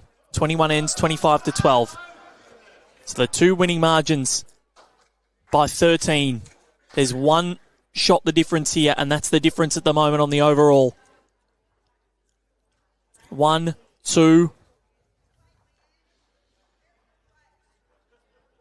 Is it a 2 or is it a 3? It is a 2 to New South Wales. So 1 end to go to decide the John Dobby AM Trophy. And it's New South Wales holding on by 1 shot. Ian Ewing must score a 2 to win the rink and win the title for Victoria. Connor is putting down a camera for us so we can see what is happening.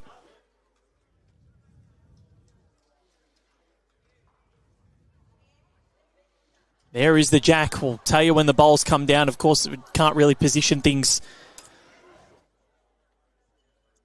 too well. Connor's just going to up this for us. Yep, perfect. So first bowl coming down. This on the mat right now.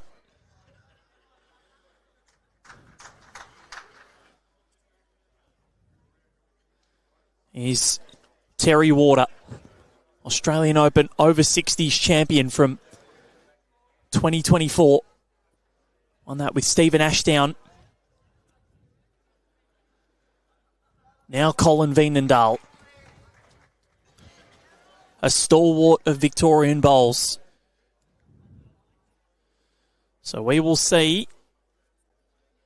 Jan Hurst, it's still not been updated. Now it has. And I think they've won. So Jan Hurst has won. Gail Edwards looks like she's in a pretty good position. So it seems as though Victoria will win all 3 rinks in the women's side. So they'll take second position. Queensland win Betty Collins. We still don't know what the top 3 positions will look like for the John Dobby AM Trophy. Terry Warder again. Can he get it down? You bet he can. And he falls over, gets a little touch on the jack. So Victoria score a 2. They will win the title. It's going to come down to Ian Ewing's final bowl of the competition. 3.5 days of action. And this is the end that will decide it all, Troy. Well, you can't hope for a grander stand finish than this, can you? And we're not going to tell them about the cameras because we haven't streamed them, so they can stand wherever they like. 2 behind. Ian Ewing on debut at the Australian Senior Sides Championships. He'll have aged a couple of years just in this match. They scored a 4 from 21-18 down to go 22-21 up. They've dropped a 2. And now, Nick Dorr. Oh, sorry, no, this is John Green. Nick Dorr jumping on now. So we've got over 60s winner at the AO from 2024, Terry Warder. 2025 winner, Nick Dorr. Jumping on now. How is his grass, Troy? Well, I haven't seen much of this rink action, but it seems to be just hanging out a tad. It's a really nice weight. Gee, it's come home hard at the end, hasn't it? And they have got all three back bowls. That'd be the one that Chippy would be worried about at the moment.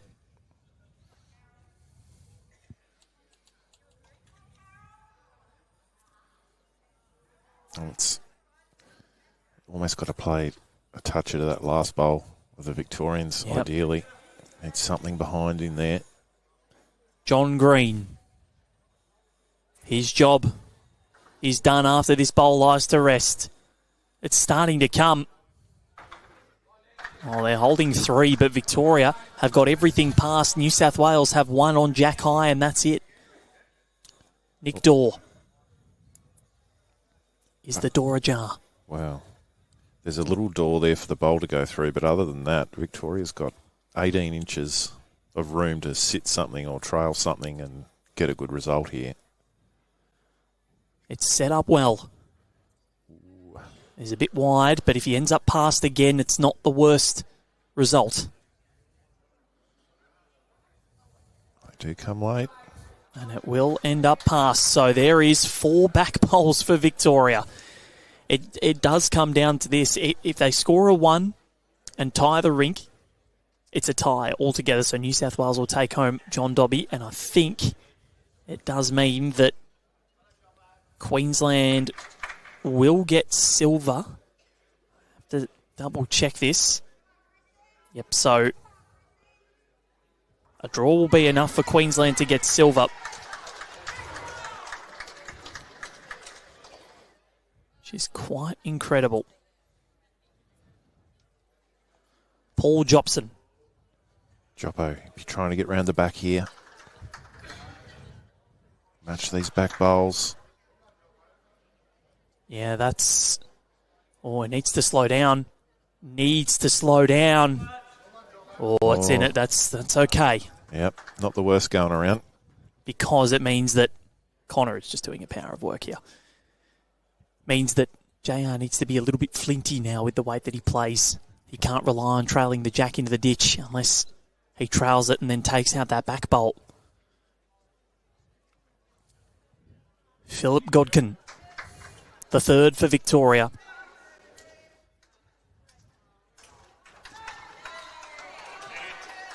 How must their nerves be feeling?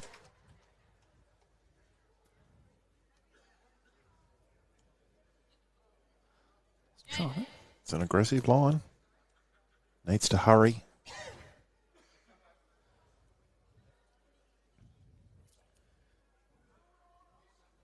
Victoria have won all 3 rinks in the women's side of things as it stands. They've got, I think, 2 bowls to come on... I think that's the Raewang Namatwong and Gail Edwards rink. No, it's the Christine Myers and Jan Hurst rink. Apologies.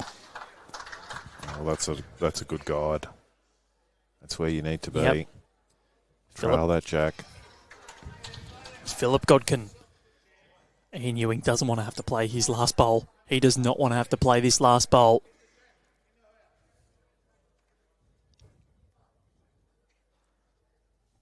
Is he called a change of hands here? No, still on the forehand. Still think it's lacking the weight that's needed for the shot. It's just on draw weight. So it is going to come down to Warren Shipley and Ian Ewing. Warren Shipley has been in this position so many times before. BPL Cup 2020, Craig Mills did him in with the last bowl. Australian Open 2025, Neville Jenkins and Nick Dorr scored a 3 on the last end to send it to an extra end when nobody had scored a 3. And then the Victorians got the job done. Nick Dorr on this rink again. Is it going to be 3rd time's the charm for Warren Shipley at national level.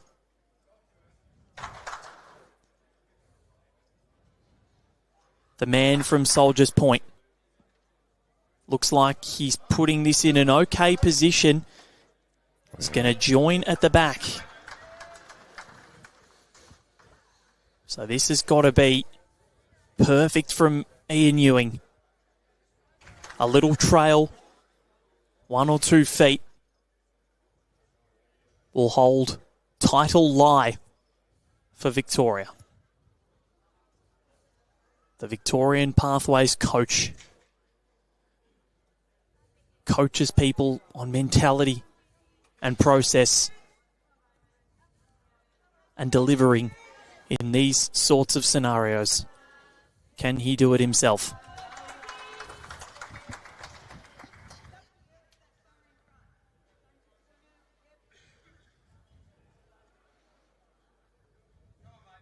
I think he's going to arrive here. He's got the weight, and Ian Ewing does not mind this. Can it get down? He's so close as he just missed it. Bowl he wide. has just missed the perfect results. And it's going to come down to the last bowl of the Australian Senior Sides Championships in 2025 to decide who wins the John Dobby AM Trophy. I reckon we'll see Warren potentially change his hand and try and cover this 2 bowls at 5 o'clock.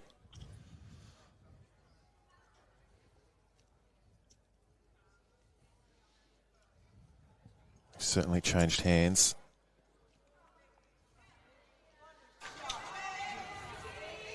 I'm not sure he's going to get down. So JR still has a chance to win the game and the title. Same bowl.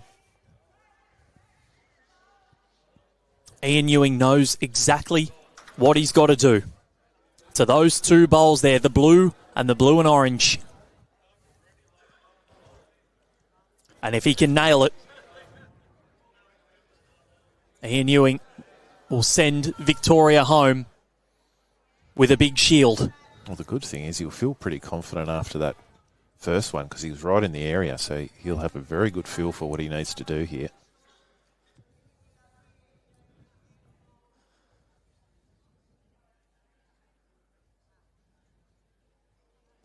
So Ian Ewing, it's on its way. It's got to come back, and I'm not sure it's going to come back.